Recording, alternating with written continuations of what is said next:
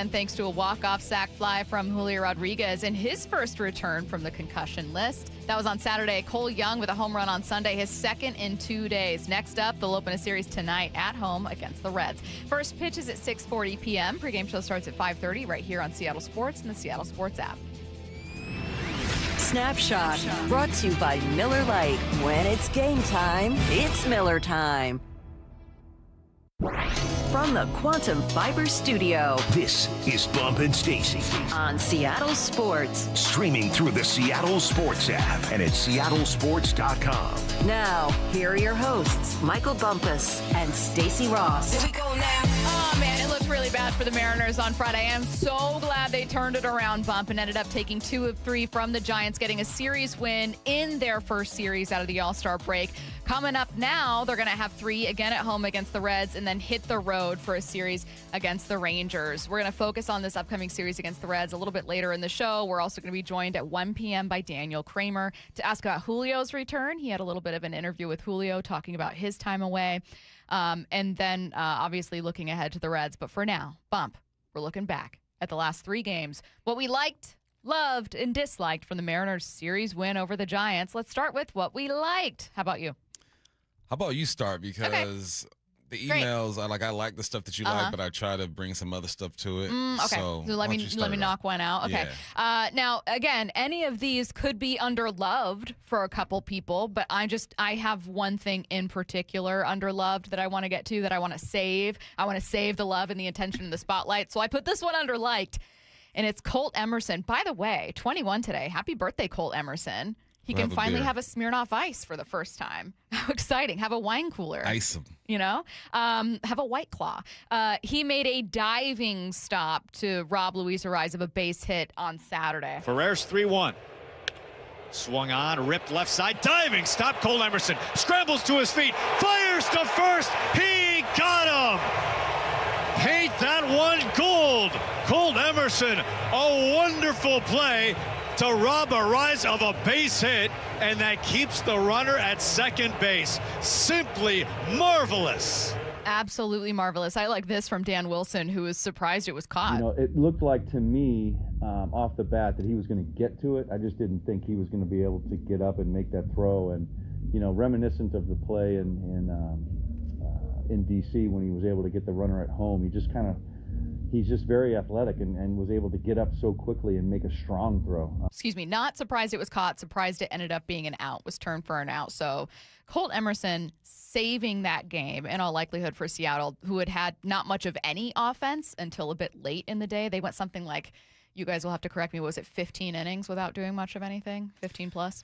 Yeah, it was that is one of the more exciting plays for me when I watch baseball. Is the shortstop's going to work, man, and then because flipping around. They got to react so quickly and get to their feet and flick the wrist and get it over there. I mean, that's a young man's position for sure. So, Cole looking comfortable there. I mean, we saw him at third. He looked good. Now we see him in his natural habitat at the shortstop for a while now. It's his spot for the time being. I don't see anybody else playing that position for a long time. Happy birthday, Colt. Okay, what do you got for liked? What I liked just Logan. Logan sat down 10, man. Another quality start. This is something that you want to see. I was thinking about watching him do that, and they got the greatest or the 50 greatest Mariners list coming up, and I'm like, he has to be on that list. That's a performance, and sneaky over 1,000 Ks already. It's always nice when the big guy is up there looking good. I believe he's also. Is he the fastest Mariner to get to 1,000 strikeouts, or did someone else do it sooner? I'm gonna say yes. Fastest I think Mariner? it might have been Felix, but it wouldn't surprise me. But Logan, I mean, 5 seasons? Pretty quick. Yeah. I couldn't quite remember. Yeah, either him or Felix. Well, that's a good Goldie question. But it was a great night for Logan. It was kind of a bummer because you allow those runs early and you're thinking like, well, no, first you strike out Luis Ariz. The vibes are immaculate to start the game. Immediately give up a home run and you're just thinking, oh my God, what kind of day is this going to be? It could go one of two ways. Able to get out of that inning, give up a little bit more, and then you're on cruise control. And I think that the most encouraging thing to me, Bump, in looking at Logan's night overall is that it is one of many he's been able to stack. Yeah. Not everyone has been perfect, but the version of Logan that we've seen over, let's just say his last, 6, 7, 8, maybe not 8 outings, that has been the Logan that we all really loved prior to him getting hurt early last season, and it didn't feel like he was fully back into form when he came back. And the Logan prior to him getting hurt last year, he could go deep into games, would get a ton of strikeouts, and that's the version we're seeing now. And it's just incredible. It does so much for this team that has so little offense right now to have a guy like that. Gives you life. Makes you feel like you always have a chance if you just keep it close. So yeah, you want to see performances like that, especially now in the second half. You know, you're 100 games in? Are they 50-50 right now? What are 50-50. That's crazy. 100 games in. 100 games in, and you want to start seeing some consistency. So way to start off the second half. Curtis, is there something we didn't cover here that we got to make sure we get to before we moved on to loved? Because there is one particular player that's saved for the love category. Well, I mean, Luke Raley, his pinch hit home run yesterday, that was a big spot, especially to give the Mariners the lead. Here's what that sounded like. Here's the offer. Swung on, slugged, right field. It's hammered. It's on its way. Sail away, Luke Raley. A pinch hit solo home run, and the Mariners lead 4-3. Off the bench, providing a wallop for Luke Raley. He got out to such a fast start this year, has really slowed down as of late, but in a big spot yesterday, giving the Mariners their first lead of the series inside of a game, because Julio's walk-off was at the end of a game. So rare to see the Mariners hold a lead in this series, but they did in the sixth yesterday, thanks to Luke Raley. Yeah, you had, was it Weston Wilson in this one to drive in, and then Giants get ahead, and then Cal has a weird, it's not an RBI. Cal has a weird kind of disappointing moment where he grounds into a double play, but a run scores, tie it up, and then Luke puts him ahead here. And just, I've always said platoons work. You've never heard me say a single bad thing about platoons. Not at all. And it's these moments that I could see coming a mile away. I've always said that. No, it was obviously really cool to see from Luke. Let's get to someone who has by no means been cold and has been an absolute monster for this team, especially over his last two games. Cole Young. Cole Young with 2 home runs in as many games, including this one, a 3-run bomb in the bottom of the 7th Saturday. The pitch.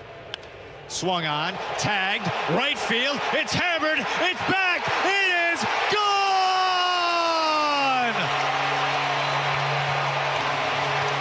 Cole Young, one big swing. He has tied it. Well, the Mariners needed that, and Cole Young comes through big. It's 3-3. Bump, talk about how important those momentum shifts can feel from a player point of view, or even someone, with the team who's looking in there. Because up until this point, the vibes were atrocious. Yeah, I mean, there's nothing more of a game changer to me than a home run in any sport, right? If you have, a Hail Mary in football, obviously that's a beautiful thing. But like in a game, a home run can just change the whole way you feel about a team. Even in football, you can have your explosive passes or catches. Sure. But there's something different about this because it's such an individual team sport. Like you're hoping for guys just to do it on their own. Essentially, Cole Young just did this on his own. So yeah, it brings the vibes up. It gives you more confidence. But we shouldn't be surprised anymore with Cole, man. He's been doing this all year. He'll have his moments where he'll go through his little slumps, but his slumps have been nothing like the slumps that we've seen out of Cal and Julio and Josh. It's kind of like his will last. I'm looking at his game log right now. His will last for like 2 or 3 games, and okay, I'll produce again. Another game, another 2 games here, then I'll produce again. Another young man who has solidified his spot on this team. If you can keep these young fellas playing and producing and sprinkle in some old heads like we got from, I guess, Julio. He's not an old head, but he is an old head because he's been around for a while. Veteran. Sprinkle them in. The second half could be good. This is what Cole had to say about the emotion in the dugout. It was a big difference. I think it was a big moment and changed the momentum a ton. So that was great for the team, and it changed the game a lot. It did. Let's go back to that game. So we're talking about Saturday's game in this case. The Mariners. Now Cole was kind of accounting for like all of the hits, all the production, but prior to obviously Julio's sac fly. In extras. But the Mariners on Friday had a chance, and we all talked about this, to do something in the return. And we didn't think that an offense that had struggled all year long would suddenly put up 10 runs. But nor did we think that Cal, who struggled all year long, would suddenly hit 3 bombs. But we thought God, it feels like part of what you need is performance related, and part of what you need is tone and energy and body language related, and just kind of like the environment of the team. Friday did nothing to change that.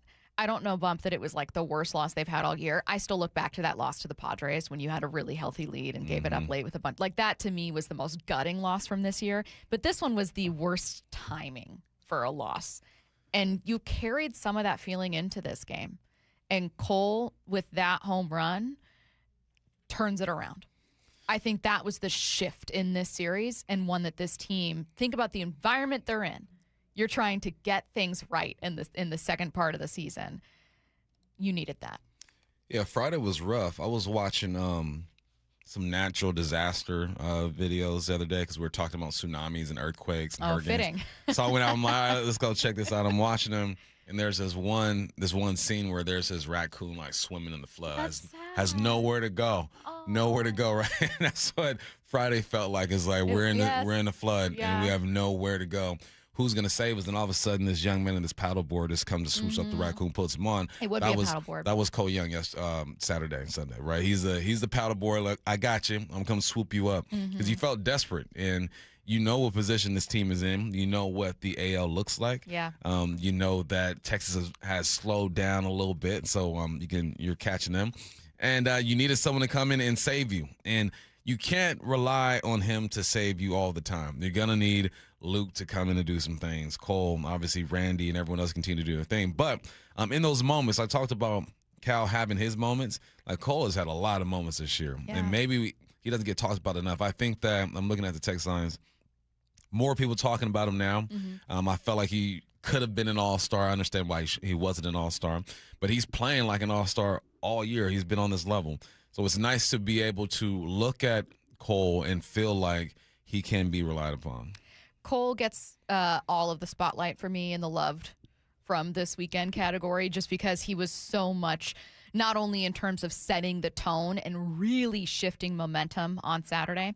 Shout out Julio for getting that walk-off as well and contributing to that, but also because he did it again on Sunday with a 2-run bomb. So Cole Young takes over for the loved from the weekend category. Let's get to what we disliked. 2 minutes here. I didn't put my love in. I loved Julio. Oh, sorry. Sack fly. Yes. Just come through clutch. Do your supposed in your to do. return too. Yeah, Doused with the Gatorade thing. Yeah. Like, it's just. It was poetic. Good job. Well, and I'll say this: we did talk about what was missing when Julio was gone, and it felt like an energy and a swag and just kind of like fun. And to see that like in a walk off too. Yeah. Disliked. I just have Cal at the very top. Cal is not fixed, and it would be easy to.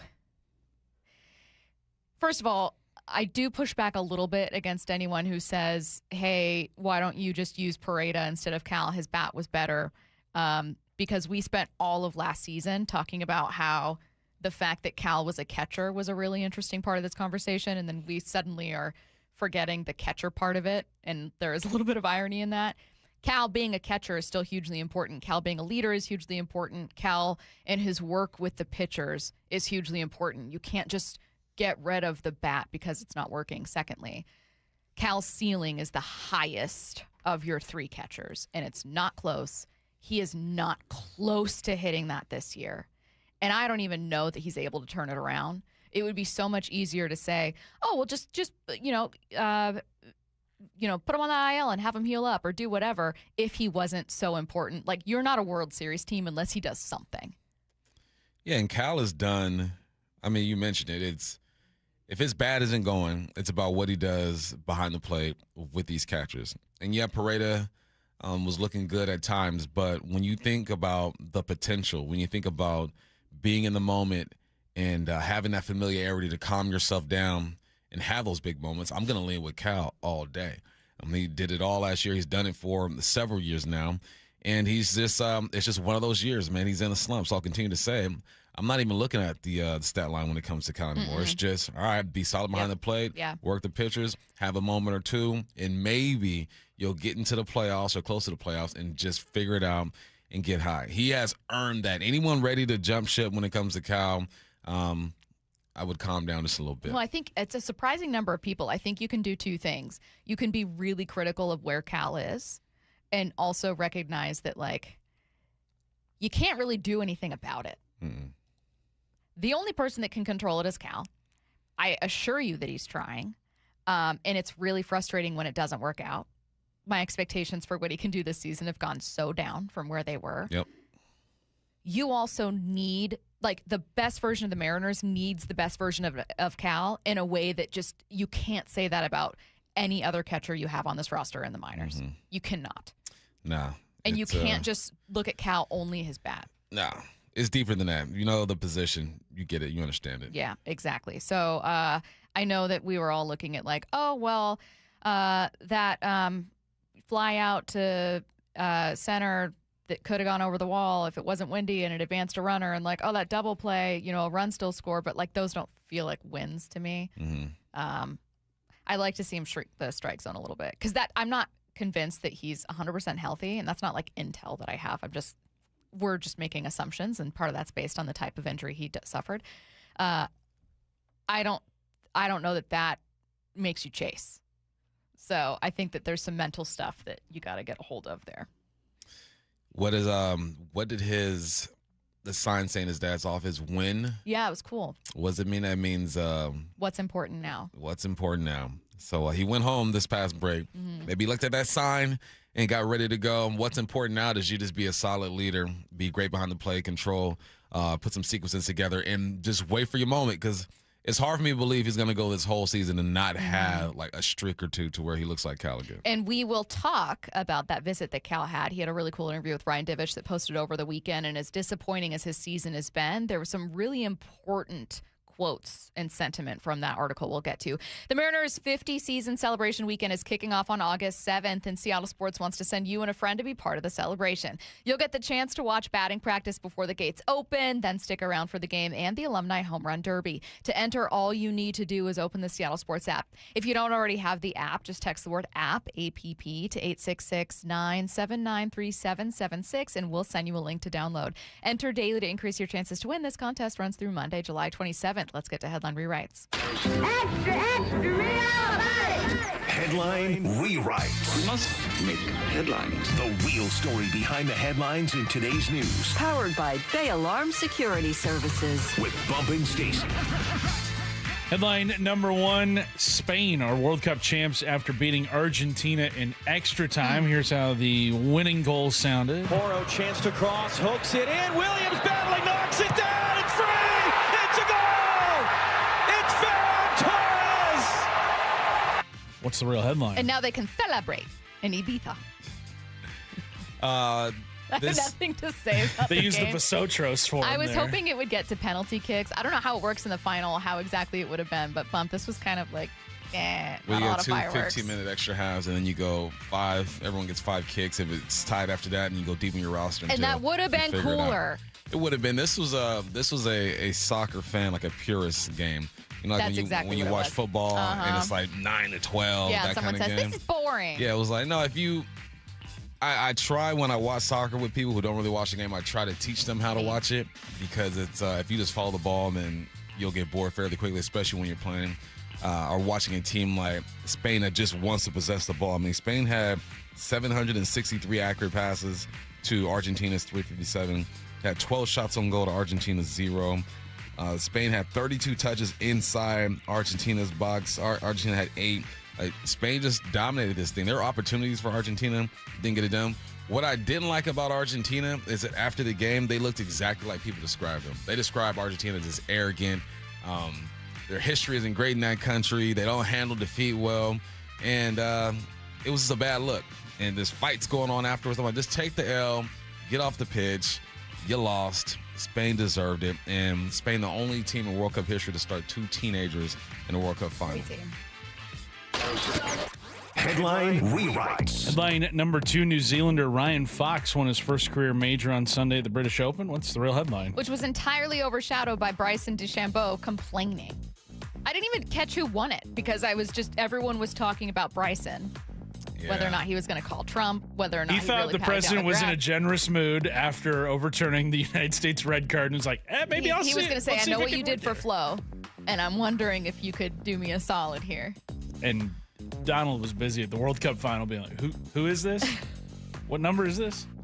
I'm not a big fan of Bryson.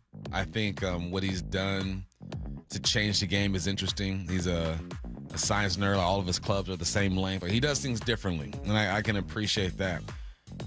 The penalty that he got, I understand why he got that 2-stroke penalty because he inadvertently kind of improved his line, but I'm also watching the whole process go down, and what else is he supposed to do? You got to find your ball, line up your shots, see where your angles are. Like, the process didn't seem malicious at all, but when you're walking around the fescue like that, you're going to start matting things down and things happen. So I understand the call. What I don't like is that then he made it all about him. 90 minutes, people had to stop and wait for him to complain. He goes back to the 5th hole, going through it again. Just take the ruling like everyone else would do, and let's just move on. So I went from feeling them like, all right, I feel you, man. That was a jacked up thing to do, to, all right, let's just move on now because there's nothing that you're going to change. They're right, even if you think they're wrong. Yeah, you look so whiny in this case, and it's kind of like those bad calls where you're like, okay, yeah, if other people do it, it feels like they're targeting you, and I totally get it. But you take away that sympathy by suddenly seeming like, for lack of a better word, I'm sure there's a more professional word here, but kind of a brat. Man, it was, and he's all throwing his hands up and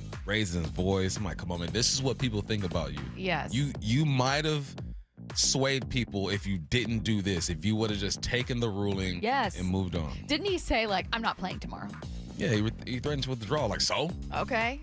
What's that going to do? Bye. Yeah, this is worse for you right now. Yeah, he didn't handle that right. No.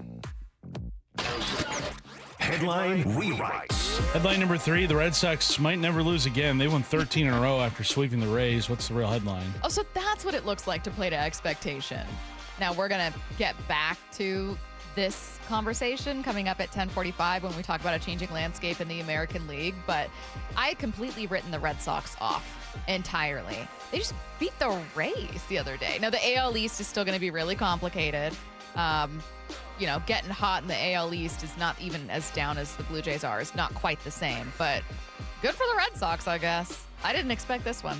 Yeah, they're like 21-5 or something like that. It's they're looking good, and it's unfortunate because you see the run that they're on, and you're hoping that the Mariners are going to run like that. But it's not even fair to ask or to expect anyone to go on this type of run. I think they've had that type of run. We caught the Marlins in the middle of their run.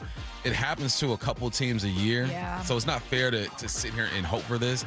You just need the Mariners to keep winning series and just keep pace, and they'll be all right. We'll take a look at the American League as a whole and what Seattle can do in the final 62 here. 100 games in, 50-50 record. Feels a little poetic for how the season's been so far. That's coming up at 10:45. Coming up next, an interview with Cal Raleigh over the weekend with the Seattle Times highlights the Mariners' single greatest need.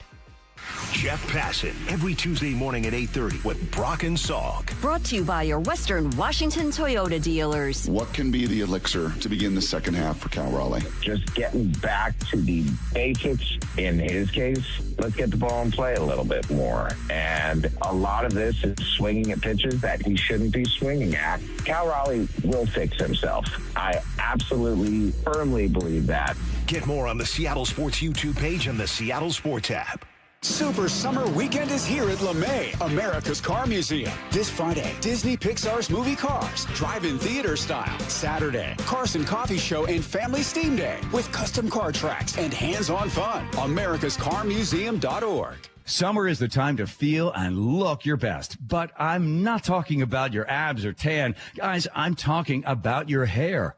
Restore that bald spot, reverse your receding hairline, or add volume to thinning during Advanced Hair's once yearly summer savings event. Advanced Hair's simple one-day treatment begins to regrow your very own hair the very next day, and they guarantee your new hair will grow. They are the team that addressed my hair loss, and I recommend them to everyone. Take advantage of your flexible summer calendar and get the most hair for your dollar. Advanced Hair's summer sales event is on for a limited time. So get the details and schedule your free consultation today. 425-449-8185. One-day treatment, life-changing results. With Advanced Hair, your new hair is guaranteed to grow. Check out the incredible before and afters and make the call now while their summer savings event is still on. That's 425-449-8185 or advancedhair.com. Hey, when was the last time you inspected your crawl space or your attic? What's the last time you went in there just to see what kind of shape they're in? Oh, never? Yeah, same. I don't want to go go in there. Most homeowners completely avoid those areas, but it is important to check on them regularly.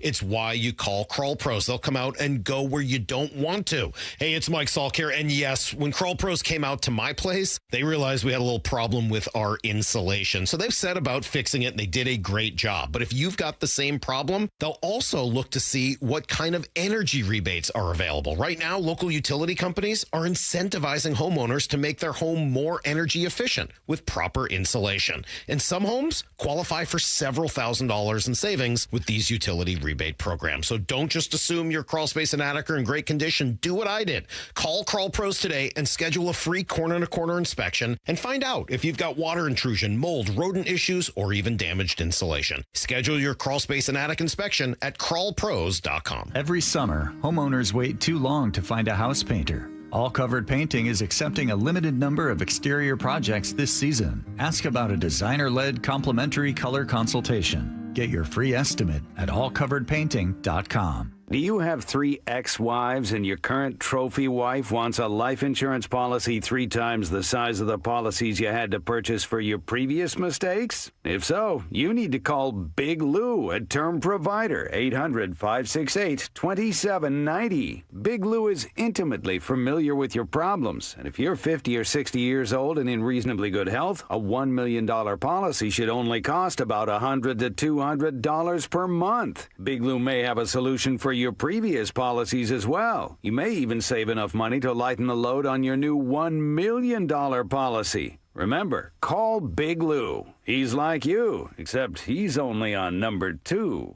Call Term Provider at 800-568-2790. That's 800-568-2790. For $1 million in term life insurance that you can live with, call Big Lou at 800-568-2790. The countdown is on. Just 5 days Until Seahawks training camp on the home of the Super Bowl champion Seahawks, Seattle Sports. Tim Hunter, a lifelong local radio host, underwent Swedish CyberKnife treatment for prostate cancer. What's it like to go through the CyberKnife treatment? You do a 5-day-in-a-row stint. You go to the Swedish hospital. They say set aside 45 minutes for each treatment. It's really only about 35 minutes of that little robotic arm dancing around you. There's no pain involved. It was just too easy. Treat prostate cancer with Swedish CyberKnife. Swedish.org/CyberKnife Prostate. CyberKnife is a registered trademark of Accuray Incorporated and is used with permission. Seattle Yacht Service reminds parents swimming is a healthy outlet for kids if we remember to put safety first. Make sure your child is visible by a responsible adult or lifeguard at all times. Sign your children up for swimming lessons and provide them a flotation device for added safety. Always check conditions in advance and coach your kids to never swim alone. Best wishes to all our kids from the entire team at Seattle Yacht Service, your one-stop service shop located in the Anacortes Marina and Fidalgo Marina, online at seattleyachts.com/service. Come join Cascade Machinery and Electric, where your skills really matter. Family owned and the Pacific Northwest industrial equipment leader for over 100 years. They're hiring manual and job shop machinists in Seattle and Spokane. If you're a skilled machinist at any level that takes pride in your craft, come join the Cascade Machinery and Electric team. Visit cascade-machinery.com/careers and apply today. Cascade Machinery and Electric, powering the Pacific Northwest since 1918. Whatever the heat index, stay cool this summer. Your local Bryant dealer can make sure your system is up to the task. Whether it's maintaining your current system or installing an energy-efficient Bryant Evolution cooling system with perfect Humidity Plus technology, your dealer will give you what you need to help your family beat the heat. Learn more and schedule an appointment with a factory-authorized dealer today at BryantNorthwest.com. That's BryantNorthwest.com. Bryant, whatever it takes. From the Quantum Fiber Studio. This is Bump Stacy. Weekdays 10 to 2. On Seattle Sports and 97.3 FM HD2. An interview with Cal Raleigh over the weekend highlights the Mariners' biggest need. And for both of us, in addition to obviously just more from the offense, it seems to be kind of like a mental attitude adjustment for this team that they need most in the second half. That was a popular response we got from people when we talked about what do you want to see from the Mariners? What's the biggest fix they need? A lot of people talked about mental edge, toughness, not being sloppy, being aggressive with your, not like approach to the plate, but like with how much you want to win. So I'll say this about Cal Raleigh, Bump. he had an interview with Ryan Divish of the Times. It published on, I believe, Friday. It's up on the SeattleTimes.com. There's a lot of great quotes from it that I 1,000% agree with. In terms of what needs to happen, there's no one who at the plate is hurting them more or needs to do more than Cal. He's 2 for 23 in his last 7. That's 087. You need more. Like, I am not talking around how much Cal has struggled and just praising something he said, but I do like what he said, and I know you did too. What did you like most about Cal's quotes? I loved it. Made him human again, because I think that at times, I mean, it's okay for fans to have high expectations, especially for Cal, for Julio, for guys that are getting paid a whole bunch of money.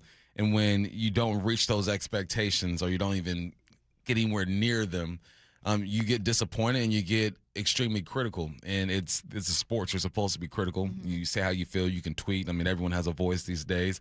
You listen to who you want to listen to. But it made him human to me, because it's not like he walks around and is sleeping great at night. I promise you, Cal probably ain't slept well in like a month or two, because he's staying up at night, tossing and turning, trying to figure out, how can I help this team? Like, what is wrong with this team? And he held himself accountable, and he held everyone else accountable. And it's weird, because some people could say, well, he's not performing at a high level, so who is he to go out there and say the things that he said?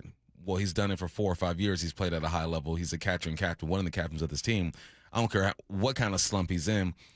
He should be able to do it.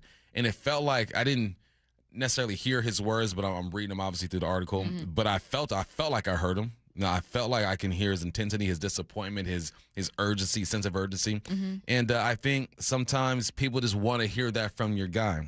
And for me, it reassured me things I already thought about Cal, that he's a competitor. He wants to win. He's frustrated. Everyone's frustrated, yet they're still in the mix. I thought it was a really interesting kind of, sometimes you get mad at someone and then they say sorry and you still have this residual anger. And you're like, okay, what do I do now? Yeah. Like in the article, in that interview with Divish, again, it's a great read. Cal says, quote, "A lot of it falls on me. I just need to do a better job, obviously offensively, while still trying to get the best out of everybody." Mm-hmm. He could not be plainer in what he's saying. A lot of it falls on me when you're talking about how disappointing the season has been. Like, I get, you could be mad at Cal and you could roll your eyes every time he strikes out or say, like, why are you swinging at that, and get really mad. But, like, what else do you want from someone who knows exactly what he's doing wrong and says, I'm sorry. Like, this falls on me. A lot of this does. Mm-hmm. I need to be better. Like, it's kind of like then you don't know what to do with that residual anger and anxiety about the season, so you keep wanting to be mad at that person, but all you can do is just wait it out. However, I did like what he said about the mentality, because prior to the All-Star break and heading into the All-Star break, you and I were saying, I just want to see a little fire. Like, we wanted to see tough leadership, but we also wanted to see, like, get rid of this sloppy play, man. Like, you need to be honest about where you are. I think that's what we really called for, is like, you have not met expectations as a club. And it feels like you're not honest with yourself about that. You need to be honest about the fact that this has been disappointing. I don't know if there's like a voice in there that's saying, guys, it'll be okay. But someone needs to be saying, guys, we need to kick this into high gear because we're not okay right now. That's what I liked about this interview with Cal. He said, everybody thinks we could just roll it out and run it back the same way that we did last year and everything will be fine. You can't just coast your way into it and believe you're going to do it. It's coming to the realization that you're not the same. We're not the same. We need to find our own identity, which was great. And then he talked about a mentality I think a lot of people would like. He said, we've got to come to the yard and beat your expletive every single day. That's the mentality. It's more than just being the nice guys and working hard. That's not going to get you where you want to go. That's the adjustment we need to make. I can't think of a single person that would disagree with that. No, he said what a lot of people were thinking. Mm-hmm. What when it comes to the players, their approach, maybe management, the moves they do and do not make or did not make. You can't just wake up, roll out of bed, and say, okay, well, we did this last year, so we should be able just to show up and do it again. Now, a lot of things have to happen for you. Improvement needs to happen. Consistency needs to happen, and we just haven't seen that. I think the most important message that Cal put out there for the people is that we're not satisfied. Like I know we're a half a game out of first place right now, or something like that. Mm-hmm. We're hanging around. we're doing just enough to get by. But just like you, we are frustrated with our performance, and we expect more out of us. So it was, I think it was cool for him to kind of, when you're talking to like your niece or your nephew and you get on the knees or your eye level with them, it's like that's what he did. He said, all right, guys, gather around. I'm with you. I'm mad too. I'm not balling. We ain't balling. And we feel you, and we feel it every day in our clubhouse. And because he did that, I think that'll buy him a bit more grace when it comes to his lack of performance or the team's lack of performance. I wonder if some things he can fix are in his control. I don't think Cal can suddenly, first of all, again, I will stand by this. I don't think he's 100%. That's not something that's like known or rumor or anything. It's just an assumption I'm making based on the type of injury he has and how much wear and tear his position takes. I don't think he's 100%. And maybe because of that, I think the timing of his swing and the swing itself is just off, and I don't think you can fix that in a season. I do think he can be more disciplined at the plate, and I wonder how much of that is within his control and mental, because it feels like right now pressing, and what I hope he's able to do is to look around at the people around him, like Julio coming back and performing, Randy having a great year, Cole Young really evolving into a guy that I think he's got 14 home runs now. Like just seeing those pieces around you, having faith in the pitching to think, look, I want to contribute more and I'm deeply competitive. Maybe I just need to focus right now on what I can control, which is not chasing this elevated fastball, which is just in this moment, in this specific battle with this pitcher, just winning this battle. And it doesn't have to be with a home run, because I don't know if I'm going to get that. Man, I can understand why that elevated fastball looks so good. It looks so good for a long time. So good. His rides is on you. It reminds me of that movie, A League of Their Own, where the little sister just loves swinging at the high fastballs. She's like, I like those. That's Cal Raleigh right now. He's a league of his own chasing that. Well, and if it's something that worked out for you last year, all of a sudden you have to turn it off. And that's so hard to do, right? This is something I had so much success with. But that's the life of an athlete, constantly adjusting. What does your body feel like? What are you seeing? How are you being approached by the opposition? There's a constant battle to not tweak some things, but figure out what your approach needs to be. But first things first, that was a great article. I'm glad Divish. I feel like Divish is one of the few that could get him to open up like that too. Divish and Shannon are great with him. Yeah, just sit there and shoot the you-know-what, and let's just be real. Because I think both Shannon and Divish are fair when it comes to their articles. Well, and I think that their understanding of like, again, you can simultaneously be upset with Cal's season and frustrated with Cal's season and also recognize that for the player going through it, and I would say this if it was Julio, I would say it if it was Naylor, I would say it if it was anyone. I always have actually quite a bit of empathy for what an athlete is going through when the entire world is like, you suck. You're the worst. And you know that you're hurting your team. It's not like a fourth string wide receiver struggling. It's if JSN came into the season and had a million drops. Mm-hmm. And you'd be like, you're not getting anywhere unless he's better. That's how it is with Cal. You're not getting anywhere unless he's better. And he knows that too. So, of course, you're pressing and you're forcing it. But it's the accountability. I think people can appreciate the accountability that he showed in that conversation. Can he fix himself? Yeah, maybe Jeff Passan still has faith. Cal Raleigh will fix himself. I absolutely, firmly believe that, because I believe in the person. And I think this first half, just as last year, guys, we talked about, this is probably the 99th percentile of what Cal Raleigh is going to be. I think this year, or this first half in particular, is the first percentile of what he's going to be. 100 games to go. 100 games in, 62 to go. We'll talk about what the Mariners need to do to define the rest of their season next. Seattle Sports, home of Brock and Salk, morning 6 to 10. What are the priorities in the second half? Number one for me, you got to clean it up. Start playing cleaner baseball. Include Naylor in that. I'm going to have a lot more emphasis on him, because he was a major straw that stirred the drink in their run in August and September last year. That's fine. You can focus on Naylor all you want. I'll still be focused on, Cal, the guy who hit 60 home runs and had the greatest season ever for a catcher last year. Watch live or later on the Seattle Sports YouTube channel. Let me take you back 104 years ago. The year is 1922. The president is Warren G. Harding. Insulin is a breakthrough diabetes treatment. Betty White was born.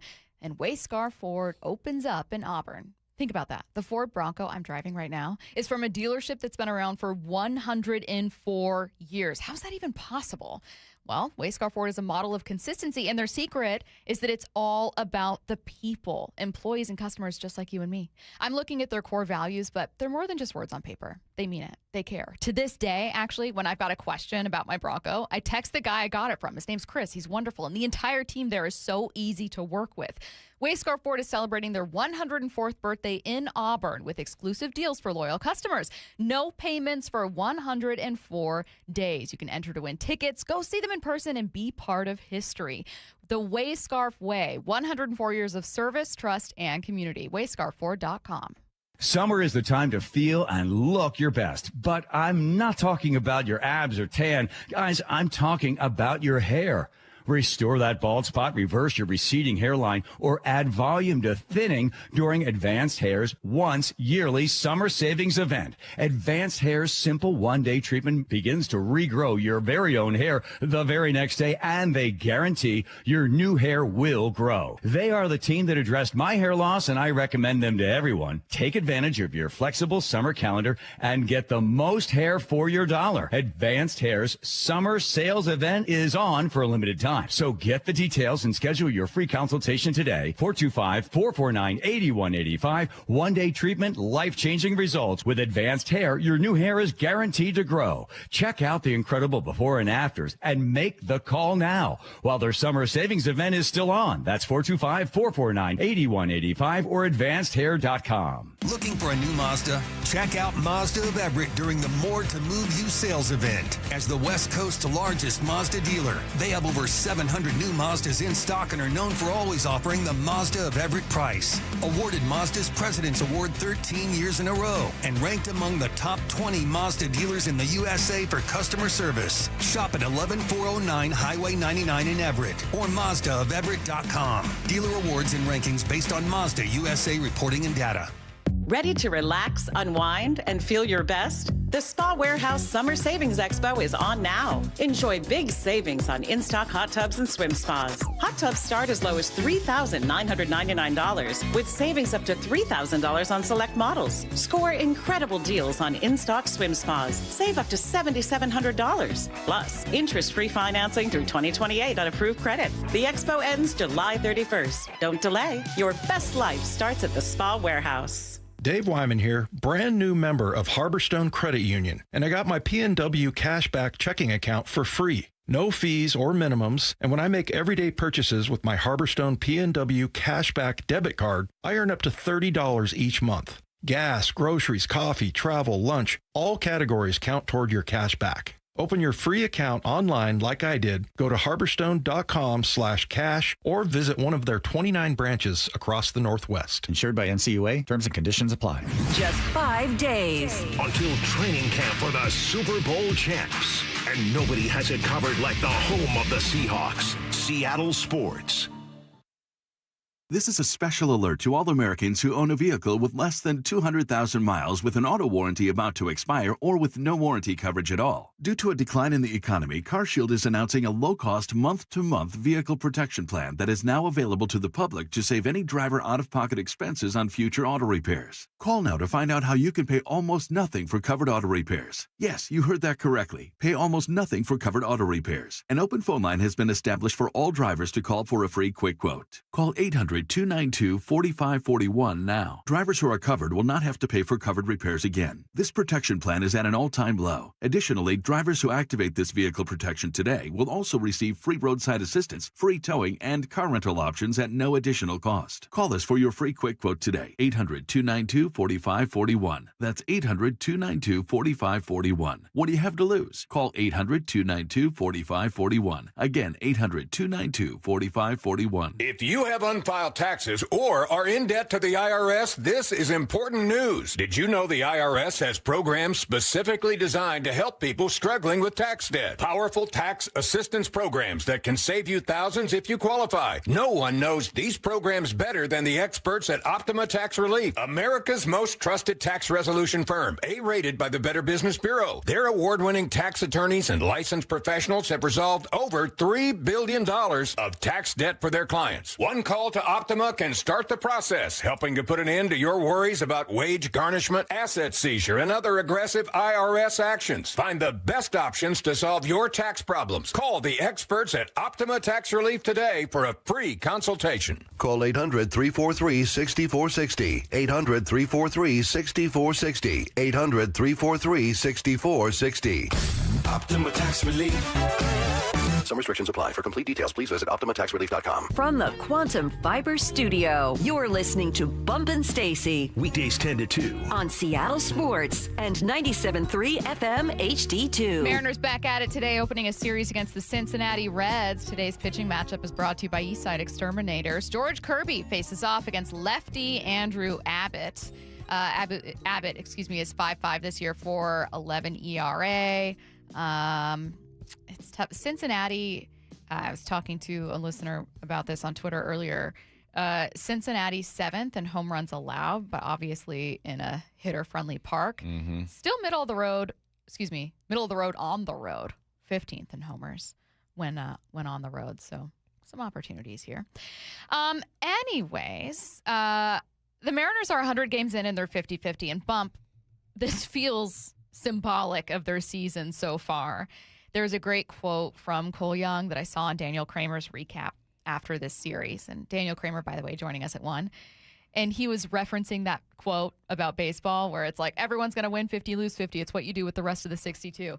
It feels especially poetic that the Mariners, who have been so underwhelming in a season with sky-high expectations, are at exactly 50-50 with an opportunity to either make the most of their season and define their year or continue to flounder.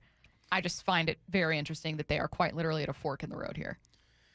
50-50 seems perfect for this team because it's like every day you don't really know what you're going to get. It's a 50-50 chance you're going to win ball games, and it's legit as heck when it comes to this team. And it's the second half. And over the last few years, we've seen them play better ball in the second half of the season, or the second, whatever you want to call it. It's weird calling it the second half. But after the All-Star break. I do the same thing. After the All-Star break, we've seen them go on their heaters, get hot, and make a push. So the way I've decided to watch Mariners baseball for the next 62 games is just wait and see.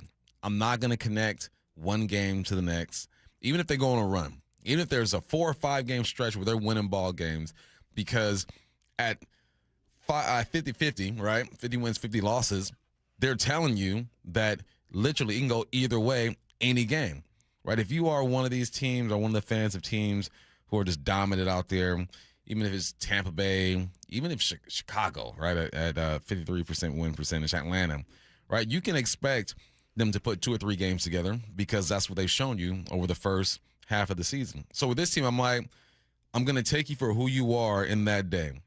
And until you get if you get 5 to 6 games over 500, then I'm going to change the way I look at you and your expectations. I know there's talent for them to do that, but I'm not going to torture myself and just let each win get me super high and each loss get me super low, because 100 games, 50-50. They're literally telling you this is who we are, so expect that.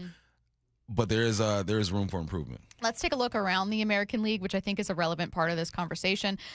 Aaron Judge is not with the Yankees right now, and the Yankees are in trouble. They're leading off the first part of this conversation with some shifting dynamics in the American League East. We mentioned in headline rewrites that the Boston Red Sox are on a 13-game win streak, which is by far, and it's not close, the longest win streak in baseball right now. Certainly the longest in the American League, though the Baltimore Orioles quietly have also won 7 in a row. So there's some shifting dynamics in the American League East. Now, the Boston Red Sox are fighting to meet fan expectations, while the Yankees, who previously looked like the best team in the American League, have not only started to really struggle offensively, but they've really taken a hit in terms of their run production. They were at one point like a run differential of 120 or so. That's been cut down to 85. It's still the most in the American League, and I think the most, one of the highest in baseball, but they're just not the same team without Aaron Judge. And they also have other players, Jazz Chisholm, who are just underperforming right now. So it sounds like I'm saying a bunch of teams in the American League are starting to look great, and that's not what I'm saying. What I'm saying is maybe later than ever before, we're still figuring out who teams are. Mm-hmm. Curtis made this point when we were prepping the show where he was like, 100 games in, you'd normally know kind of what's going to happen here. Maybe you'd see at the top of the AL East, like, oh, is it going to be the Yankees or the Blue Jays? You know, what are the Red Sox going to do? But, like, Boston might not be out of it. That didn't look like that a month ago. The Rangers are hanging on to first place in the West. Do we think that's going to hang on? Leading the AL Central are the Chicago White Sox. They lost like 120 million games 2 years ago. With the Tigers being in fourth place. In fact, the Blue Jays are in fifth place and the Tigers are in fourth place. Those were two of the remaining three teams in the American League last Tigers year. are playing some good ball lately, though. They've been But trying to turn a corner. They're going to sell School Bowl. It's just a weird. Yeah. The American League is still very much taking shape, but instead of using a bad American League as kind of context for like you can still win it, I think what I've now come to believe, Bump, is teams are going to start separating themselves. You can only be bad for so long before talent's just going to have to win out. The Red Sox are starting to turn this around. The Yankees, if they get Judge back, TBD, they're going to separate themselves. The Rays have separated themselves. Can the Mariners separate themselves? They're going to need to because everyone else is. That's what the good teams do. They find a way to separate themselves. I think this is a good team or could be an even better team. But it's go time now. This is where you put your foot on the gas. That's why, I mean, I think Cal realizes this too. That's why he sat down with Divish and had the quotes that he had and put out the bat signal to all his boys and said, all right, it's time to go because this is winning season. After that All-Star break, the weather's nice. People are settled into who they are. The trade deadline is coming up. How are you going to improve your team? And then it's an all-out sprint. It's the last 100 meters of a 400-meter race. It is an all-out sprint, and whoever has endurance are the ones who are going to separate themselves. Mm-hmm. And for some reason, Boston has found a way. I couldn't believe it. I was watching SportsCenter last night, and I'm like, how have I low-key not have been paying attention to what's going on in Boston? Almost 2 full weeks in a row. It's ridiculous, but you're right.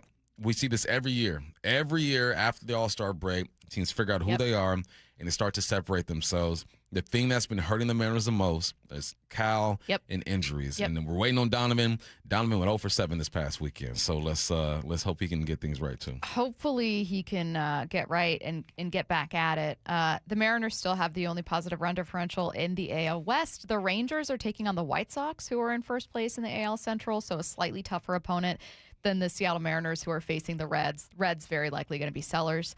It doesn't mean that it's going to be easy. It certainly doesn't mean that, but it does mean you have an opportunity. You're only half a game back here, and you really want to up that differential. Like, you should not have a plus 13 run differential with pitching this good. You need to be better than that. Mm-hmm. For the love of God. For the love of Please. God. The Tigers are in fourth place with plus 31. Like, come on. Add some offense there. Yeah. I know we just spent 10 minutes talking about how Cal needs to do that. One-run games, too. Were they like 16 of 18 or something like that? I think I saw. Not very good. Not good. Some things they can do, for sure. Yeah. So, again, 62 left. George Kirby gets the start tonight for Seattle. Seattle facing a lefty. We'll see how this one turns out. You're listening to Bump and Stacy on Seattle Sports and the Seattle Sports app. Hard Knocks is here. We'll talk about our picks for Breakout Star next. Seattle Sports, home of Brock and Salk, morning 6 to 10. What are the priorities in the second half? Number one for me, you got to clean it up. Start playing cleaner baseball. Include Naylor in that. I'm going to have a lot more emphasis on him because he was a major straw that stirred the drink in their run in August and September last year. That's fine. You can focus on Naylor all you want. I'll still be focused on, Cal, the guy who hit 60 home runs and had the greatest season ever for a catcher last year. Watch live or later on the Seattle Sports YouTube channel. Listen every morning to Brock and Salk for Need to Know, powered by Marquee Data. Marquee IQ brings all your data together into one clear view. Stop running your business on highlights. Get the full picture. Visit datathatwins.com to learn more. Whatever the heat index, stay cool this summer. Your local Bryant dealer can make sure your system is up to the task. Whether it's maintaining your current system or installing an energy-efficient Bryant Evolution cooling system with perfect Humidity Plus technology, your dealer will give you what you need to help your family beat the heat. Learn more and schedule an appointment with a factory-authorized dealer today at BryantNorthwest.com. That's BryantNorthwest.com. Bryant, whatever it takes. Bigger summer crowds deserve bigger savings. Get more out of summer at Chef Store with warehouse savings on grilling must-haves for restaurants, food trucks, and events. Plus, we're open to the public. No membership required. Visit Chef Store today. A Wilt Chamberlain 1972 playoff game-worn jacket was recently bought for $3 at a Goodwill in Portland. You may not be sitting on a warm-up jacket worn by Wilt the Stilt, but there's serious value to your old gold, jewelry, watches, silver, and coins. Dave Wyman encouraging you to see what they're worth at Bellevue Rare Coins in Bellevue, Issaquah, Tacoma, and Linwood. They'll give you an honest, no-pressure assessment for free. See how much they're worth at Bellevue Rare Coins, and if the price is right, cash in. The biggest scuba sale in America starts Thursday at Underwater Sports in North Seattle. Clearance prices on masks, regulators, computers, fins, tanks, BCs, free photo and video seminars, free fitting, and incredible savings on a custom-fit dry suit. Big savings on advanced scuba classes. Underwater Sports' 50th Annual Divers Fair starts this Thursday at the North Seattle Underwater Sports Store, 107th and Aurora Avenue North. Don't miss the biggest scuba sale in America. Lee Johnson Auto Family, the LJ way. We share our used cars. So our used cars are open trade between any store. So the sales managers don't have a problem in saying, yes, that car's available, and then that person from Seattle can come to Kirkland, pick the car up and sell it. It's what's best for the customer at the end of the day. The LJ way. If the customer wants to be met in Seattle, then let's figure out how to get that car from Kirkland to Seattle so that customer can come in there and transact. When you're all one team and you've got a great relationship, the other team comes over and helps that team, and then you as the customer don't see any difference in that experience. You're still getting the same service that you want and expect. Lee Johnson Auto Family, the LJ way. For over 50 years, Bucky's Complete Auto Repair has been the one locals trust for honest pricing, expert service, and guaranteed repairs. This dedication has earned them a Carfax Preferred designation. At Bucky's, every customer gets detailed Carfax updates, timely service reminders, and a full service history, all at your fingertips. With 16 family-owned locations, no appointment needed, and easy financing, Bucky's makes auto care simple. Visit Bucky's.com today and drive with confidence. Bucky's.com. Mike's Western Suppliers and CL Western Apparel reminds parents the fatal crash rate for teens peaks at age 19, and we lose nearly 8 kids every day. Make a family agreement to never drive under the influence of alcohol or drugs, text behind the wheel, or ride with anyone who is. Always designate a sober driver, call a parent or rideshare, and let's bring our sons and daughters home safely. Best wishes to all our kids from the entire team at Mike's Western Suppliers and CL Western Apparel. Family owned and proudly serving our community for over 30 years. Liberty Mutual customizes your car and home insurance. And now we're customizing this late night ad to make you more alert, which could help your driving. And science tells us that pulsing beats faster, stimulating audio like traveling sound, and voices on the higher, so-called brighter end of the audio spectrum like this can encourage focus. Also, a familiar tune can help, so... Liberty, liberty, liberty, liberty. When you see this in your kitchen, The stainless steel fridge is covered in fingerprints. you hear this. Leslie, people are going to think you were raised in a barn or by wolves, or raised in a barn by wolves. Fortunately, Wyman Stainless Steel 3-in-1 cleans, shines, and protects to give you the best shine. A spray and a wipe will have your fridge shining like a mirror. Wow, my fridge looks brand new. Your fridge looks amazing, Leslie. Sorry, I was being a little dramatic earlier. Your kitchen says a lot about you. Let it brag with Wyman. Let's go! This is Seattle Sports. Streaming through the Seattle Sports app. KIRO AM Seattle. KIRO FM HD2 Tacoma. Home of the Seahawks, Mariners, and everything Seattle sports. Seattle Sports Snapshot. The Mariners took 2 of 3 from the Giants over the weekend thanks to a walk-off sac fly from Julio on Saturday and a Cole Young home run on Sunday, his second in 2 days. Next up, they'll open a series tonight at home against the Reds. First pitch at 6:40 p.m. George Kirby on the mound. Pregame show starts at 5:30 right here on Seattle Sports. Snapshot, brought to you by Miller Lite. When it's game time, it's Miller time. From the Quantum Fiber Studio This is Bump and Stacy. on Seattle Sports. Streaming through the Seattle Sports app and at seattlesports.com. Now, here are your hosts, Michael Bumpus and Stacy Ross. Here we go now. Hard Knocks is officially here. Now, the rookies have already reported to Seahawks training camp. Training camp starts on Saturday, and our shows will be out there live beginning Monday, the 27th. Cannot wait to see this team and the hype that's going to be there trying to defend their Super Bowl run with another visit to a championship. We're going to have some picks for Breakout Star, take a listen to everything we need to know about Hard Knocks. I can't believe this is happening. Hard Knocks used to be like, you know, your plucky underdog, 2 teams out of the playoffs, couldn't have a new head coach, which is already a tough candidate to try to find. Let's see, you missed the playoffs for 2 years and you don't have a new head coach. Who's this going to be? Rarely, if ever, have you ever, well, I don't think you have ever seen a defending Super Bowl champ as Hard Knocks. This is amazing. Now, I have a theory that the Seahawks might try to be boring on purpose so that they never have to deal with this again. But, Bump, they have so many characters and such an intriguing group that I don't know that they're even going to be able to pretend to not be interesting. We'll start with our candidates for Breakout Star. Who do you got? Breakout Star, I mean, breakout to the country, not to us. Because we know we are all these guys. My first one, I'm going with Spoon. I think people are going to really see the personality of Spoon. We spoke to Jay Love earlier this season or during, the offseason. And he said, without saying it, that Spoon or Mike McDonald, or Spoon is Mike McDonald's favorite. If not the favorite, one of the favorites. The way they communicate, they talk like just regular men out there. I'm sure there's still a degree of respect, right? That is the head coach and you are the player. But if you can develop relationships like that with your top dogs, it's great for the team. And he's going to shine. He's going to talk crap. I can't wait to see the one-on-one interviews. Maybe they follow him and do an activity with him or something like that. He is just he's just real. He is himself at all times. I appreciate that. We know that about Spoon, but now the country's going to find out about it. Why don't you just go through all 3 of yours? All right.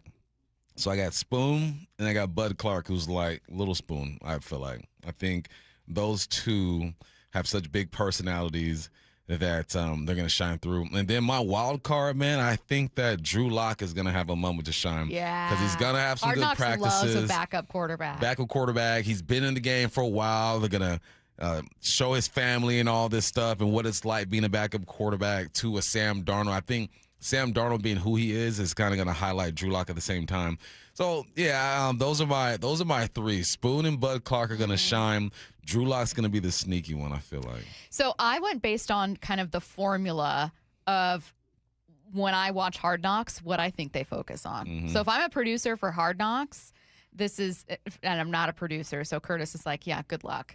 But this is kind of what I would imagine that they would focus on. Number 1, the superstar that is going to be able to identify for the audience what the goals of the team are, the journey that they went through to get there, and be really likable. Leonard Williams. Not only is he a really recognizable face, but he's a face on defense for a defense that was absolutely unstoppable last season. He's also like just quirky enough. Like he loves plants.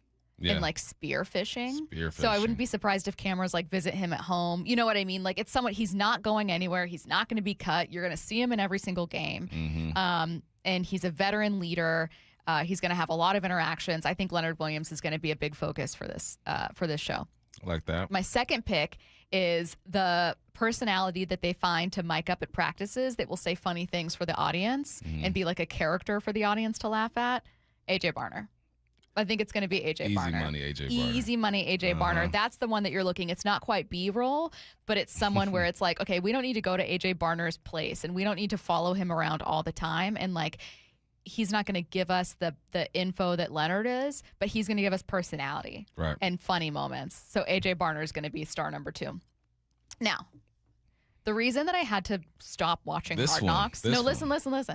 The reason I had to stop watching Hard Knocks, or like it would sometimes take me a while to start again, is that my heart would break without fail when they would follow someone and you get attached to them and you think, oh my God, and then you're like, this person's a bubble player, or this person's a practice squad guy, or this person's not making the squad, and you know it's going to happen. Mm-hmm. But HBO has to follow those guys. Got to do it. HBO is not only going to follow stars, they're going to follow guys that are at the bottom of a depth chart trying to fight their way onto special teams, because that tells part of the story of training camp. And my choice was Montori Foster Jr. If you haven't heard of him, that's okay. He was added to this roster as kind of like emergency help as a wide receiver shortly before the Super Bowl and is still with the team. Is he in danger of being released like tomorrow? Sure, I don't know. He's one of those guys that's going to get moved around all the time. Maybe he'll get sent down to a practice squad. He'll get released, and then they'll sign him back on again. But the reason I'm choosing him is I think that he seems very likable and has a very interesting story. Prior to getting added to the Super Bowl roster, he was a substitute teacher at a high school in Lakewood.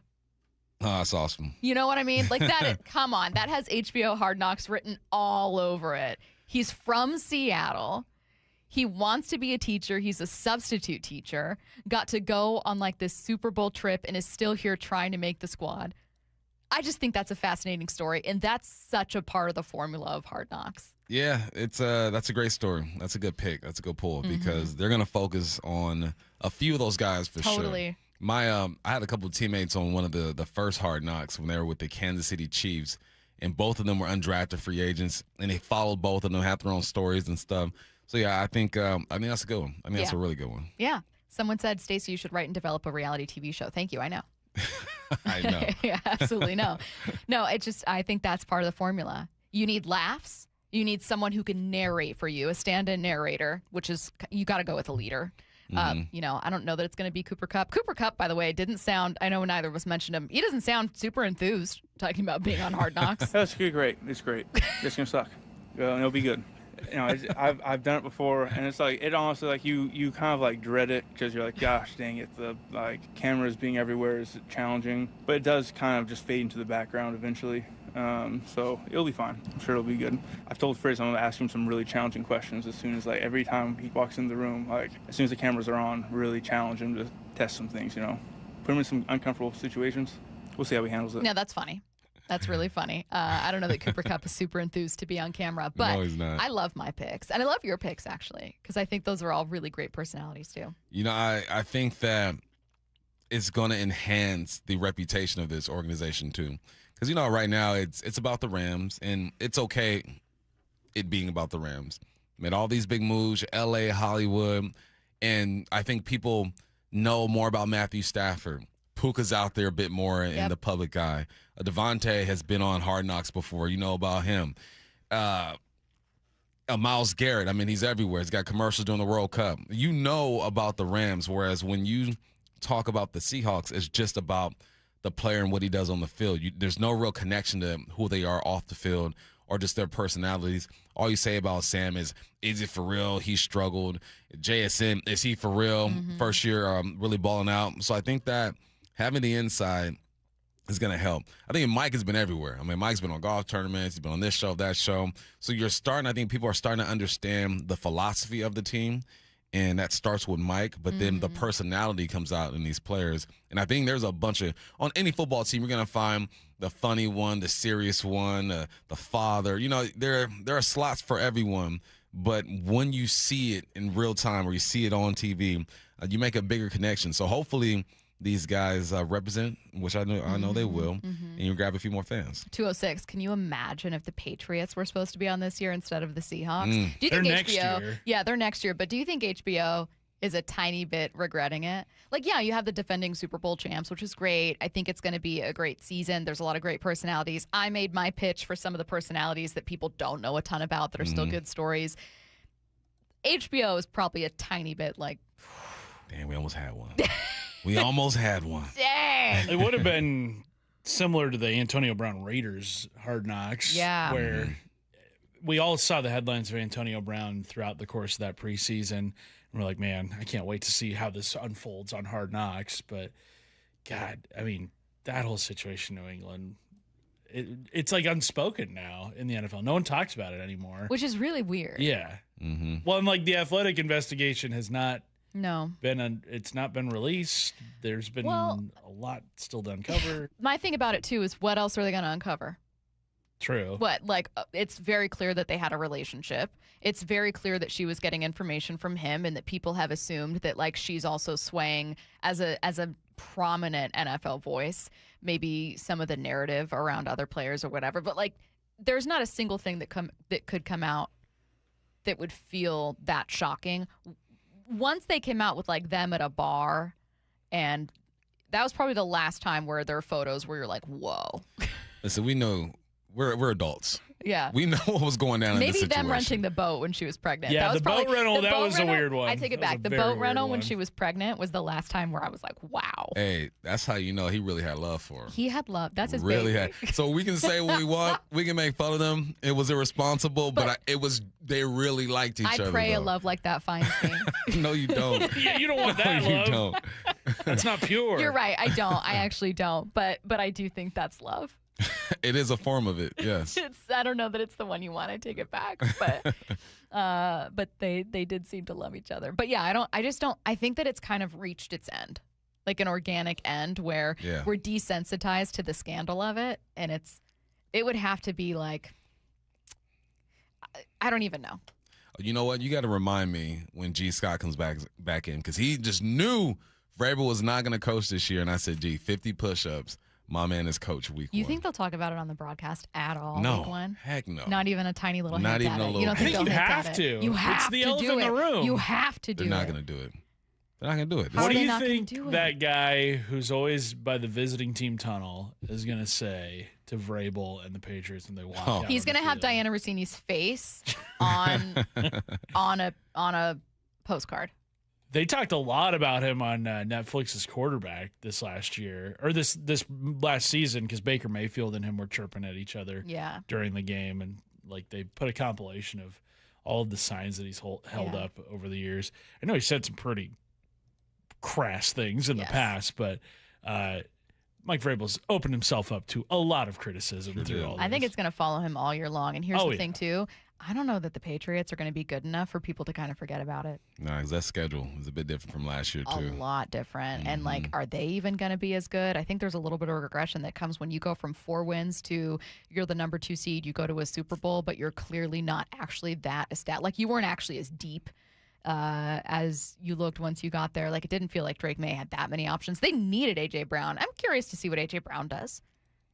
That's a really interesting pairing with May and with his skill set. No, it's going to work, man. I think May loves to push the ball down the field, and he didn't really have that. He had Kyle Williams over there who had a couple big plays, but now you got a veteran. I mean, Diggs was there. He was more of a slot guy. Booty was up and down. Collins, I believe, was there as well. Yeah. But no, AJ, you put AJ in any receiver room, and you mow better.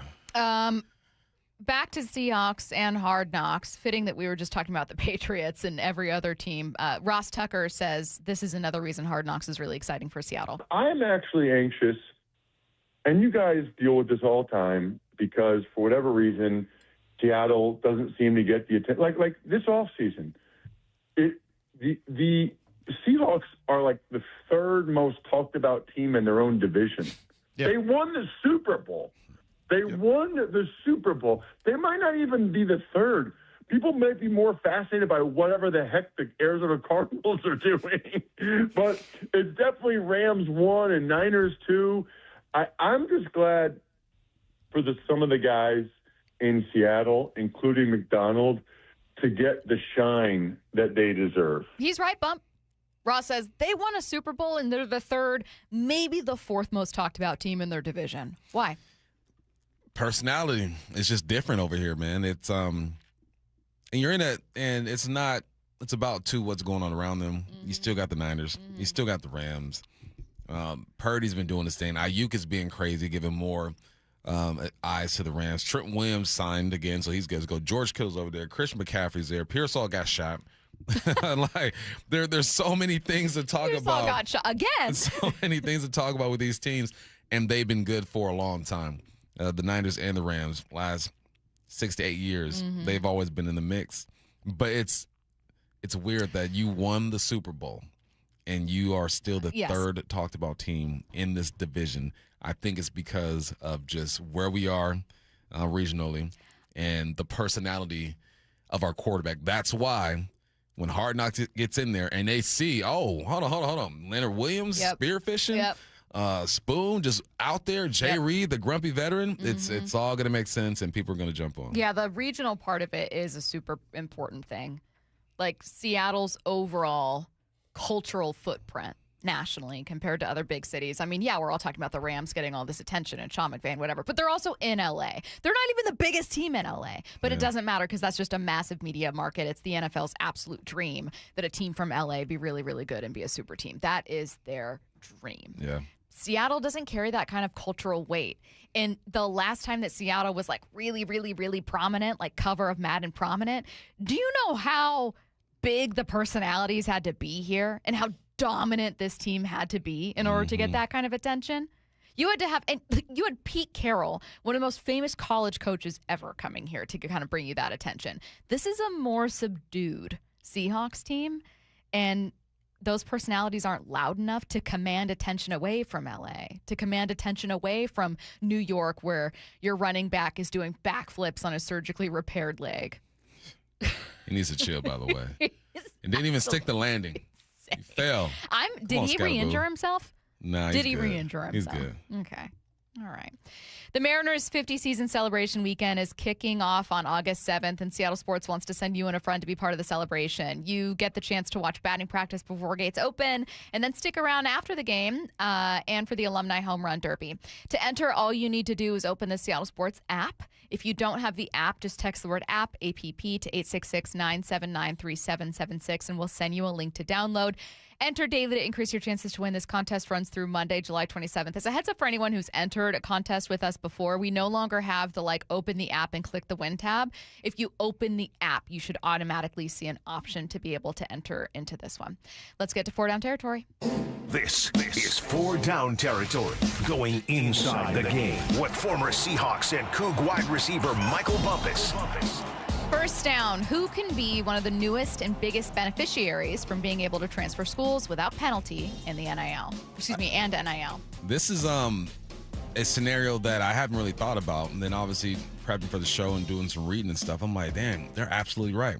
HBCUs can benefit greatly from this because a lot of those players are sent there or go there because they feel like, or they're not getting recruited. Then they have these crazy seasons and go. I mean, you got Hall of Famers who went to HBCU, Shannon Sharp, just to name one of them.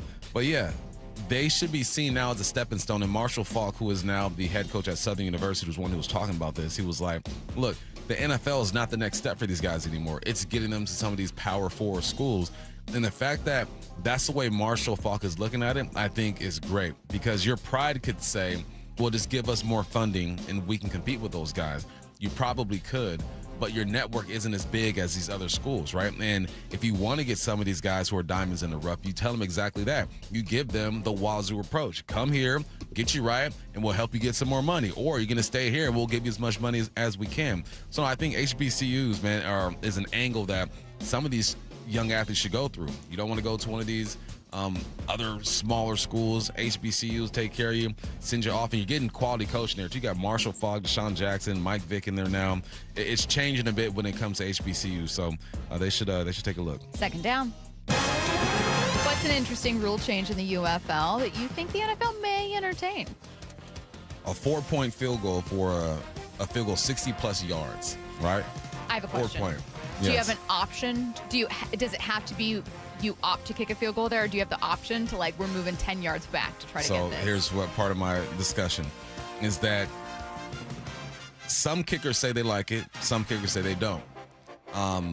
If you are within the 60 yards, it's going to change your play calling, right? If you're down 4 points or you're down 3, you got a kicker with a boot and you want to kick that 4-point field goal, then you hand the football off, maybe even take a knee. You do some things to manipulate it. What can't happen, what I don't want to happen is that say you're 57 yards out and you go backwards to kick the 60. I say no play. If you go backwards, that play just doesn't count. It counts, but you can't kick the 60. You already started at 57. Yeah. You pass the 60, you cannot go back. If you go back, you just lose those yards, and your field goal still worth 3 points. So you have to opt to kick it there. So if you've got if as soon as you pass 60, it's a wrap. So if it's it's 3rd and 9, and you're like, you know what, I don't think we can convert this. Yeah. Or you're sacked, and all of a sudden it's oh my God, it's 3rd and 20. Yeah. What if we just run it 2 yards and then kick? Okay. It's like, as soon as you pass 60 yards, everything you kick now is worth 3 points. Okay. Because that'll be dumb watching guys run backwards and take knees and do all that stuff. Or it's like a yard, 1 yard further is 3. So it's like, well, why not just take a step back? Okay, I could see it. Yeah. So I read a little bit, and the NFL is looking at it. Do they adopt it? Probably not, because you know how the NFL is. But I thought it was interesting. Third down. I can't wait to hear the answer to this one. What's a conversation that will never end in the NFL? World Cup is done. Last week we saw that 15 fields had grass on it. People are banging the desk saying, keep the grass on the field. And the owners are saying their rebuttal is, well, help us pay for it then if that's what you want. We're going to take it out of our players' salaries. So quick look on what it costs to maintain. About $3 million a year to maintain the grass field. Well, $300 to $500K for resodding, which you're going to need. $40K to $205, that's a big gap when it comes to maintenance per year. And then $1 million for specialized infrastructure. Whatever that means, you tell me. But that doesn't seem like a lot to take out of players' salaries. But also, owners, you're billionaires. 1.3, 3 million, that's not a lot for you. It's not going to happen. It's hard to maintain these fields. If you looked at the playing or the pitch for the final, it was beat up a bit. And, it wasn't bad, but it was beat up a bit, and that's just playing soccer there. And they probably only play like 6 to 8 games on in that the summer. field. Yeah. So that lets you know right there just how tough it's going to be. You got teams like the Bears who are trying to get a dome on their stadium. Do you go to turf? There are just so many things around this, and I knew, we knew this was going to happen when it came to turf fields, that as soon as we saw that grass on the field, I even looked at Lumen different. I'm looking at Lumen on the broadcast. I'm saying she looks beautiful right now because that grass just makes it pop. It's about the maintenance. I would love for every team to be on grass. I think 90% of football players would want that, but we'll see. You know what I'm interested in? I wonder what kind of advancements they're making. Like, I don't know what the cost comparison would be, if it would be cheaper in the end to just have a grass field, but like, do they ever try to advance the technology with like what turf feels like? Like, what if they, you know what I mean? Like if ultimately you're like, we just don't want a ton of mud, grass is expensive to maintain, it dries, whatever. But like, I want to know about the turf technology.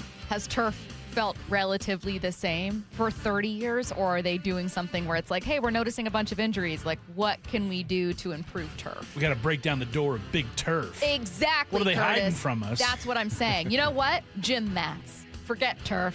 Gym mats. Wrestling mats? Trampolines. Oh, my God. Slam ball. Imagine. Fourth down.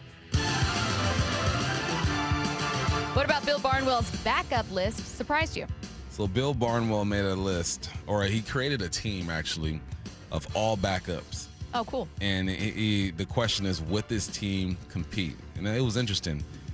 And I just knew for some reason we would have at least a couple of Seahawks on that list. We just had one backup on that list. What do you think it was? Have you seen it already? That the Seahawks had one backup? Rashid? Well, technically, he's a starter. Oh, okay. Oh, yeah, because we're looking at, okay. Oh, God. I don't know. Who? Like Elijah Arroyo? That's what I thought. Okay. Brady Russell. Oh. Brady Russell, because of his versatility, he can play tight end and he can play fullback. I would not have guessed Brady Russell. Was not expecting Brady Russell. You go, Brady Russell. I appreciate that. That shows that he's one of those guys that can fly under the radar at times, but brings value to a team. Not only does he play the fullback position and tight end, he's on special teams. He's everywhere. So the last person, one of the last people you expect will get national love, Brady Russell on the list. I appreciate that. Maybe he should have been our nominee for Breakout Star. We'll see what happens there. He actually there. could be. Honestly, putting him on the list. A gambling scandal has reached an NFC West team's front office. That's next in the timeline. Jeff Passan, every Tuesday morning at 8:30 with Brock and Salk. Brought to you by your Western Washington Toyota dealers. What can be the elixir to begin the second half for Cal Raleigh? Just getting back to the basics. In his case, let's get the ball and play a little bit more. And a lot of this is swinging at pitches that he shouldn't be swinging at. Cal Raleigh will fix himself. I absolutely, firmly believe that. Get more on the Seattle Sports YouTube page and the Seattle Sports app. What if I told you a local credit union is giving members up to $30 per month just to make everyday purchases? Dave Wyman here, and when I heard about the offer from Harborstone Credit Union, I said, sign me up. And that's what I did at harborstone.com/cash. You know, I'm not a tech-savvy guy, but opening a checking account was easy enough for me to figure out. I got my PNW Cashback checking account for free, no fees or minimums, and when I make everyday purchases with my Harborstone PNW Cashback debit card, I earn up to $30 each month. My wife loves it when I get cash back on gas, groceries, coffee, travel, and lunch. All categories count towards your cash back. You can even tap to pay. If you live, work, or worship in the state of Washington, sign up for a membership with Harborstone Credit Union and get the PNW Cashback free checking account. Open your free account online like I did at harborstone.com/cash or visit one of their 29 branches across the Northwest. Insured by NCUA. Terms and conditions apply. Rev up for the biggest weekend of the summer. LeMay, America's Car Museum, presents Super Summer Weekend, and it's mostly free. Tons of events highlighted by this Friday night. Disney and Pixar's Cars Under the Stars drive-in movie. Then Saturday, Carson Coffee Show with Family Steam Day, featuring Super Highway 71's incredible custom-built car tracks, live demos, and hands-on fun for all ages. Don't miss it. One epic weekend. Visit americascarmuseum.org. How sweet it is! 50 seasons of moments. 50 seasons of legends. A once-in-a-lifetime event. Join Mariners past and present at T-Mobile Park August 7th through 9th for 50 Season Celebration Weekend. The festivities begin Friday with a post-game slugfest, the Alumni Home Run Derby featuring Ichiro and other former Mariners sluggers, presented by Muckleshoot Casino Resort. Saturday will be a showstopper. 50 Season Celebration Night presented by Daktronics. Arrive early to witness the biggest gathering of franchise icons ever assembled as the 50 greatest Mariners from across all 5 decades are revealed. It just continues. 505. The weekend wraps up on Sunday with a collectible 50 Seasons pin giveaway thanks to KeyBank.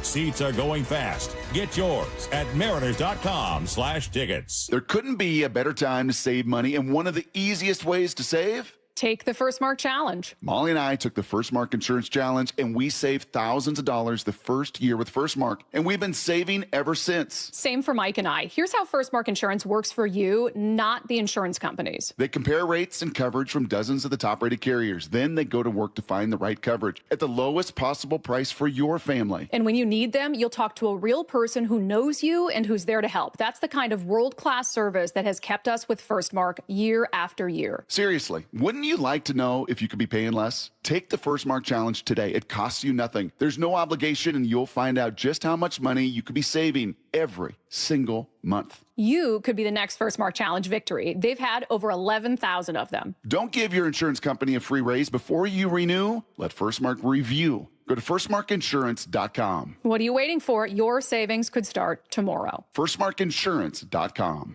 Mariners and Reds tonight at T-Mobile. First pitch at 6:40, 5:30 pregame. Get every pitch of every game for free on the Seattle Sports app.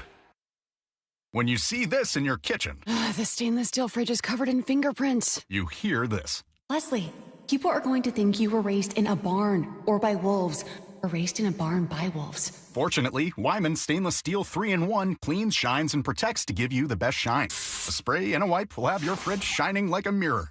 Wow, my fridge looks brand new. Your fridge looks amazing, Leslie. Sorry, I was being a little dramatic earlier. Your kitchen says a lot about you. Let it brag with Wyman. Everywhere you look, things are getting more expensive. But at Consumer Cellular, we're lowering the price for those 50 and up. Now you can get unlimited everything for just $35 a line. That's $35 a month for unlimited talk, text, and data. Switch to the carrier ranked #1 in network coverage and customer satisfaction and get unlimited everything for just $35 a month. Call 1-888-FREEDOM or visit Consumer Cellular online or in-store today. Price includes $5 credit for autopay and e-billing. Taxes and fees apply. Data speeds reduced after 35 gigabytes. Rankings done by 2025 ACSI survey. You know, I used to think all money managers were the same until I spoke with Fisher Investments. Really? How different are they? Fisher's investment counselors are dedicated to service, not sales, keeping clients up to date on their portfolio.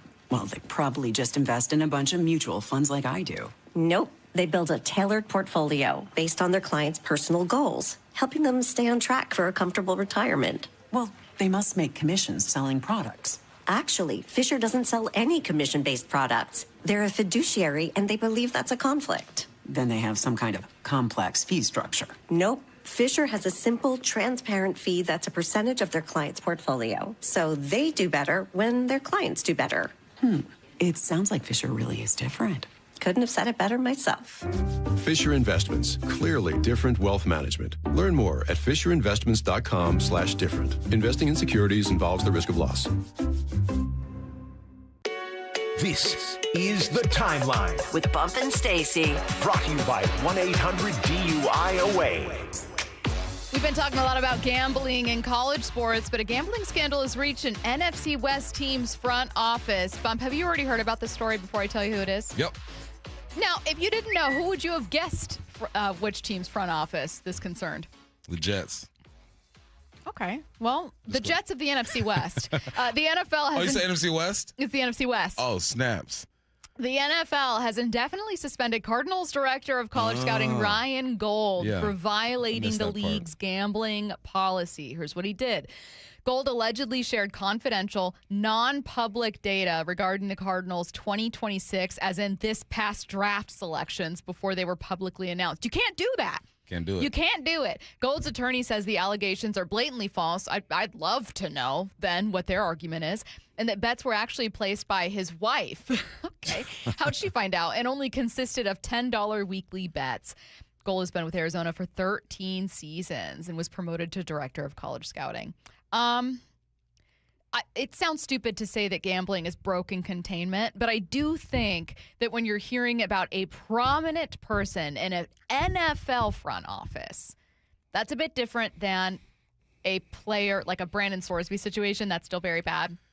But I'm not absolutely floored when an 18, 19, 21-year-old is doing dumb things. I'm not floored by that. A grown man in an NFL front office saying, oh, it wasn't me. It was my wife. Hey, this My is wife. This is like when the those funky sticks were banned across the country. Funky sticks. Silly sticks, you know? Not cigarettes, but the other stuff. I don't know if we can say it on air, but the other stuff was banned across the country. Sure. I just don't say that. I don't know what I can say. Funky sticks. I say Wait, hang on. Who's ever called? I say some stuff and Matt be ready to cancel the whole dang show. Check about marijuana cigarettes. Yes. Funky sticks. Funky sticks. Funky sticks. I know what to say. No. I know what to say. Did you make it up, or have you heard someone call it that? No, I just made it up. I've never heard anyone call it a little funky sticks, stick. and they're a little weird. I was sitting here going like fun dips, like sparklers. So anyway, back to my story. They banned Kinder eggs in the United The States. devil's lettuce. There you go. So before that was legal, you go out with your friends, you get pulled over, and you be like, hey, you're taking the charge for this one. That's what he did to wifey right now. Maybe he said, you did. He said, baby, you taking the charge. I never got caught up like that. What he did. Everyone in the NFL needs a fall guy. Yeah. He said, And I never had friends. Baby, I got you. Okay. This reminds me of when Peyton Manning was getting HGH shipped to his house, and he's like, "It's not mine. It's my It's my wife." wife's. What's your wife need HGH for?" And You're I still think they in were the trying to league. were they saying that they were doing fertility stuff? So maybe it was HGH related to that or something, which like the bets were actually placed by my wife and they only consisted of $10 weekly bets. First of all, the dollar amount does not make it better. It does. I mean, comparatively, It does make it you're better. clearly not making a ton of money, but like saying it's only $10 is like you're halfway admitting. No, it makes it more that it's believable that it's his wife. $10. You know, if it's him, he's probably dropping thousands on that thing. It's still, to your point, you're throwing someone under the bus, just going, no, she just overheard me, talking with Bidwell and talking to a couple other people about who we were going to take and women. You know how she does. Women be tripping, huh? Women be tripping. Women be shopping, and she was They be placing those gambling. bets. They be gambling. On FanDuel. Everyone knows that women are the primary consumers of DraftKings. Facts. Everyone knows that. Statistically, you can back that up.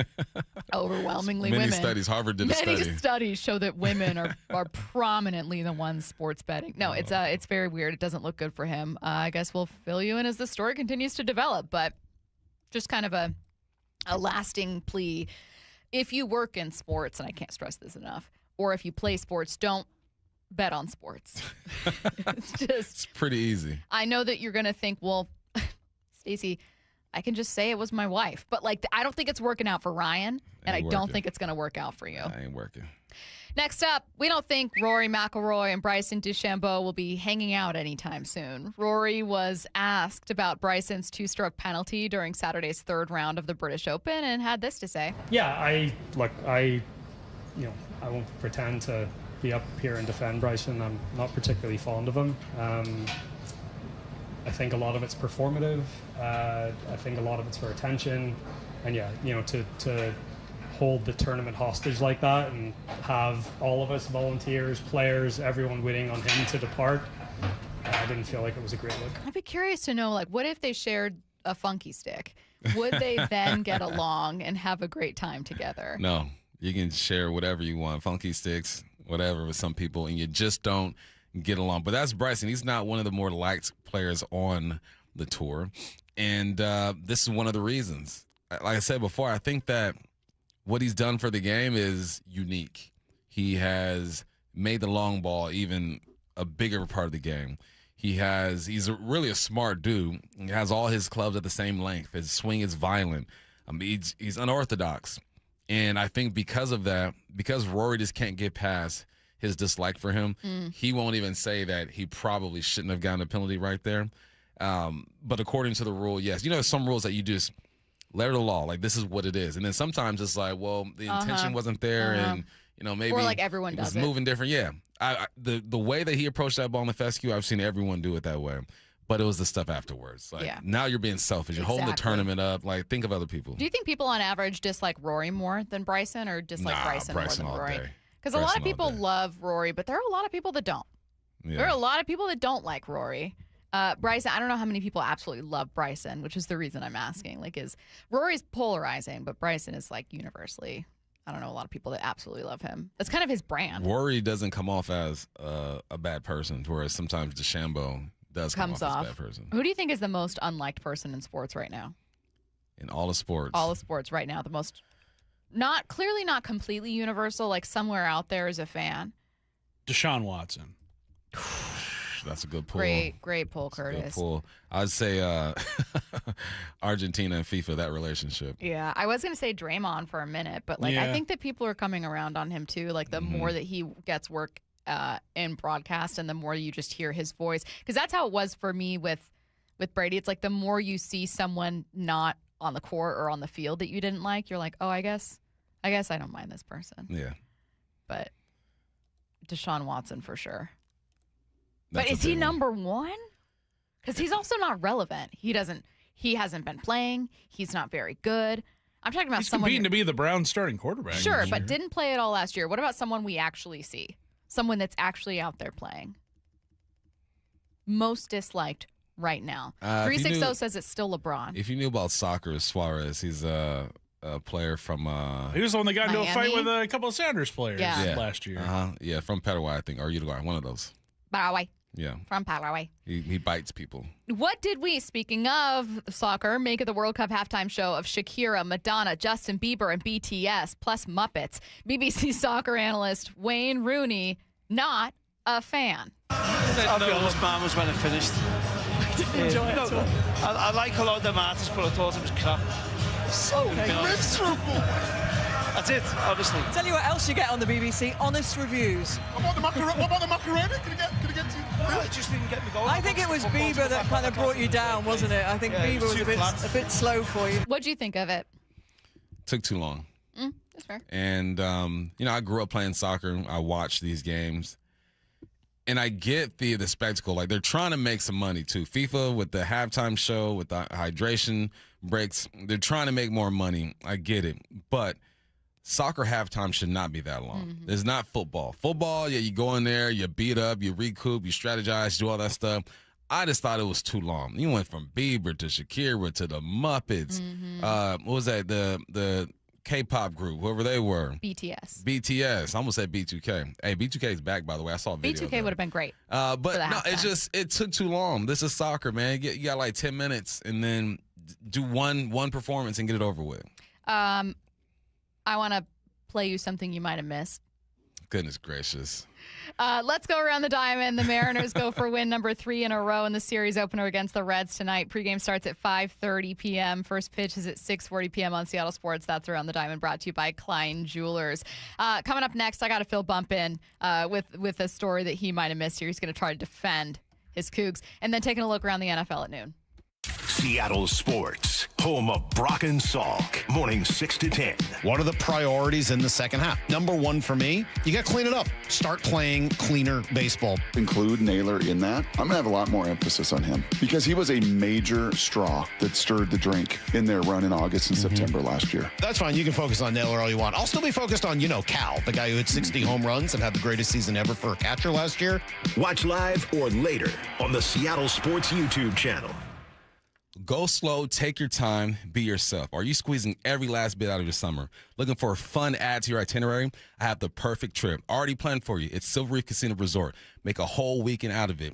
Here's what you need to do. Head up Friday, treat yourself to a delicious dinner at the steakhouse. On your way to dinner, become a free member at Reef Rewards, allowing you discounts on gas, dining, hotel, and spa. Saturday morning, get yourself a tea time at Loomis Trails. Make sure you get there and check out the range and walk around the historic clubhouse. After you're around, enjoy a Saturday night dinner at Cantina and the Red River Cafe before entertainment. Sundays for the spa. Relax and recharge with a massage and treat yourself. Get those kinks and unwind a little bit. Before you head home, plan your next weekend at Silver Reef. Maybe Crazy Train, Howie Mandel, or Guns 4 Roses. That's all you got to do. Head up I-5 exit 260, silverreefcasino.com. Jane is a small business owner. That's right. And tell them what that's like, Jane. Yeah, well, it's like a roller coaster with a lot of ups and downs, and some days things can feel like they're flying off the rails. Yep, it's a lot. But the Total Solutions Advantage only from Comcast Business can help you manage it all. With the largest, fastest fiber-powered network designed for 100% reliability with business internet and wireless connect. Plus gig speeds with security and equipment included. All with a 5-year price lock. Nice. So everything stays on track. Exactly. The Total Solutions Advantage. Get started for just $60 a month for 12 months when you add wireless connect to a qualifying internet package. No one does business like Comcast Business. Limited time offer. Restrictions apply. New customers only. 1-year agreement, paperless billing, and automatic payments with bank account required. $60 offer requires 300 meg internet, security edge, and additional qualifying service. Equipment, taxes, and fees extra.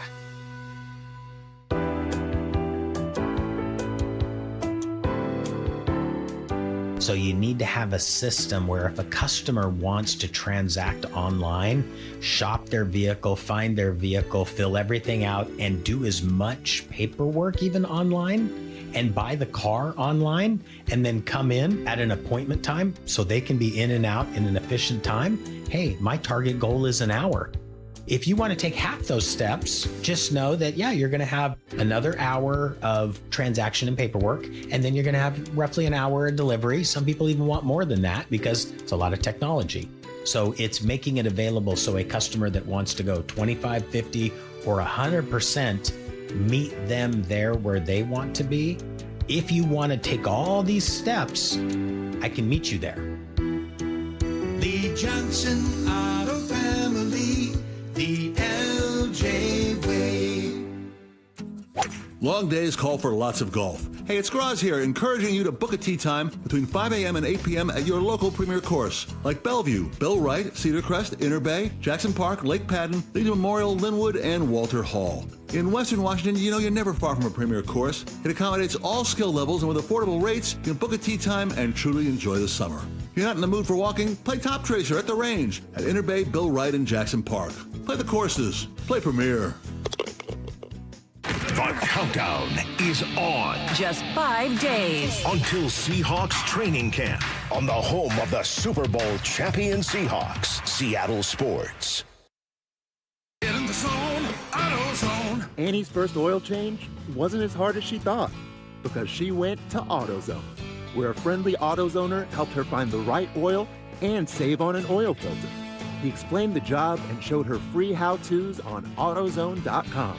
When she was done, AutoZone recycled her old oil for free. Get a free oil filter and more during the Celebrate Free event at AutoZone, now through July 27th. Get in the zone, AutoZone. Restrictions apply. Finding great candidates to hire can be like, well, trying to find a needle in a haystack, but not with ZipRecruiter. Its powerful technology actively finds and invites qualified candidates to apply to your job. So while other companies might deliver a lot of hay, ZipRecruiter finds you the needle in the haystack. See why 4 out of 5 employers who post a job on ZipRecruiter get a quality candidate within the first day. Try ZipRecruiter for free at ZipRecruiter.com/free. That's ZipRecruiter.com/free. ZipRecruiter. Download to see if you qualify. Not all customers will qualify. Transfer fees may apply. No Albert subscription required. Albert is not a bank. Albert loans are issued by FinWise Bank, member FDIC. Not an actual client. Terms apply. Hey, Albert, can you help us plan and budget for a bathroom renovation? I certainly can. Let me review your finances. Who are you talking to? Albert, my AI financial assistant that I can access right in the app. It automates all things finance, moves money, pays bills, creates personalized alerts, finds savings, and so much more. Your bathroom renovation financial plan is ready. I found cash you can put aside, and to cover the rest, Albert can get you up to $10,000 fast. Can you find contractors nearby within our budget? Here's a list of contractors. Would you like help requesting a $10,000 loan for your bathroom renovation? Yes! Download the Albert app and use promo code MULTIPLY to access Genius. Plus, get up to $10,000 for whatever you need. Just download the Albert app right now and use promo code MULTIPLY to get up to $10,000. That's promo code MULTIPLY. From the Quantum Fiber Studio. This is Bump and Stacy. Weekdays 10 to 2. On Seattle Sports and 97.3 FM HD2. Bump, did you hear what Wyoming head coach Jay Salville had to say about Pullman? Did he say go slow, take your time, be yourself? He did not say that. Okay. This was him. We played it on Friday, but you weren't here. So if you're a regular listener, you heard this on Friday, you are hearing a repeat of it. But Curtis and I wanted to make sure that that Bump got a chance to hear Jay Salville taking a big swipe at Pullman. Well, look, I think, first of all, the conference, let's talk about that. Like, for the Mountain West, a year ago, there was just this cloud, right? We come to these media days, and it was like, okay, there's those guys, and then there's these guys, right? And so, like, now we don't have those guys. Like, they're out. They can do whatever. They go join a team in Pullman, Washington, if you've ever been there, like, what? Who's he coach for? Wyoming. So he's in Laramie. Where is that? I couldn't tell you. Who's been there before? Curtis. I have not. Not been My there, family but he's heard has. of it before. My sister was born in Laramie. Yeah, I said when I hear Laramie, I think Tunsil, but that I guess Laramie is a place. The population of Laramie and Pullman is roughly the same at like 33 to 35,000. Yo, I'm looking at pictures right now. It's Pullman. My brother in Christ, we are the same. It's the two Spider-Men pointing at each other. Like, I don't know what you're trying to do here. We are the same, but we might be better. But we are the same, and it doesn't get as cold over there. So what's he talking about? Why we get a shot like that? He's upset. Curtis, can you explain why he's upset? Because he feels like Wazoo and Oregon State they poached some Mountain West schools to join them in the Pac-12. And I think the whole, like, there was a cloud hanging over the previous Mountain West media days where it was kind of like, you're trying to be friendly to each other, but you realize that, like, Washington State and Oregon State are kind of here to scope out who to add to the new Pac-12. Right. And so now that those schools are gone, he's basically saying, like, we don't have to worry about that anymore. That's the name of the game, though. I mean, adjust, coach. You know your players are going to get poached. You're talking to guys who had a number one pick in the draft get poached. You know, another quarterback go to Oklahoma get poached. So it happens to us. Another receiver get drafted in the second round get poached. Would you say it makes total sense for a school who recognizes that they need to do some things to save themselves? Like, it makes sense and is totally excusable to do what you need to do? Yeah, that's just the way the game is now. Yeah. No, and I get it. That's why Washington kind of, I think, had to do what we had to do. When I was mad that you left, but then I realized I know why you left because of the money. But I'm also like, you're putting your athletes in a bad situation. I get it. I'm just mad that they did leave. Well, and USC and UCLA jumping off. First of all, Larry Scott ripped a board out of the side. He hit the iceberg, and then USC and UCLA left, and they took some lifeboats. And I think Washington and Oregon were like, "Yo, if we stay on here, we are gonna sink." we need to go. The cool kids have left. Yeah. And meanwhile, Wazoo and Oregon State was like, help us patch up this hole. If you stay, you can help us patch it. We need 4 hands to do this. And Washington and Oregon were like, I don't think we can patch it. No. But that's what happened. That is the game. Bama loses kids. Ohio State loses. No one is immune to getting their athletes poached. You had Caleb Downs go from Bama to Ohio State. It's going to happen at any level. In our last segment, I asked you guys who were the most unliked players.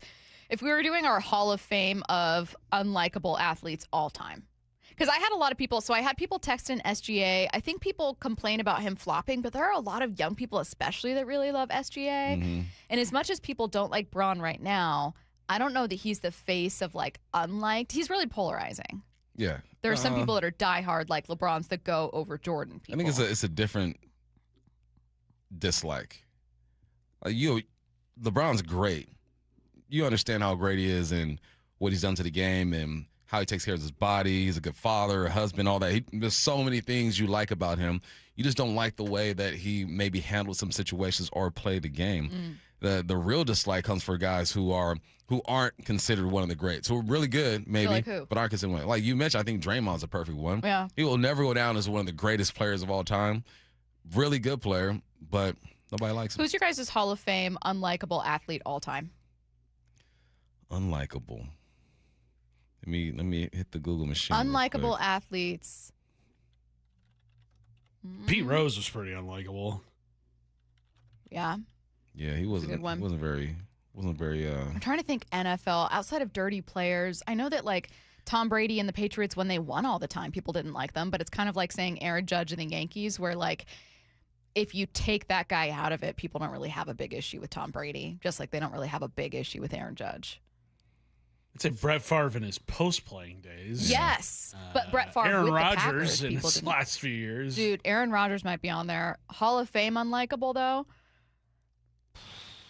I think a lot of people don't like Barry Bonds. Yeah. Well, Barry Bonds didn't like a lot of people. Yeah. So it went both ways.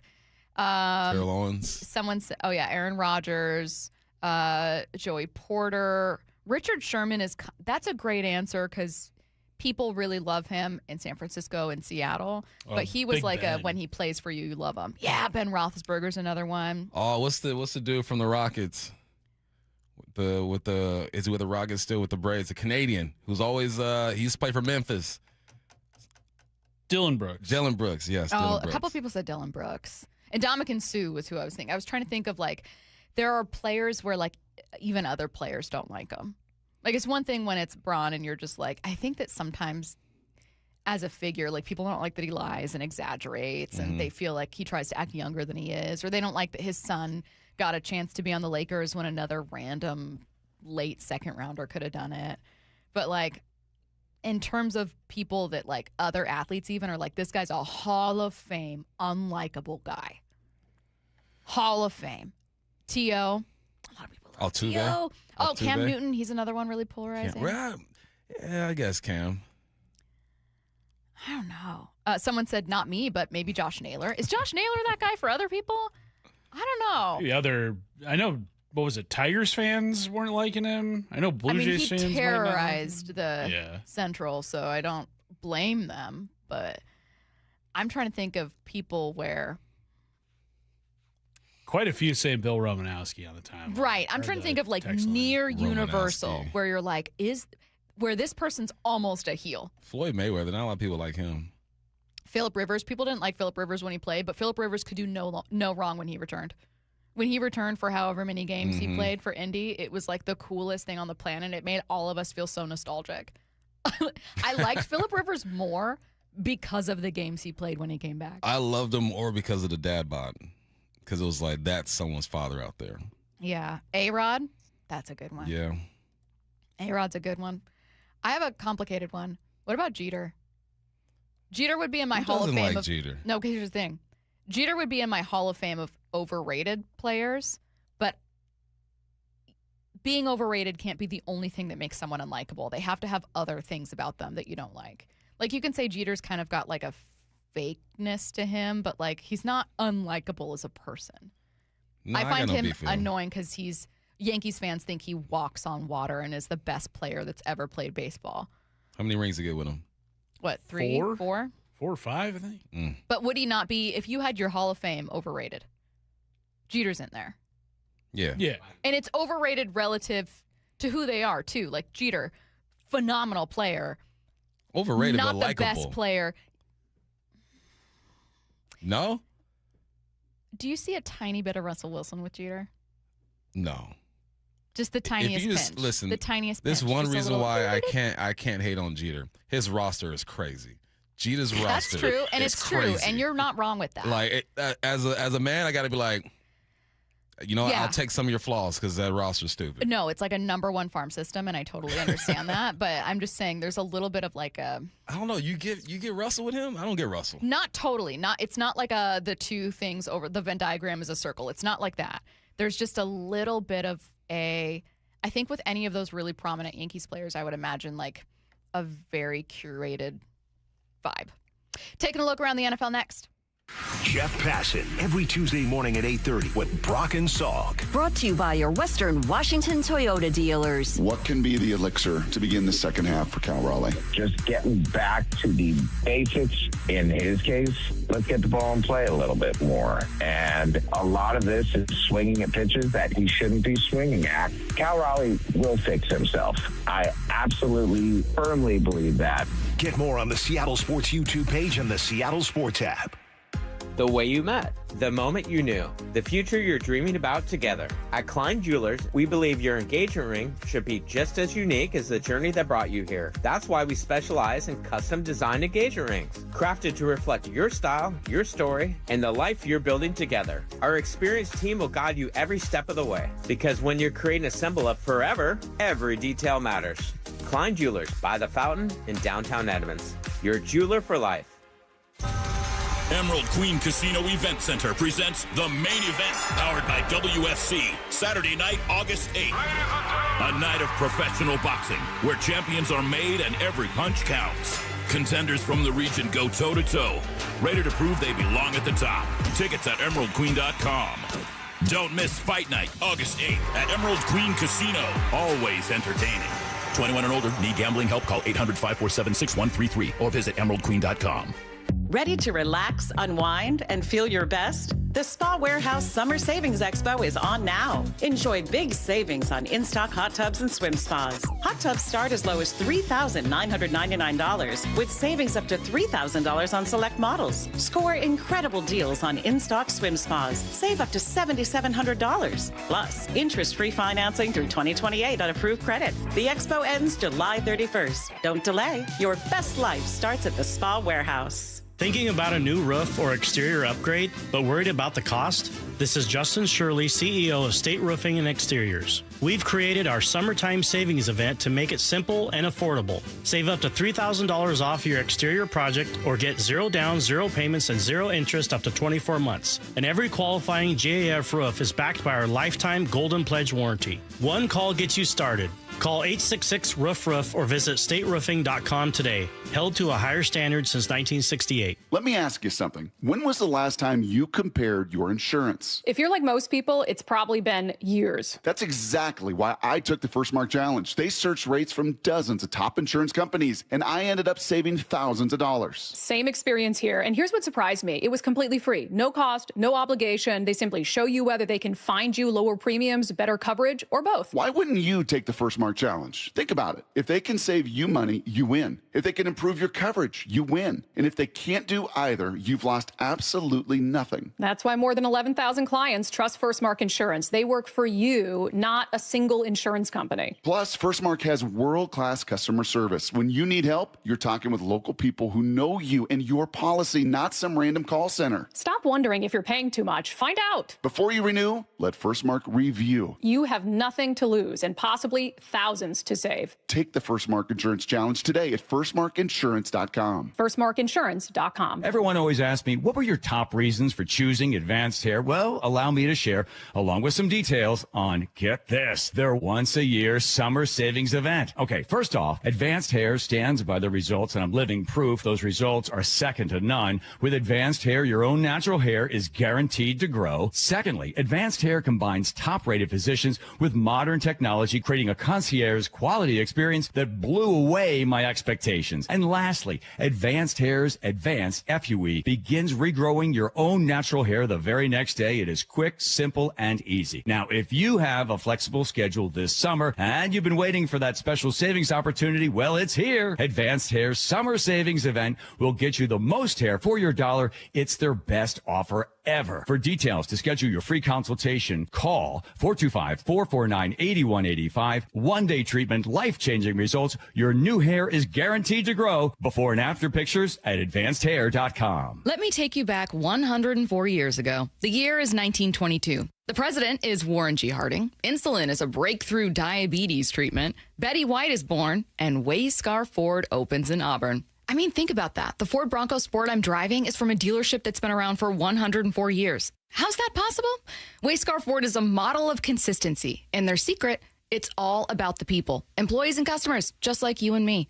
I'm looking at their core values, but they're more than words on paper. They mean it. They care. You know who I actually just texted with a question about the car? The guy I got it from at Wayscar Ford. He's awesome, and so is everyone, from the front desk all the way up to Way himself. Wayscar Ford is celebrating their 104th birthday in Auburn with exclusive deals for loyal customers.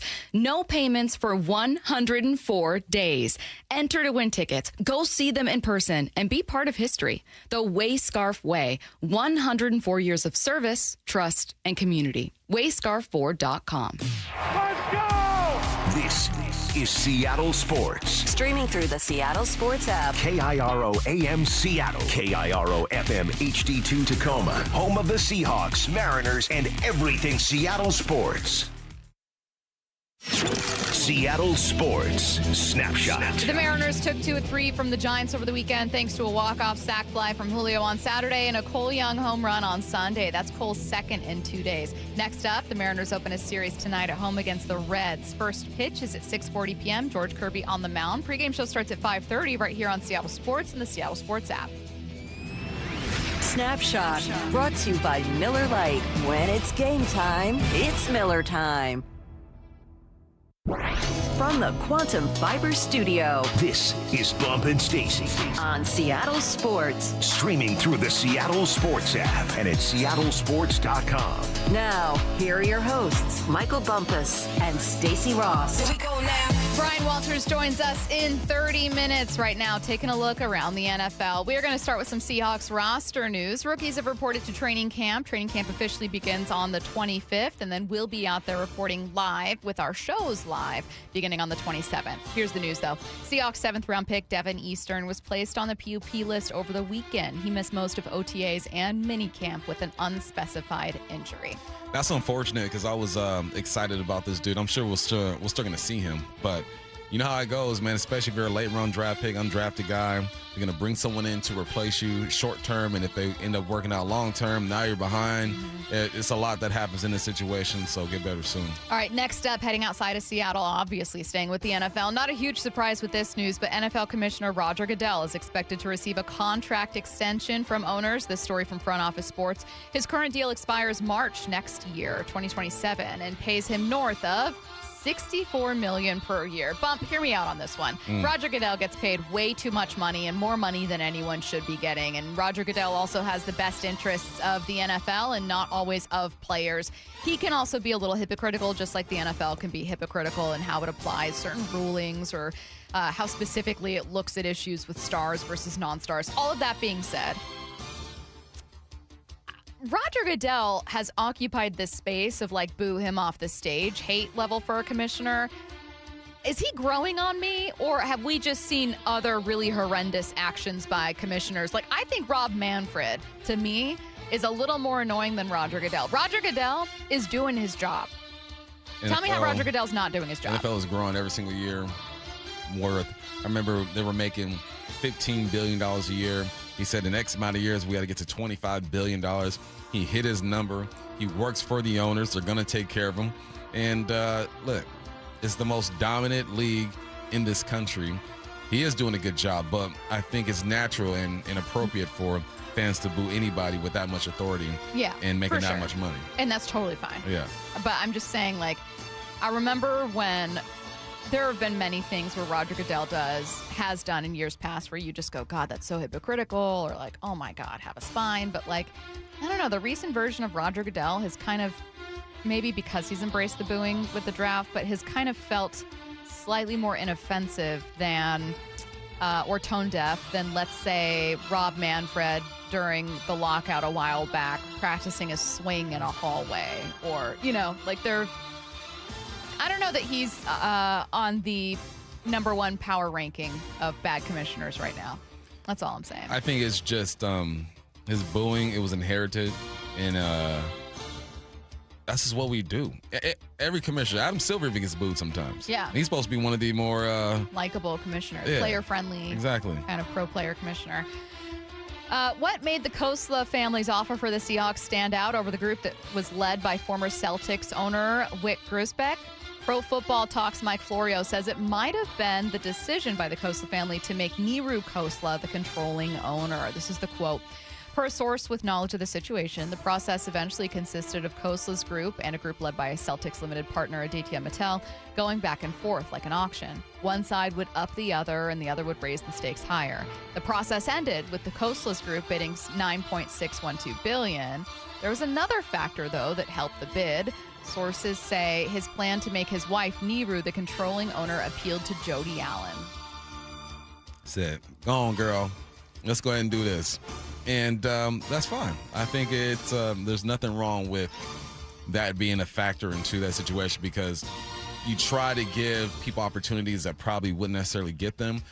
Though these people are filthy rich, they got hella money, they've been involved with a whole bunch of technology stuff. The more I read about them, the more interesting this family gets. But it's about relatability, right?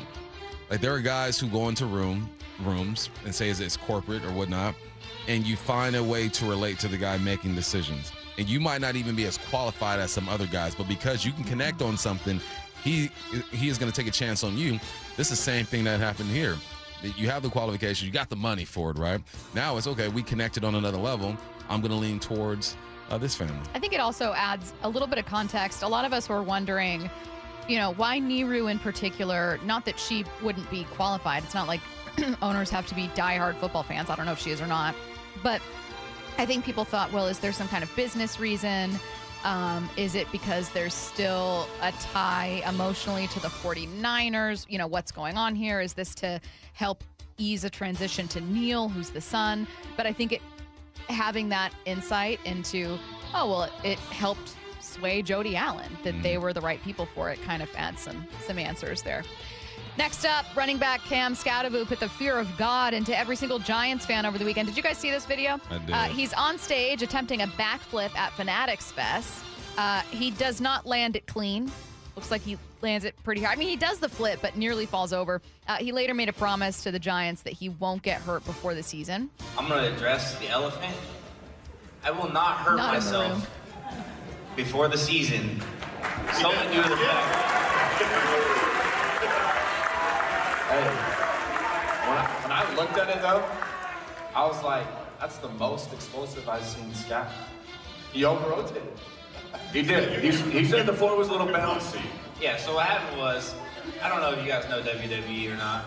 Those floors are bouncy. So when I took off, I was midair like, holy cow, I'm not gonna land this. I'm way too high. Landed, but it had too much cushion. It wasn't a stiff, firm ground. So I kind of like went back, safely landed, got back up, was good to go. So nothing came out from that. I'm perfectly fine. Nothing happened. We're good. Bump, can I say something that sounds kind of mean? Yes. I think there are some guys, and you have to also be a type of person. Like, you have to look like a bro-y kind of fratty guy to get to pull this off. Most people get made fun of for seeming kind of dumb, but there are some people that lean so hard into it, or maybe really are, like Gronk and now Cam Scatterbo, where it turns back around and it becomes something people really like about them. And it's like, wait, but if anyone else did this, people would think they were an actual idiot, but it makes them really likable. Like Gronk was able to turn that into his entire brand. And I feel like Scatterbo is kind of doing the same. He's right there. You know what I'm saying? Like, you got to be a particular type of person. There's something likable to the average person about a guy like Scatterbo. And this is honestly, when you stereotype football players, that's what you think about. You think of a Gronk or a Scatterbo. And so they fit right into the stereotype, and it's going to work for them. And he will make $5 to $10 million off of his likeness. How do you think he'll be this year? It's tough. I think he'll be fine, but there's a mental hurdle he has to go through, which he probably isn't going through because he's doing backflips and stuff right now. And maybe he's got a block on that part of your brain to where you don't tap into that fear of maybe I get hurt again. I think they have the Giants, I've said it with our guy Cash, have an opportunity to win like 8 or 9 games maybe. Yeah. I don't doubt that of them. I just think that they might not. Right now, they occupy the place of where the Bears did in 2024, which is like our hopes that their improvement is big might be a little premature. But I don't know. We'll see. Speaking of Scatterbo, ESPN Giants reporter Jordan Renan says that Jackson Dart and Cam better have a good season if they want to avoid the critics. Here's the thing, and it goes for Scatterbo. It goes for Jackson Dart, who's been everywhere. If you go look, the Kentucky Derby, Knicks final games, courtside, everywhere. They're putting themselves out there and putting themselves in a position now where all eyes are going to be on them. And if they don't succeed, because remember, these guys haven't really accomplished much yet. If they don't have success, they just better be ready for what's in store for them. He's not wrong. When you're out there partying and you're seen at the Derby and you're seen having all this fun all off season, we saw Cam Scatterbo licking the side of a wall at a Super Bowl party or Super Bowl media days. Then the criticism is going to hit you pretty hard. You're listening to Bump and Stacy on Seattle Sports and the Seattle Sports app. Headline rewrites coming your way next.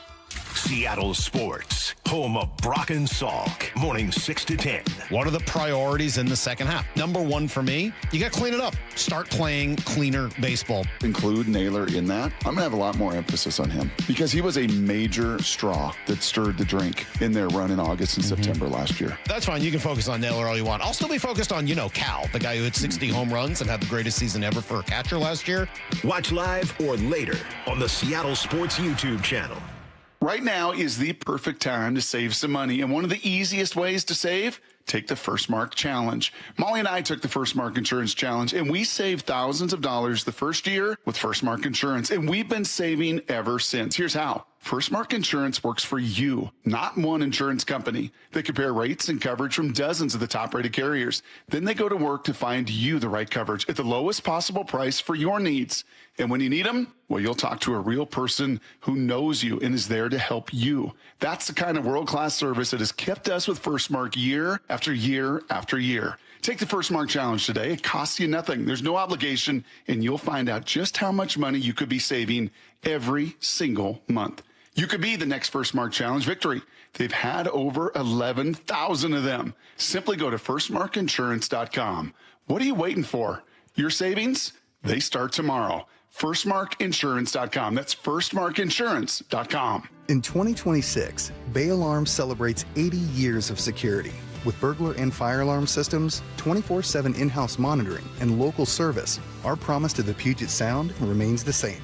We got you. Learn more at bayalarm.com. Looking for a new Mazda? Check out Mazda of Everett during the More to Move You sales event. As the West Coast's largest Mazda dealer, they have over 700 new Mazdas in stock and are known for always offering the Mazda of Everett price. Awarded Mazda's President's Award 13 years in a row and ranked among the top 20 Mazda dealers in the USA for customer service. Shop at 11409 Highway 99 in Everett or MazdaofEverett.com. Dealer awards and rankings based on Mazda USA reporting and data.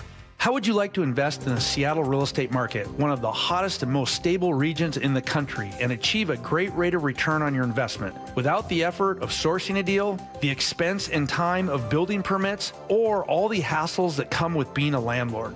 Hi, I'm Scott Rireka, CEO of Legacy Group Capital in Bellevue. Legacy Group Capital develops local real estate, lends money, and shares the profits with our investors. Diversify with Legacy Group Capital. Invest into our Northwest Fund, which is currently delivering 9% on a fixed rate term. It's our flagship fund for 19 years with zero investor losses. And yes, we do accept IRAs. Find out why 1,300 local investors have invested over $350 million. Invest in the stability and ease of Legacy Group Capital's Northwest Fund. Legacy Group Capital at legacyg.com. This is not investment advice. Investments available to accredited investors only. Details at legacyg.com. Trust is everything. Earning it takes years. Losing it takes 5 seconds. Lee Johnson Auto Family. Bastaldi Construction reminds parents swimming is a healthy outlet for kids if we remember to put safety first. Make sure your child is visible by a responsible adult or lifeguard at all times. Sign your children up for swimming lessons and provide them a flotation device for added safety.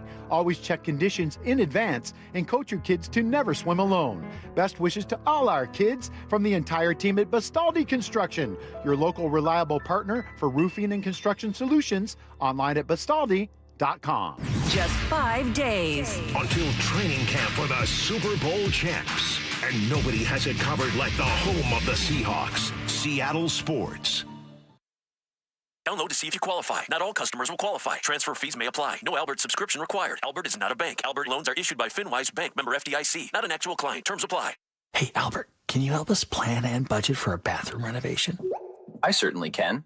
Let me review your finances. Who are you talking to? Albert, my AI financial assistant that I can access right in the app. It automates all things finance, moves money, pays bills, creates personalized alerts, finds savings, and so much more. Your bathroom renovation financial plan is ready. I found cash you can put aside, and to cover the rest, Albert can get you up to $10,000 fast. Can you find contractors nearby within our budget? Here's a list of contractors. Would you like help requesting a $10,000 loan for your bathroom renovation? Yes!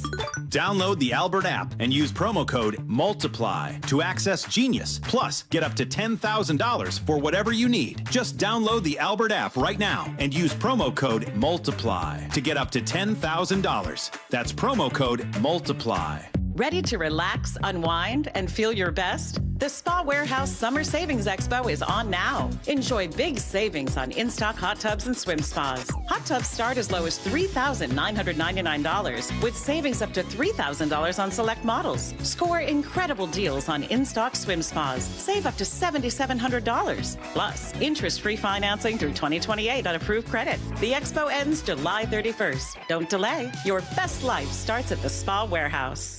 No hot water at 6 a.m. is no way to start your week. The Fast Water Heater Company has been the one to call in Seattle since 1986. And now, as part of Fast Home Services, they're making it even easier. Dave Wyman here. Get $200 off a new tank water heater or $400 off a tankless installation. Call 1-800-THINK-FAST to book your free in-home estimate or visit fasthomeservices.com for a virtual quote in seconds for water heaters, plumbing, HVAC, and electrical services. Extra, extra, Headline rewrites. We must make headlines. The real story behind the headlines in today's news. Powered by Bay Alarm Security Services. With Bump Stacy. Headline number one, Spain are World Cup champs after beating Argentina in extra time yesterday. What's the real headline? And now they can celebrate in Ibiza. Congratulations to Spain. Bump, this was, I think, boring to a lot of people, or maybe just seeing great defense. Maybe it was great for a lot of others, but it wasn't exactly meeting the moment for me, especially after the third place game had a ton of shots and a ton of action between England and France, and it was just absolutely fun. It was a wild ride. This one, not so much. And you mentioned maybe if you were a diehard soccer fan, you'd really love it. Yeah, if you have to know how to watch the game, and I get why. This is why people are turned off by soccer, because of games like this where teams aren't really willing to take a lot of risks because they feel like they don't want to lose that game. Mm-hmm. It's like Saturday was like watching that Thursday night football game between the Chiefs and the Rams back in the day when they put like 45 and 50 points up. Yeah. Oh my God, this is great. Horrible defense. And then you go back and watch the Bears and the Lions or something, it's like 12-9. Yeah. That's the difference. So I get it, but Spain's main goal is like, look, we're going to possess the football. 763 accurate passes to Argentina's 357. 12 shots on goal. Argentina had 0. Crazy. Spain has been the best team this whole tournament, only allowing 1 goal this whole tournament. Better team. Spain was a better team. I think Argentina maybe had a couple individuals that were better, but I'm okay with this. Second time in the country's history they got it done. Argentina didn't get the win, though Messi did make another World Cup appearance. Did this World Cup alter his legacy in any way, or was it already set in stone before it started? Nah, he's good to go. And he finished, second when it came to a goal scored in the tournament behind Mbappe. So it added to it, or did it not? Nah, I mean, maybe a little bit, because you're looking at him at 39 and saying, wow, he's out there still playing at a high level, but nah, he's still to go. Like, sometimes it's worth checking out. Like, for instance, Tom Brady would have been a first ballot Hall of Famer if his career ended with that final appearance in the playoffs for New England. Like, it would have been done. It would have been most Super Bowl wins by a quarterback. Like, everything would have been fine. But I do think him going to Tampa Bay, him not only winning league MVP when he was there, but also winning a Super Bowl in 2020 with the Bucs, I do think that added to his legacy. It made him even more untouchable.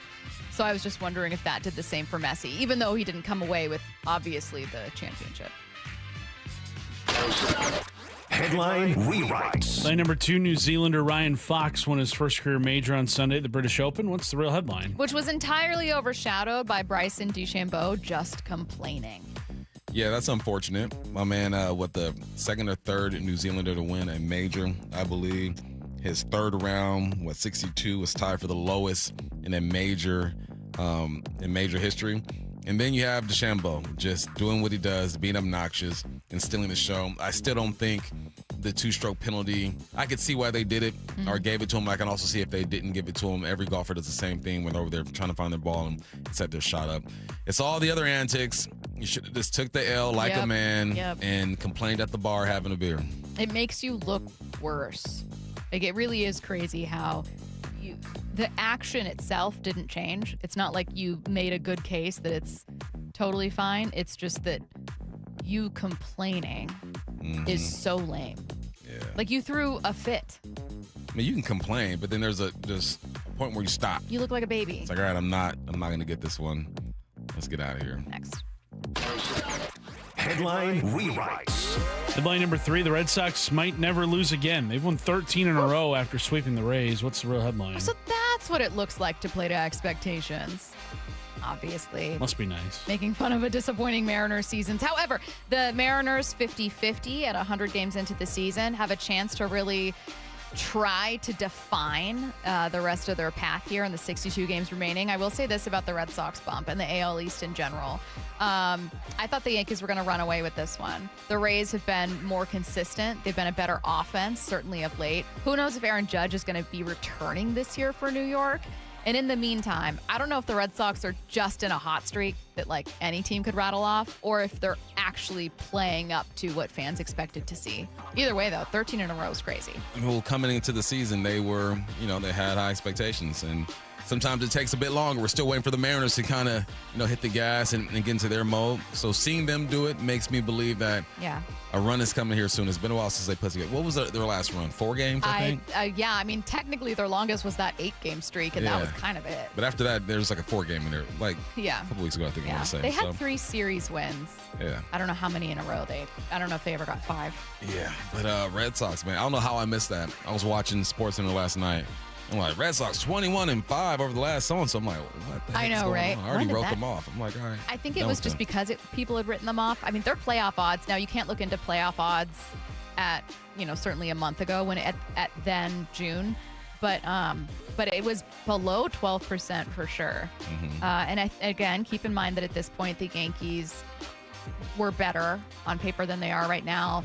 The Rays were also really good. They're still hanging in there, of course. The Mariners, people expected to turn it on at any moment. The Mariners still haven't. But we talked about it earlier in the show. This is the latest in the season I can remember not really knowing how things would take shape or who a team was. Yeah. You can say, oh, the Mariners are bad, but there are a lot of teams that you can't write off. Boston's making that very clear. It feels unfair to say you could write off the Mariners.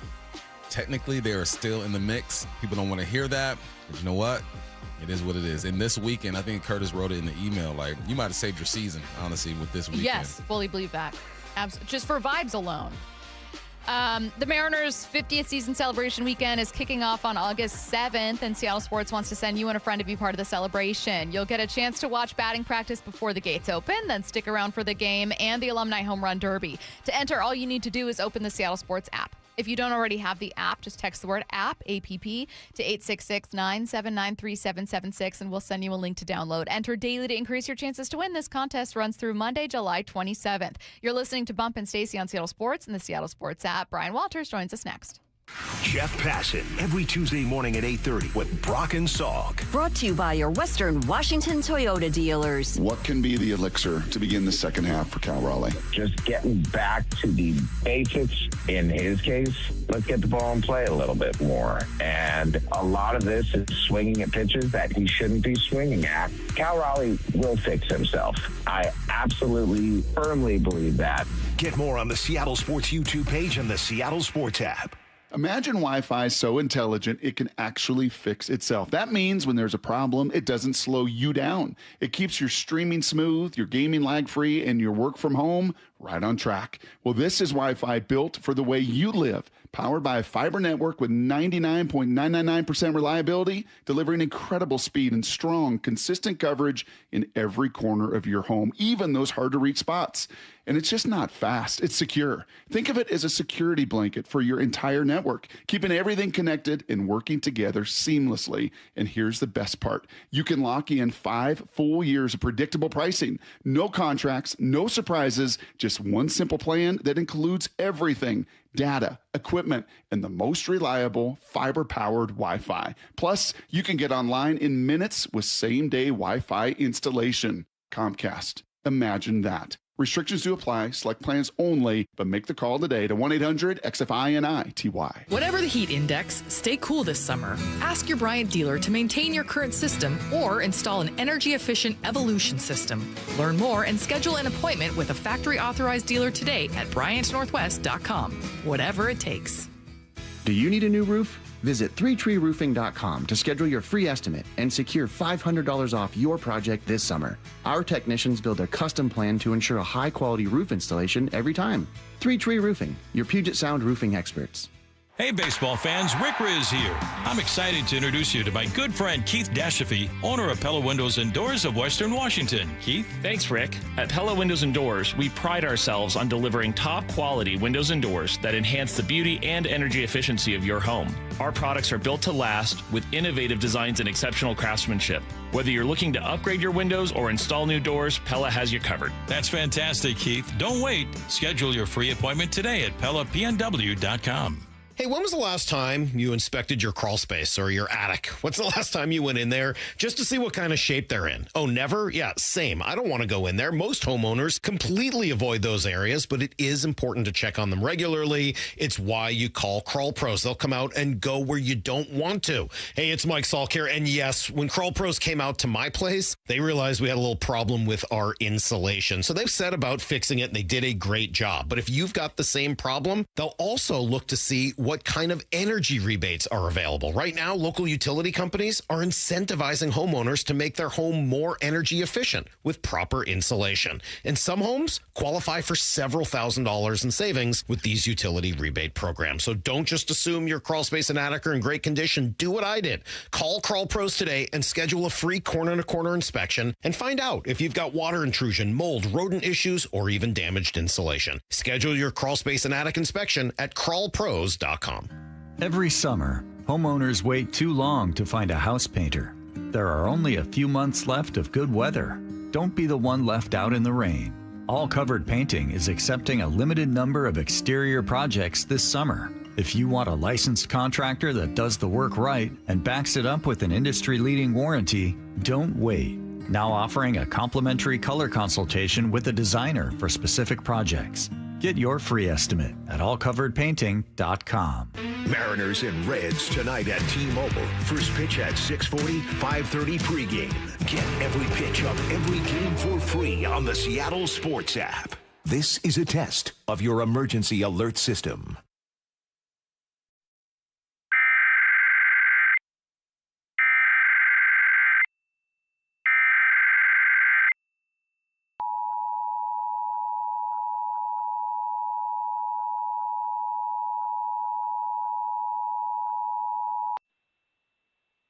This is a test, only a test, of the emergency alert system from the Kitsap County Department of Emergency Management.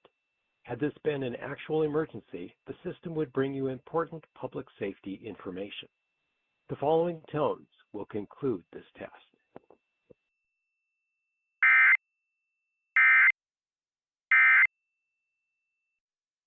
The IRS finally caught up with Louie. I hadn't paid my taxes in 8 years. I owe the IRS a lot of money. Louie was in deep trouble. We're going to take your house, put a lien on your bank account, garnish your pay. They don't care. They're going to take your paycheck. Louie found out about Optima Tax Relief, the leading tax resolution firm. A-plus rated by the Better Business Bureau, they've resolved over $3 billion for their clients. Optima Tax, they help me. They calm me down. They make me feel comfortable, and I trust them. Louie has a lot to be thankful for. I don't owe the IRS anymore, and I'm able to live a comfortable life, a lot better life. It was because of Optima Tax. For tax help you can trust, call Optima now for a free consultation. Take it from Louie. If you owe the IRS, don't go it alone.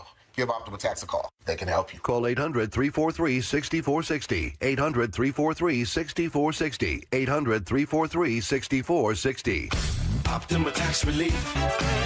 Testimonial from an actual client. Some restrictions apply. For complete details, please visit OptimaTaxRelief.com. We all hear the radio ads about the IRS. They tell you to be afraid, to be scared, and they try to frighten you into calling. I'm not here to do that. Tax Relief Advocates is different. TRA is here to tell you that if you owe money to the IRS, whether it's $5,000, $50,000, or $500,000, we have a solution. It doesn't matter if you're sitting in your car, at work, or with your kids. No matter where you are, call now. 800-575-8157. Don't lose hope. TRA can eliminate or reduce what you owe to the IRS. Generous programs are now available that can give you a fresh start. Our passion is taxes and helping individuals fix their IRS problems. We have over 1,000 5-star reviews on Google and an A+ with the Better Business Bureau. You don't need to be afraid of the IRS any longer. End your tax nightmare today by visiting us online at TRA.com or call 800-575-8157. That's 800-575-8157. Tax Relief Advocates. Real solutions for real people. From the Quantum Fiber Studio. This is Bump Stacy. Weekdays 10 to 2. On Seattle Sports and 97.3 FM HD2. Seahawks rookies have already reported. Training camp starts Saturday. We'll be out there on the 27th. So let's dive into the beginning of the Seahawks' real tough part of the offseason and training camp with Bryan Walters joining us right now. B-Walt, how's it going? We're doing fantastic, guys. How are you guys doing? Great. We were just starting the show by kind of talking about who we thought would become the breakout star of Hard Knocks. Now, before Bump and I tell you who we picked, who do you think has a chance to become the breakout star? Well, define breakout, like a guy we haven't heard about or just a guy that's going to be nationally recognized, even though he may already be a star for the Seahawks? Probably. That's my question for you. Yeah, probably the latter. Okay, well, I am going to go ahead. I mean, I think Witherspoon's going to be all over the place on this Hard Knocks. I think his personality is going to shine on Hard Knocks. I think he's going to be the next like national media guy after people watch this and they just love his personality, what he brings, his feistiness will really come forward. So I'm going to think Witherspoon really explodes from being on Hard Knocks. Yeah, he was on my list. My wild card B was Drew Lock, because I feel like you always follow the backup quarterback, see what he's about. He has a family. He's a golfer. He can shoot some hoop. I feel like, maybe he'll shine a little bit as well. What do you think? Does Hard Knocks, do they do much on the backup quarterbacks? I feel like that's the only thing I don't know, because, what I could see is maybe they try to overemphasize the number 2 quarterback competition between him and Jalen Milroe. And so that kind of brings him into it a little bit. I could see him really dramatize that some. And so then you'll get a little Drew Lock interviews, how it's going, whatever it is, along with Milroe. So I could see that a little bit, Bump. I think that's a good call. Why do you think we haven't heard more from Milroe? And I don't mean, look, neither Drew nor Jalen are going to be taking Sam's job, but I feel like Jalen Milroe was maybe the player that we were talking about last April and May, and then quickly filtered, kind of into the background. And that's despite people wondering in training camp, knowing he wouldn't become the starter, but wondering, well, how else could he be worked into the offense? But we didn't hear anything. Yeah, I know that going back to last season at the start, especially after they drafted him, we all knew it would be probably a couple years for this project, for Jalen Milroe, to see if he can shape up to be that NFL quarterback. He has all the intangibles, all the athleticism you need, but can he be that guy to lead your team? And it was always going to be kind of a 2-year process, I thought. So, we're only a year into this drafting Jalen Milroe. And so this is year 2 for him. And I think it'll be another year just kind of staying quiet and learning. And you're learning from one of the best in Sam Darnold of how to take care of business, how to run an offense, how to be efficient. And then I think this conversation gets a little bit ramped up next season. And I hate to just kind of pass this question off like that, but next season is when I'm going, okay, now it's time. They got to make a move.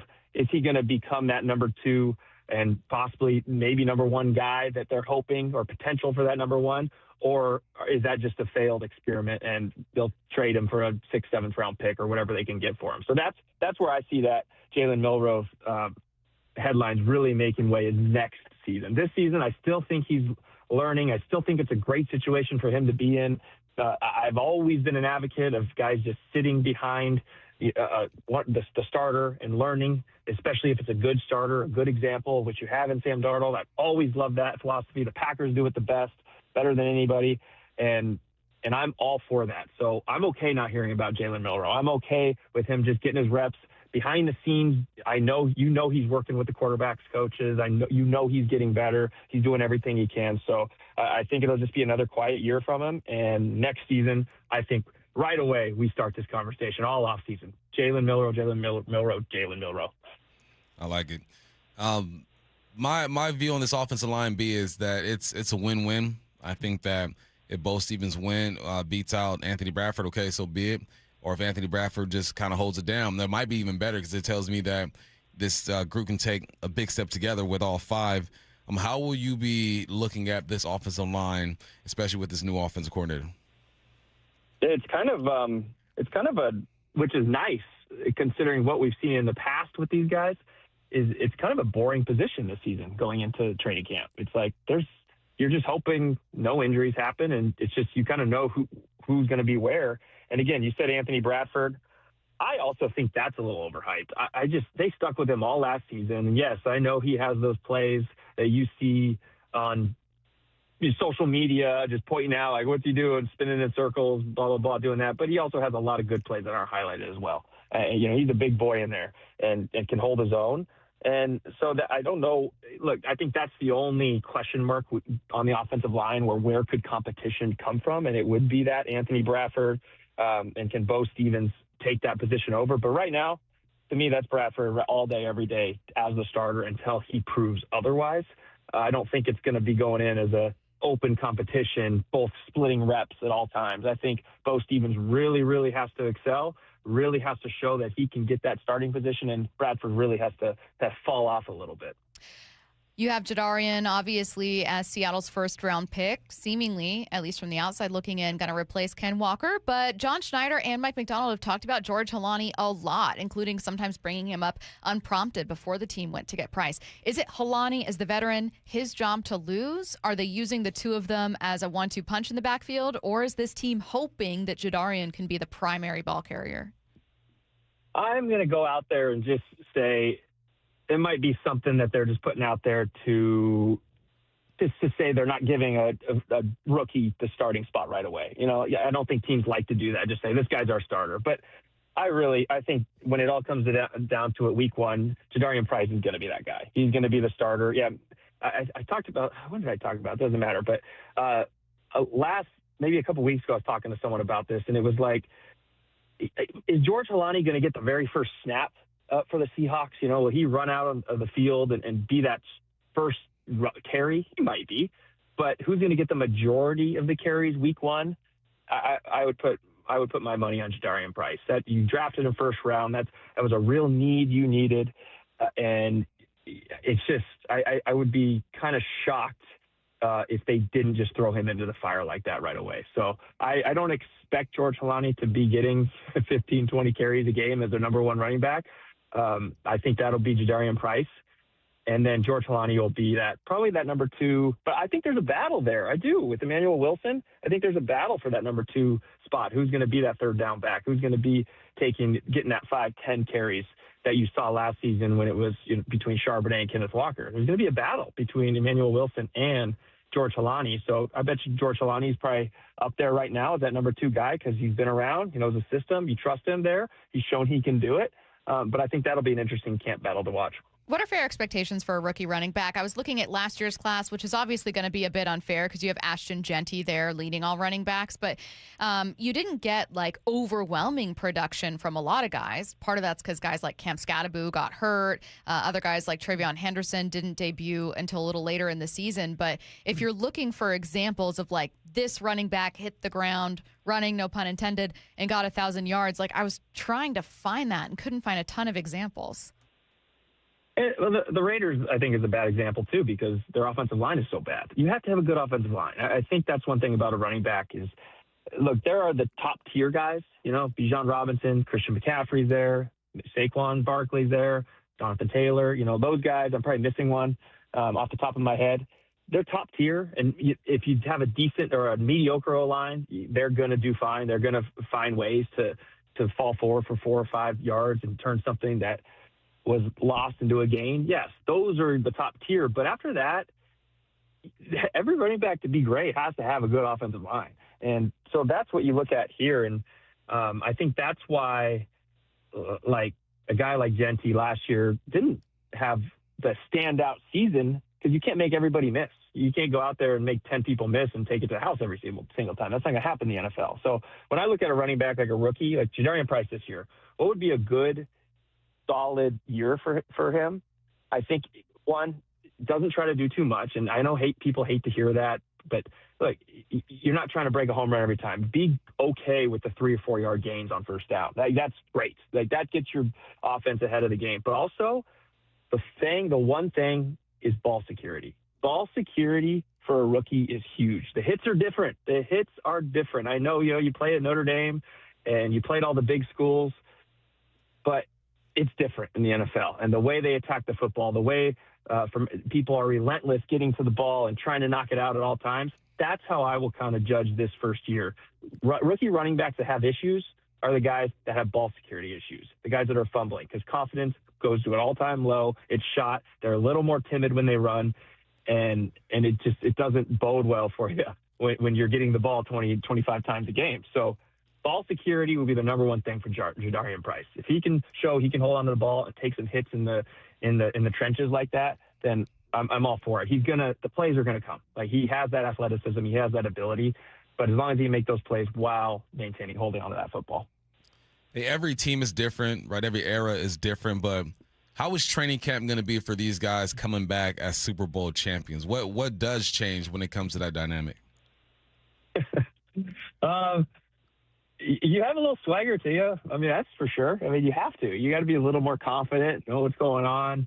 The fans will be so excited. I mean, you're taking the field every single day at the VMAC, at the Virginia Mason Athletic Center, with the fans there as Super Bowl champions, former Super Bowl champions. And so that's got to excite you a little bit, kind of motivate you to get out to practice. I know it did for me. I mean, that was fun. I mean, the hype is just there. It's different than any other years. When you did it, you are the champion, and now you're trying to go back to back. So that's a fun thing. But I think what you see, the common theme with this team is that they're really not talking about it. They're just kind of like, nope, this is it. This is the next one. I don't know what happened last year. They're just trying to throw it on the back burner. And I think that's a good mentality as well. Just because it is a new team. You have a lot of new players that weren't part of that Super Bowl team on this squad, trying to kind of see what Seahawks football is all about. So you got to set the example there. So, I think the excitement will be there in the fans, but the players will probably be more so just off to everyday business. The 2014 Seahawks, of which you were obviously a part of, had a weird start to the season, as you remember. Not only was there an early bye, which probably sucked, but you guys were also 3-3. And then I remember you guys obviously went on a tear. You got back to a Super Bowl, but even then, you won 10 of your next 12 or 11 or something crazy. But there was a moment there where after a game against the then St. Louis Rams, it was a loss. And it was a close one, which I'm sure was heartbreaking. Was there ever I guess if it was in the season, it would have been now. But was there ever a moment of like, hey, we need to look at ourselves, this isn't what we thought? Or were you guys pretty steadfast and it didn't affect you? I think we always knew what we had, like how good we should be. I mean, we had a couple bad breaks, and I'm trying to remember. I remember, let's see, a couple of those games. It was like, well, one at St. Louis, we always hated to play back then. I just remember always having the worst times at St. Louis, because I mean that place was so dark. It was so unmotivating. I don't know why it was, but we always struggled to go to St. Louis, so we lost to them. I remember one of the losses we had as well. This is probably the hottest game I've ever been a part of. And these are excuses, I get it, but 10 years ago we can make them, and we went to the Super Bowl, so it's okay. And we were in San Diego, and it was like 120 degrees on the field. It was so hot. I mean, they had things covering. I mean, we were lethargic that game, and San Diego ended up beating us, I think, early in the season. Week 2. If I don't recall, week 2. Yeah. So San Diego beat us. St. Louis beat us. I remember that one. That was early in the year as well at St. Louis. So a couple games there, you're just like, well, that was a little odd, but glad to get through them. So, and also I know that, I'm not saying this was the issue, but there were, it's almost like, all right, the Mariners are struggling right now, right? And you're kind of waiting for that move. Like, what's going to just really flip this team upside down? What's going to make them really go? And is there going to be that splash move that this team can make to kind of just maybe motivate all the guys in the locker room and just say, oh, whoa, my job's not safe? Well, I just remember that I think it was week 6 that year. I think we traded Percy Harvin. Just traded. He's gone, right? I mean, all the issues. And that was like okay, nobody's safe here. And let's go. Let's get rolling. And when that happened, we went on that 10-game or whatever it was, 10 out of 11 games. We won all those games and just went on a roll. And so it was almost like you had that big splash move that happened, and it was almost like a reality check to people. Like, okay, if he's not safe, or whatever, how much money he was making on his contract, and they're okay getting rid of him. We know all the stuff that came with Percy, but he was one heck of a football player, one of the best I've seen. If they're able to get rid of him, then really not a lot of people should feel safe in this, and we got to really step our game up. Is there a rookie or maybe a second-year guy that you expect or you think this team needs to make a big jump? I was telling Stacy that defensively, just one of those rookies to pop, you'll be good. Offensively, I don't know, maybe it's a Rashid Shaheed for you. I don't know, but is there a name that you feel like, all right, if this guy can contribute more or as a rookie can contribute, this offense or defense can take another jump? Well, I think a guy that we saw a little bit last year, very little at the end of the year, and he's got a lot of hype, but he was injured last year, was Riley Mills. I mean, if he can become one of those weapons that we kind of hear him, he had a sack in the Super Bowl, all that I think that would be huge for this team, just to add more depth up front like that. I mean, that would be unheard of alongside with Byron Murphy and Leonard Williams, Jaron Reed, Riley Mill. I mean, if he could really step up his game like that and how we think he could be, I mean, that'd be absolutely huge for this team, and that front four and how they kind of rotate positions. So on the defensive side of the ball, I would look at Riley Mills. Rashid Shaheed, he's not a second-year player, but he's a second year for the Seahawks. Is that probably what you're referring to? Yep. Yeah, he could be huge if he can. I think we see glimpses. Last year we saw glimpses of what he could do, right? How he can stretch the defense as a receiver. But that's where I'd look to him to see more of, is not just stretching the defense, Bump. It's not about that as a receiver. I know you're fast. You line up outside and you can throw deep all day long. But, man, can he run a little comeback? Can he run a slant route? Can he catch a big slant route in traffic on 3rd and 3? Can he be that reliable guy to give you all those kind of reliable routes? That's what I would look for Rashid Shaheed to be more improved at this year. That's what I would love to see, because Cooper Kupp's going to do all that. He's going to do the dirty work. He's going to catch those option routes, those slant routes, convert on 3rd down. JSN can do absolutely everything all day, every day. No problems with him. But who's going to be that other guy that can do that? And Rashid Shaheed, yeah, he can take the top off of defense. He can open things up for JSN. Love that. That's amazing. But can he add that extra level to his game? Not just a quick screen guy and not just a throw it deep guy, but can he do that mid-range short game, quick passing game? Can he make those kind of plays? I'll look for that, especially from Rashid. Do you think he can? Because part of me wonders, if this guy is already several years into the league and does one thing really, really well, how much do you really try to get him to do something else? But maybe that's stupid. And as a Bump, a former wide receiver, and as you a former wide receiver, you're like, of course you have to be better with this. But I don't know. Like, do you think he can improve there? And how do you try to balance if you're Brian Fleury taking advantage of what Rashid does well better than most other people and what he struggles with? Yeah, well, I think the most important thing is you don't want to force it to a guy like that to see if he can be better at it, right? You don't want to be like, all right, here we go, Rashid, like 3rd down and 4, give us that slant route. Like, JSN's your guy, right? All day, I hope they still throw him the ball 70% of the time or whatever JSN's target share was last season. Like, I hope that is possible. But what you want to see is if they can't do that, if teams are starting to, which is tough to do, Bump, we talk about it all the time, right? Teams can't just double team JSN and totally take him out of the game. Like, it doesn't work that way, especially with this offense. But if teams really start to hone in and try to do something on that, then is when you're going to say, all right, let's do it. Come on, Rashid. Like, this is your time. So I don't think you're putting him in any positions that you don't want him to be in as far as that, if JSN's your guy. But later when his name is called and JSN's kind of taken out of the game because they're going to, I mean, that's your weapon. That's the Seahawks guy. Then I think you're going to want to see that. And can he do it? Yes, I do think he can do it. I'm sure he's working on it all day, every day. I wouldn't be surprised if you saw a few little plays like that in training camp, or maybe not in training camp, but maybe early in a preseason game, just kind of give him a little, I mean, we used to call it just an inside post out of the slot, you know, a little 3-step. It's like an inside slant, but it's a post route. Widen and see if he can hit him quickly, get him ball in space and see what he can do with his legs with a little little run after catch. That would be something I think he can do, but the opportunity hasn't necessarily been there, so maybe we don't know if he can do it. Hey, I know a lot of people or a lot of players don't really pay attention to these lists or whatnot, but for us, as you know, it's that time of the year, a bunch of lists everywhere, and you got Leonard Williams as the best interior defensive lineman in the game. When you were playing, were those lists hot like the way they are now, and was there anyone who you felt got snubbed or got the proper amount of love on your team? I was definitely snubbed, Bump. I can't believe I wasn't on those lists as the top tier wideout. No, I think our team back when I played were highly motivated by these lists, and I'm sure Sherm got the respect he needed.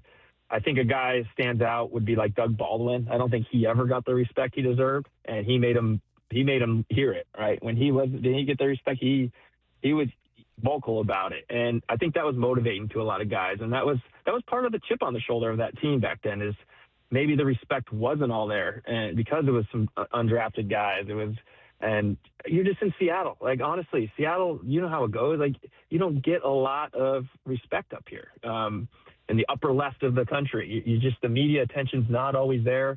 So here's what I'm actually looking forward to. I'm actually looking forward to how Hard Knocks changes that for the country. When they see Seattle up here, they start to get to know some of these players. When it comes to next season, when it comes to these lists coming out, and depending on how the year goes, obviously, how much higher a lot of the Seattle Seahawks are going to be on that list. What do you typically tell people, my last question, what do you typically tell people who may be talking to you and go, man, I know your Seahawks are great, but against these Rams, I don't know how they do that. This is the best roster I've ever seen. Like, what's usually your comeback to that? If my comeback is, you're probably right. The Rams look really good. I mean, there's nothing else to say. And last season was a perfect example of either team could have done it last season. Like that, it's not like the Seahawks absolutely dominated the Rams. It's not like the Rams absolutely dominated the Seahawks. Like, they were incredible football games that were decided by one play or two plays. And I think it's just going to be the same thing this season. I really do. Add the 49ers, if they're healthy in there, you're going to have quite the battle. I mean, the Seahawks can be first place separated by one game. They could be third place separated by one game. It is such a tough division. So if someone is arguing about the Rams, I'll say, yeah, you are right. You see what we all see, because the Rams are really good. So are the Seahawks. They're going to be some fun games to watch, and I can't wait. And, you know, I hope Rashid Shaheed takes one to the house again. I hope that it's a 2-point conversion to win it again. And that would be exactly what I would expect this year. So I wouldn't say, oh, you're so wrong. The Seahawks are definitely a better team, or, you know, I wouldn't argue the other way where, you know, he'd say the Rams are a better team. Oh my, that's just the way it is when you have two really good teams, top of the NFL, And it's just it really makes for a fun little debate, fun little argument. I will tell both of you, I think it would be objectively funny if special teams is what separated them once again. Like after the Rams add everything and then don't add there. Yep. And it could be, and it probably should be, and it probably will be, because the Seahawks really do value special teams more so than the Rams. Thanks, B-Walt. Thanks, B. You got it, guys. Thanks. Talking Mariners and the return of Julio Rodriguez with Daniel Kramer next. Seattle Sports, home of Brock and Salk, morning 6 to 10. What are the priorities in the second half? Number one for me, you got to clean it up. Start playing cleaner baseball. Include Naylor in that. I'm going to have a lot more emphasis on him because he was a major straw that stirred the drink in their run in August and September last year. That's fine. You can focus on Naylor all you want. I'll still be focused on, Cal, the guy who hit 60 home runs and had the greatest season ever for a catcher last year. Watch live or later on the Seattle Sports YouTube channel. Summer is the time to feel and look your best, but I'm not talking about your abs or tan. Guys, I'm talking about your hair. Restore that bald spot, reverse your receding hairline, or add volume to thinning during Advanced Hair's once yearly summer savings event. Advanced Hair's simple one-day treatment begins to regrow your very own hair the very next day, and they guarantee your new hair will grow. They are the team that addressed my hair loss, and I recommend them to everyone. Take advantage of your flexible summer calendar and get the most hair for your dollar. Advanced Hair's summer sales event is on for a limited time. So get the details and schedule your free consultation today. 425-449-8185. One-day treatment, life-changing results. With Advanced Hair, your new hair is guaranteed to grow. Check out the incredible before and afters and make the call now while their summer savings event is still on. That's 425-449-8185 or advancedhair.com. What if I told you a local credit union is giving members up to $30 per month just to make everyday purchases? Dave Wyman here, and when I heard about the offer from Harborstone Credit Union, I said, sign me up. And that's what I did at harborstone.com/cash. You know, I'm not a tech-savvy guy, but opening a checking account was easy enough for me to figure out. I got my PNW Cashback checking account for free, no fees or minimums, and when I make everyday purchases with my Harborstone PNW Cashback debit card, I earn up to $30 each month. My wife loves it when I get cash back on gas, groceries, coffee, travel, and lunch. All categories count towards your cash back. You can even tap to pay. If you live, work, or worship in the state of Washington, sign up for a membership with Harborstone Credit Union and get the PNW Cashback free checking account. Open your free account online like I did at harborstone.com/cash or visit one of their 29 branches across the Northwest. Insured by NCUA. Terms and conditions apply. Inflation's up. Insurance rates are up. So here's my question for you. Why are so many people still paying more than they have to? Exactly. I took the First Mark Challenge and it saved me thousands. Brock did it too. Sure did. They compared my insurance with dozens of top-rated companies, found me better coverage, and I saved thousands. And the best part? It didn't cost me a penny. That's what I love. First Mark works for you, not just one insurance company. They shop the big carriers to see if they can find you a better value. And if they can, great. If they can't, you're out exactly nothing. No cost, no obligation. So honestly, why wouldn't you find out? Plus, First Mark has world-class customer service. When you need help, you pick up the phone, you're talking to local, real people who actually know you, know your policy, not an 800 number halfway across the country. More than 11,000 clients have already taken the First Mark Challenge. You could be the next. Before you renew, let First Mark review. Go to firstmarkinsurance.com. Take the First Mark Challenge today. You could be saving money with better coverage starting tomorrow. firstmarkinsurance.com. Valvoline Instant Oil Change presents Wisdom from the Road. Summer means wide open spaces and a whole lot of extra miles.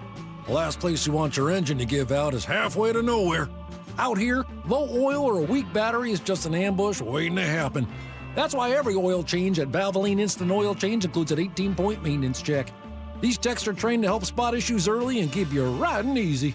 Valvoline Instant Oil Change. Change wisely. At Lake Washington Windows and Doors, we provide top-quality windows that are 25% more energy efficient, reduce noise by 50%, and stay clear with low-maintenance glass. With leak armor installation and lifetime warranties, you're protected for life. Visit LakeWashingtonWindows.com. The biggest scuba sale in America starts Thursday at Underwater Sports in North Seattle. Incredible savings for 3 days only. Divers Fair only happens once each year at Underwater Sports, 107th and Aurora Avenue North. Ken's Pool and Patio reminds parents swimming is a healthy outlet for kids if we remember to put safety first. Make sure your children are visible at all times by a lifeguard or responsible adult. Sign them up for swimming lessons and provide a flotation device for added safety. Always check swimming conditions in advance and remind your kids to never swim alone. Best wishes to all our kids from the entire team at Ken's Pool and Patio, your family-owned full-service pool experts, proudly serving you for over 50 years. Online at kenspool.com. Hey, Chuck here at Frank Lumber the Door Store. You know our customers have a lot of fun with trying to figure out new and creative ways to use closeout bifold blanks to fill their needs. They can also be used as small double door units, access doors that are pre-hung, and even bypass doors. And with thousands of closeout bifold blanks in stock in Marysville and at our Bargain Barn, you can put your creative DIY mind to work. Come visit our showroom and Bargain Barn in Shoreline or on Cedar Avenue in Marysville. Also, be sure to check us out online at franklumber.com.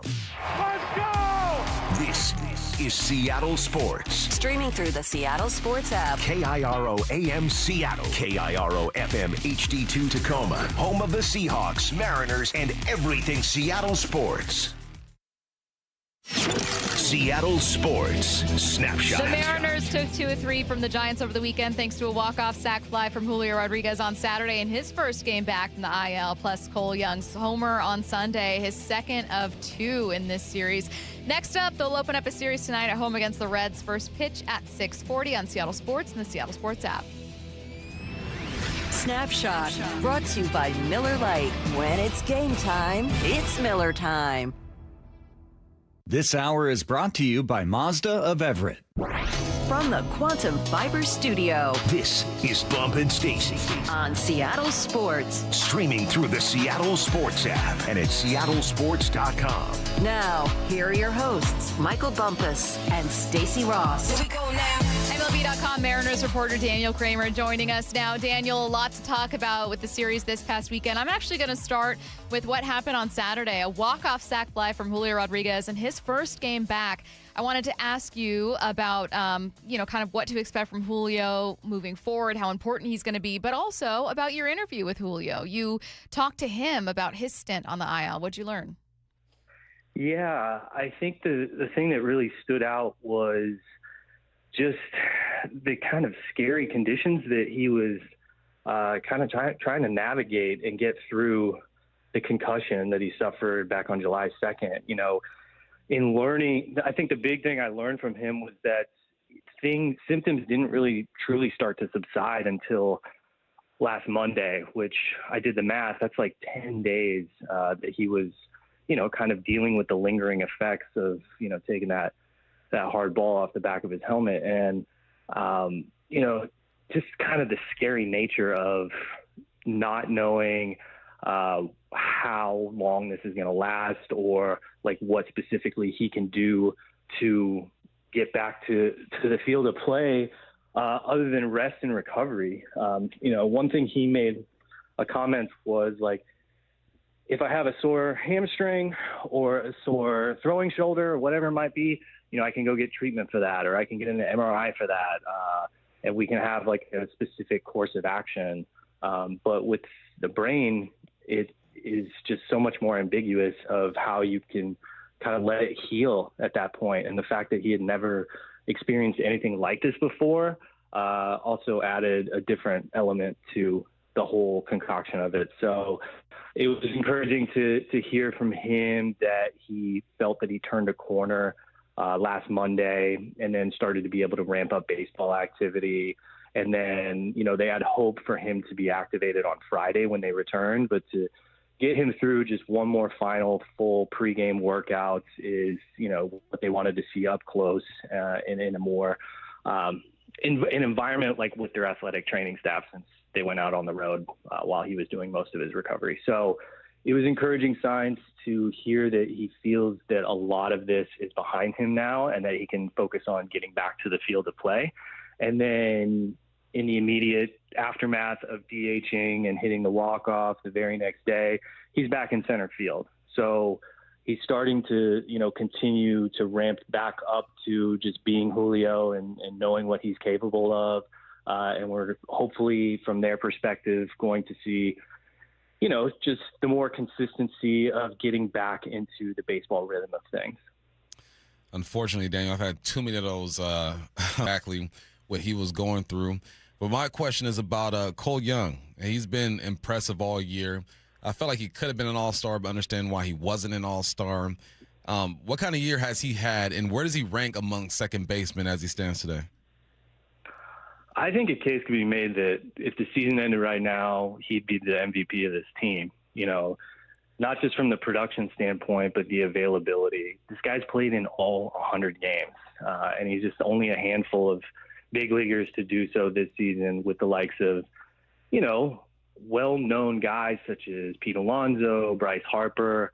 I don't have the numbers in front of me of who has actually played in every one of their team games, but Cole Young is among just a small group of guys who have done that so far. So just like the availability for Dan Wilson to know that every single day he has his second baseman and that he's going to be out there. He's going to give you consistency with much improved defense. I know he had a few hiccups over the weekend, but the glove has come a long way this season compared to where he was a year ago. And like just as much the bat has too. You know, he's had some ebbs and flows throughout the season, but for the most part, pretty consistent. And I think the fact that he's really starting to tap into, you know, the power, you know, which we've seen in flashes throughout the year, but now he's got 13 homers on the year. I think back to a conversation I had with Mitch Garver in spring training shortly after he won the backup catcher job. It was just a casual conversation asking him about like who's going to turn some heads this year, who's going to really open eyes. And he immediately said, Cole Young. I think he has the capability of hitting 20 to 25 homers.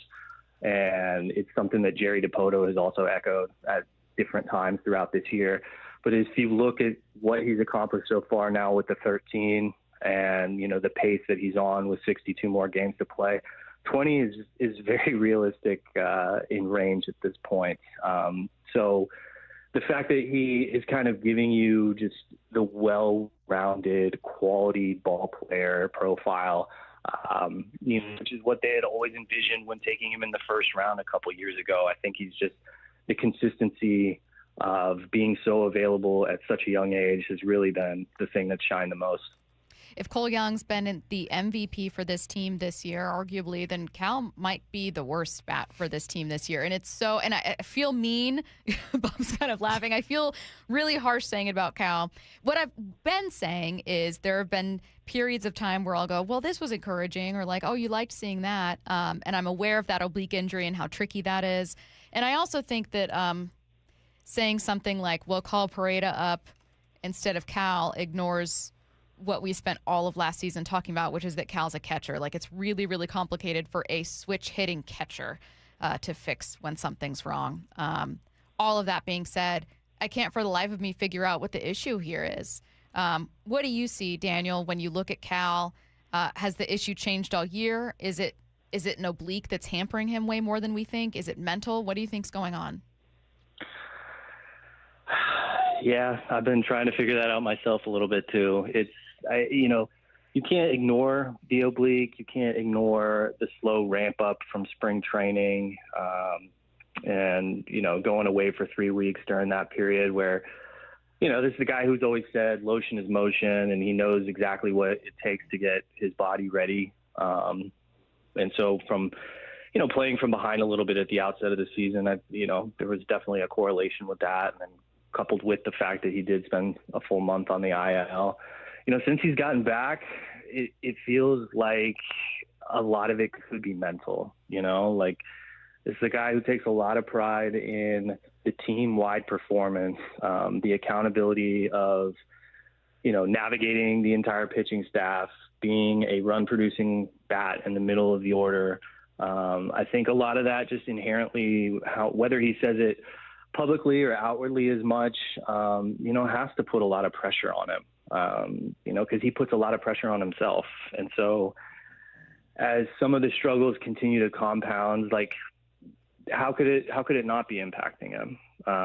So I think like what I'm hoping to see from Cal is just, you know, finding more consistency at the plate as we move forward over these final 2 months, 10 weeks of the season, whatever it is. And, you know, recognizing that he doesn't have to be, you know, the 60 homer, MVP candidate that he was a year ago. And so, like, just finding a way to just produce a little bit more with that understanding and that mental framework. And, maybe he has realized that too, as well. And, just some of these struggles just continue to compound on him. So that's, I think, what really stands out for me with Cal as we move over to the final stretch of the season. We're at the point of the season where we're trying to figure out who everyone is, right? There's like a phase you go through before the season starts. This is what I think is going to happen. Then there's a point of the season where you're sitting back and saying it's still early. And then there's a part of the season where, okay, I think I know who these guys are. How has the way you view this team kind of changed throughout the season? Because there's some people we talk to who are like, look, still World Series contenders. My view hasn't changed about them. They're eventually going to get things going. Or some people who have taken a couple steps back and said, all right, well, they need X, Y, and Z to happen. How has this journey been for you watching these Mariners and trying to figure out who they are? I think they've just been really hard to figure out, and the fact that they have won 50 and lost 50, which I wrote about this a little bit yesterday, but like the age-old saying is that every team is going to win 50 and lose 50 in a season, and it's what you do with the other 62. And it's just almost poetic that the final 62 are right in front of them, and they've achieved both of those in the win-loss column up to this point. There's been hiccups within the offense, obviously. You're not seeing their big bats producing at the level that we're used to, especially from the slug and the power. And it's not just Cal. Josh Naylor has not found that extra base pop that we've been used to seeing from him, not just over the final stretch last year, but over the course of his career. Julio, same, even before going on the concussion IL, really tapered off in June after he seemed to have that ascent in May. Randy is, I would say, the outlier. He's been easily their most consistent bat.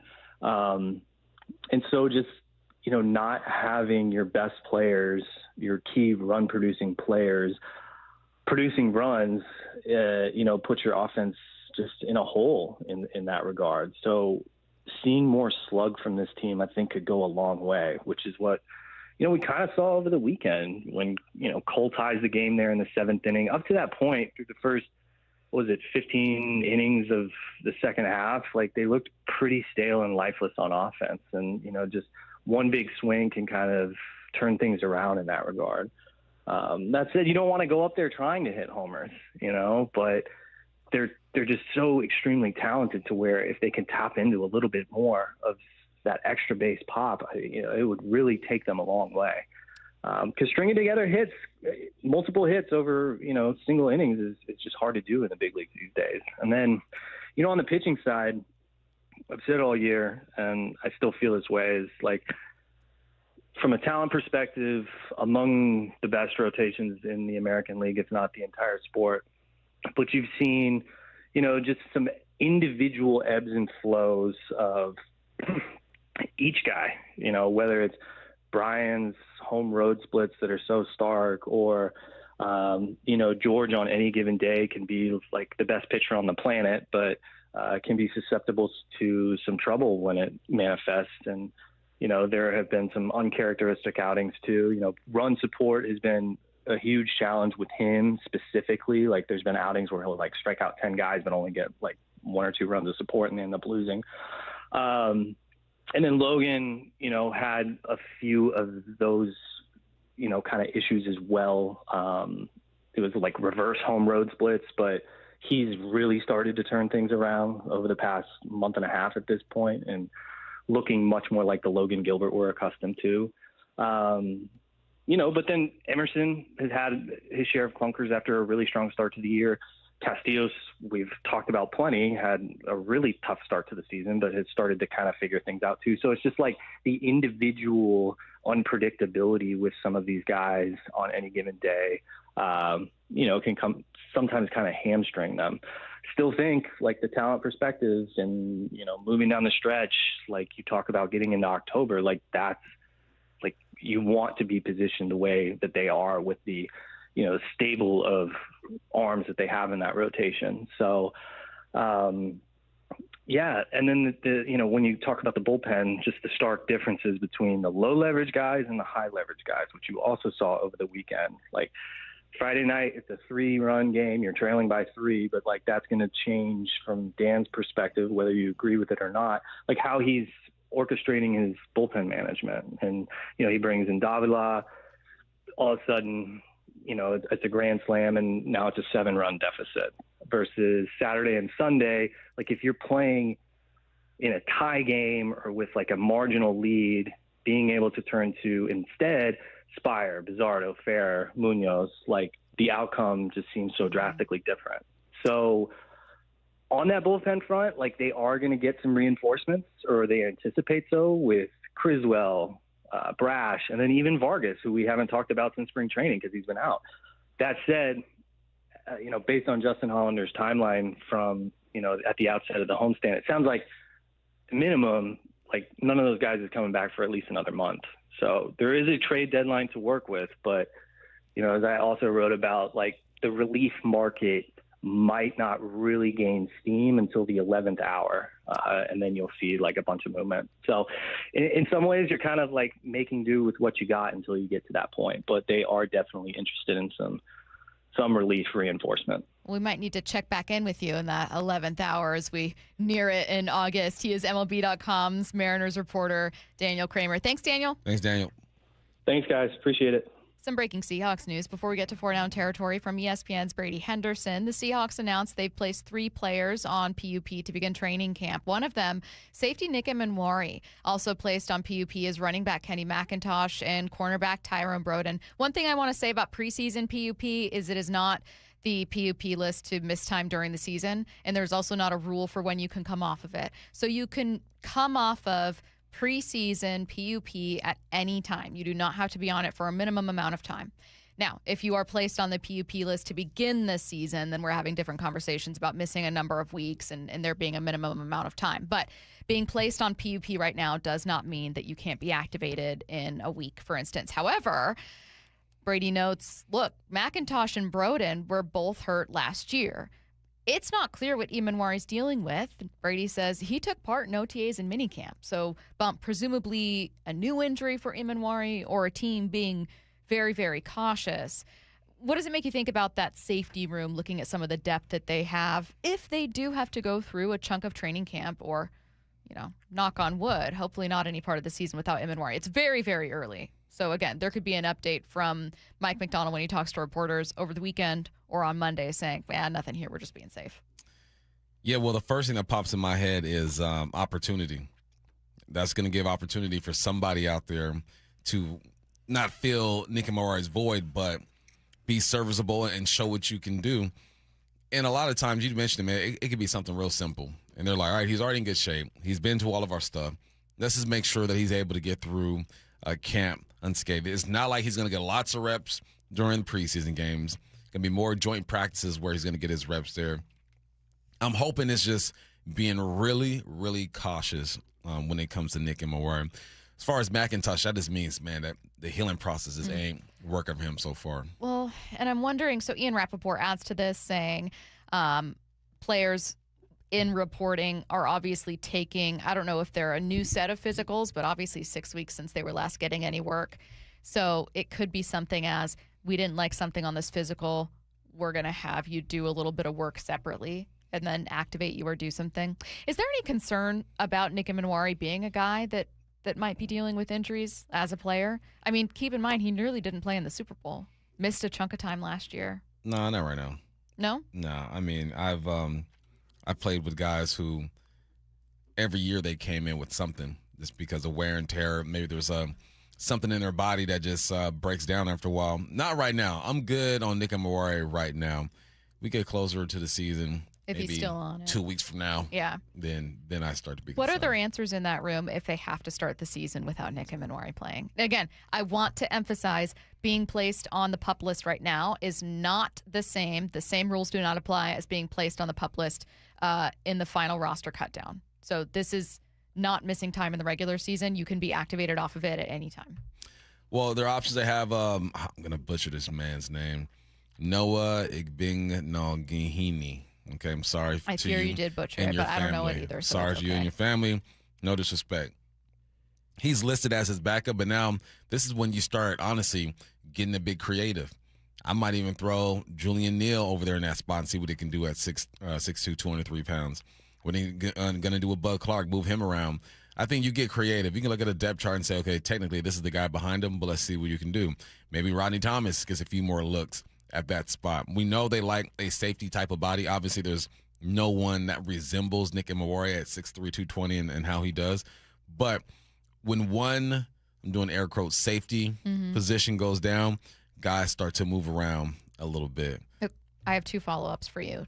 First, let's say Emmanwori, who, again, if you're just now joining us, there was some breaking news from ESPN's Brady Henderson, ESPN's Adam Schefter, that the Seahawks have placed Nick Emmanwori on PUP list along with Kenny McIntosh and Tyron Broden.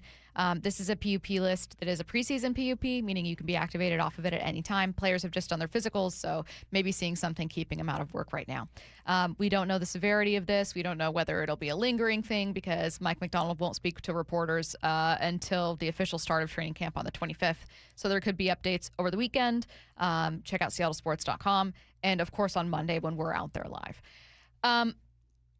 My 2 questions. Number 1. Nick Emmanwori felt like so central to some of what Mike McDonald was able to do with this defense that was special. Does not having him out there hamper what you're able to work on in training camp? That's a real question. Yeah, because I'm sure there are some these are for Nick type of calls. You have that for all your players because what does he do the best? He figures out what his players are good at and put them in position to do that. There's no one on this team like Nick Emmanwori. So, yes, it changes the install a bit. But from what I understand from Mike and this team is that every part of this defense is its own little piece. You can tell these 2 pieces to do something over here, tell this piece to do something over there, and you're good. So maybe you're just not focusing on one area of that defense, but you're still your install is still the same for other parts of the defense. It does change the install because you're supposed to have certain packages and ideas and schemes for your guys. Just like they have it for JSM. They'll have it for Sam Darnold, what he likes. They'll have some for Rashid Shaheed. Defensively, they'll have some stunts on that defensive line for Byron Murphy and Jay Reed and Leo because they understand what they're good at. It changes the install a bit for sure. My second question is about another name on this list, and that's Kenny McIntosh. I continue to be a little bit concerned about his timeline and his road back. It's not like he was the single most important person in this running back room, but this is a running back room full of a lot of questions and no answers. Could these guys end up being answers? Absolutely. George Holani could end up being a Pro Bowler. Jadarian Price could end up being Offensive Rookie of the Year, but we don't know yet. Emmanuel Wilson also, I keep forgetting to include him, and I'll make sure that I will. These guys could end up being breakout stars for this running back room, but we just don't know yet. And there were some people looking at Kenny McIntosh going, well, God, I know he was a late round pick for you a few years ago, but, you know, he's got some burst. He's really intriguing. Maybe something could work out here. He now not only missed all of last year with that ACL, but on preseason PUP to start training camp is also concerning to me. We ain't seen him. This is a guy that we have been excited about. I think he's different than any running back you have on the list. This could also be you're slightly behind schedule. Let's just make sure you're good. Yeah. You know, I don't think we look at him and just think, oh, my God, starting from square one. Yeah. Or even maybe halfway through. It's just, all right, well, we don't need to rush you back because we have a room full of running backs already. Let's just take our time with you and make sure you're 100%. Everyone heals differently. It's so tough, man. Adrian Peterson put so much pressure on people. The way that he healed from his knee injury and bounced back and wins the MVP. Oh, jeez. That's just not the case here. So I wouldn't, even with him and Nick Emmanwori, I'm not pushing the panic button. With Nick, it could be something real simple. With Kenny, it could be, okay, you're almost there. There's no need to rush you back. So the rule for preseason is none of these guys, this sounds really self-explanatory, but none of these guys can practice at all until they're activated from it. And I'll need to double check. Bob Condotta's a great person to ask about this. I'm pretty sure you can't be placed back on in preseason before the start of the regular season. So you have to, if you're activating them. So what I'm saying is they're going to want to make absolutely sure that these guys can go before they activate them. So I wouldn't be shocked if, just given that it's so early that training camp hasn't even really started, if they're like, yeah, we're playing it safe for a while here, And then, maybe they just wait to be absolutely certain before activating them. Yeah. But you do not have to wait a minimum amount of time to activate these guys. As Ian Rappaport of NFL Network said, guys are there doing their physicals. So this could be just 3 names that didn't have clear physicals, and maybe the team's going to take a better look. We don't know. All we know is the news item itself, which is, according to ESPN, Seahawks have placed Nick Emmanwori on the physically unable to perform list for the preseason, along with Kenny McIntosh and Tyrone Broden. Tyrone in your cornerback room, adding a little bit of depth there. Speaking of the Seahawks and speaking of training camp, is there a position battle we haven't paid nearly enough attention to? That's next. Jeff Passan, every Tuesday morning at 8:30 with Brock and Salk. Brought to you by your Western Washington Toyota dealers. What can be the elixir to begin the second half for Cal Raleigh? Just getting back to the basics. In his case, let's get the ball and play a little bit more. And a lot of this is swinging at pitches that he shouldn't be swinging at. Cal Raleigh will fix himself. I absolutely, firmly believe that. Get more on the Seattle Sports YouTube page and the Seattle Sports app. Your neighbors at 3 Tree Roofing love telling you no. No high-pressure sales pitches. No Band-Aid fixes that will fail come wintertime. No outrageous pricing from some corporate-owned roofing company with headquarters thousands of miles from here. 3 Tree Roofing is local, family-owned, and their team will build you a worry-free plan for your roof replacement, completely free. Visit 3treeroofing.com to schedule your free estimate and call today to say yes to an additional $500 discount. That's 3 Tree Roofing, your Puget Sound roofing experts. How would you like to invest in the Seattle real estate market, one of the hottest and most stable regions in the country, and achieve a great rate of return on your investment without the effort of sourcing a deal, the expense and time of building permits, or all the hassles that come with being a landlord? Hi, I'm Scott Rireka, CEO of Legacy Group Capital in Bellevue. Legacy Group Capital develops local real estate, lends money, and shares the profits with our investors. Diversify with Legacy Group Capital. Invest into our Northwest Fund, which is currently delivering 9% on a fixed rate term. It's our flagship fund for 19 years with 0 investor losses. And yes, we do accept IRAs. Find out why 1,300 local investors have invested over $350 million. Invest in the stability and ease of Legacy Group Capital's Northwest Fund. Legacy Group Capital at legacyg.com. This is not investment advice. Investments available to accredited investors only. Details at legacyg.com. Wayscar Ford is celebrating their 104th birthday in Auburn. How's that possible? It's all about the people, employees and customers just like you and me. The Wayscarf Way, 104 years of service, trust, and community. Wayscarford.com. That's Wayscarford.com. A Wilt Chamberlain 1972 playoff game-worn jacket was recently bought for $3 at a Goodwill in Portland. You may not be sitting on a warm-up jacket worn by Wilt the Stilt, but there's serious value to your old gold, jewelry, watches, silver, and coins. Dave Wyman encouraging you to see what they're worth at Bellevue Rare Coins in Bellevue, Issaquah, Tacoma, and Linwood. They'll give you an honest, no-pressure assessment for free. See how much they're worth at Bellevue Rare Coins, and if the price is right, cash in. Usually when something sounds way too good to be true, it is. Imagine someone says you can cut your mobile bill in half. Sounds like a fantasy, but with Xfinity Mobile, it's the real deal. Because when you have Xfinity Internet, you can cut your mobile bill in half, plus try Xfinity Mobile free for a year, no commitment. That's a lot of streaming, sharing, scrolling, and whatever else you can do with your phone, all for half the price and none of the commitment. That means you'll save big over Verizon, AT&T, and T-Mobile. Wild. Now all you have to do is think about how you'll spend all that extra money. Call 1-800-XFINITY, go to XfinityMobile.com, or visit your local Xfinity store to switch today. Xfinity. Imagine that. Restrictions apply. Savings compared to one line of Xfinity Mobile Select to comparable plans from T-Mobile, Verizon, and AT&T as of 3/24/26. Taxes, fees extra. $30 monthly discount limited to new mobile customers only after 12 months. Regular rates do apply. So make the call today. 1-800-XFINITY. Stay cool this summer and save big. Lake Washington Windows and Doors delivers the quality, comfort, and energy-saving performance you deserve. During July, buy 3 windows or doors and get 1 free. Plus, make no payments for 12 months. LakeWashingtonWindows.com. The countdown is on. Just 5 days. Until Seahawks training camp on the home of the Super Bowl champion Seahawks, Seattle Sports. Get in the zone, AutoZone. Summer's finally here, and we're kicking it off with a whole lot of free. Free brake pads with Duralast rotors.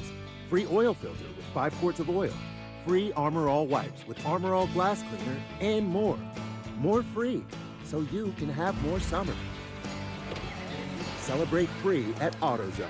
Now through July 27th. Restrictions apply. Get in the zone, AutoZone. Finding great candidates to hire can be like, well, trying to find a needle in a haystack, but not with ZipRecruiter. Its powerful technology actively finds and invites qualified candidates to apply to your job. So while other companies might deliver a lot of hay, ZipRecruiter finds you the needle in the haystack. See why 4 out of 5 employers who post a job on ZipRecruiter get a quality candidate within the first day. Try ZipRecruiter for free at ZipRecruiter.com/free. That's ZipRecruiter.com/free. ZipRecruiter. America's favorite car show returns to Puyallup. Cruise on out for the good guys' 38th Griot's Garage Pacific Northwest Nationals. 3 huge days with over 3,000 classics from across the country. Check out the indoor car show and special areas. Vendor Midway Automotive Swap Meet, live music, Saturday night twilight cruising, and more. All this weekend at the Washington State Fair Event Center. Details at good-guys.com. Fast Water Heater has spent the last 40 years becoming Seattle's go-to at one position, hot water. Dave Wyman here, and I always talk about how important versatility can be. At Fast Home Services, they've built versatility at every spot in your home's lineup, adding HVAC, plumbing, and electrical. That's Fast Home Services. Call 1-800-THINK-FAST to book your free in-home estimate, or visit fasthomeservices.com for a virtual quote in seconds for water heaters, plumbing, HVAC, and electrical services. This hour is brought to you by Mazda of Everett. From the Quantum Fiber Studio, you're listening to Bump and Stacy. Weekdays 10 to 2 on Seattle Sports and 97.3 FM HD2. I want to make a very quick clarification about the active pup list versus reserve pup list, aka preseason pup versus to start the season. So the news item breaking about 15 minutes ago from ESPN's Brady Henderson and Adam Schefter is that Nick Emmanwori is one of 3 Seahawks so far that we've seen today that were placed on the pup list to start training camp. Nick Emmanwori, Kenny McIntosh, cornerback Tyrone Broden are those 3 names. I mentioned, well, with the preseason pup, you can be activated at any time, which is true. So you count against the active roster, and you can still take part in activities. You just can't practice. The thing I said is I'm not sure what happens, like if you do practice or once you're cleared. So anyone who practices can't be placed on it. So sometimes a precaution to where you're starting on the PUP list because they still need to be medically cleared, and also because you can't place them on it once the training camp starts. Mm-hmm. So still count against the active roster. We have no updates on that. Training camp officially starts on the 25th, and then we are going to be back on the air from training camp on the 27th. So several days here to see if we have any news leaks about what's going on. But I would guess we don't hear much for a little while there. But yeah, Nick Emmanwori placed on preseason pup. You can be activated off of it at any time once you're medically cleared. Is there a position battle we haven't paid enough attention to? This came up a little bit during our conversation with Bryan Walters, Bump. We are not talking a lot, really, at all, about the backup quarterback competition. But Ian Rappaport says there's a real one. Yeah, and that actually would be great news for Seattle. Not just that they have a legitimate competition, but if Jalen Milroe can come out and win it, would not only justify that draft pick, but also give them another potential option. We'll see into the future for Seattle. That would be excellent, excellent news if Jalen Milroe does, in fact, win that job. Not for Drew Lock. I don't think it would be excellent news for him. Bump, what do you make of the backup quarterback battle and specifically Jalen's evolving role on this team? I think that there's always going to be a battle at that backup spot, at least this year. Last year, we felt like Drew's going to be the guy. This year, Drew is the guy until further notice. Like, there's a battle going on, but Drew has the upper hand, right? I think if Jalen Milroe really inserts himself into the second quarterback position, I think it's going to be a little deeper into the season. I think that because of his situation, is going to work with the 2s and the 3s. During the joint practices, he's not going to get a lot of work with the 1s. I think that Drew Lock is so far ahead when it comes to just how to be a quarterback in the NFL that it's going to take longer than just training camp for Jalen Milroe to win the spot. I think he can win the spot, but it's going to take him just a bit longer. So there are little things that Drew knows and have done that he just hasn't. Now, I could go there next week and feel completely different about it and see Jalen Milroe toss the football and be in command and do a few things. But from what I've seen in OTAs and going off of last year, the gap is just a bit bigger than I think people realize.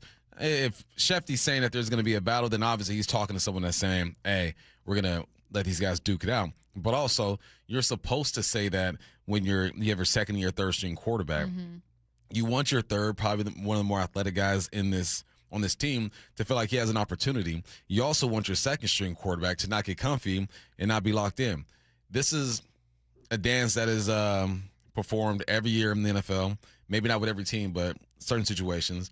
But I think Drew Lock still has a bit of a lead on Milroe, and Milroe would have to be stellar during training camp to take it going into the season. Based on, and again, you're going to get an up-close and personal look in about a week with new data. So this may not be true today, like you said, but based on what you do know and what you have seen, and unfortunately, this isn't all going to be recent. It's going to include last offseason and last year.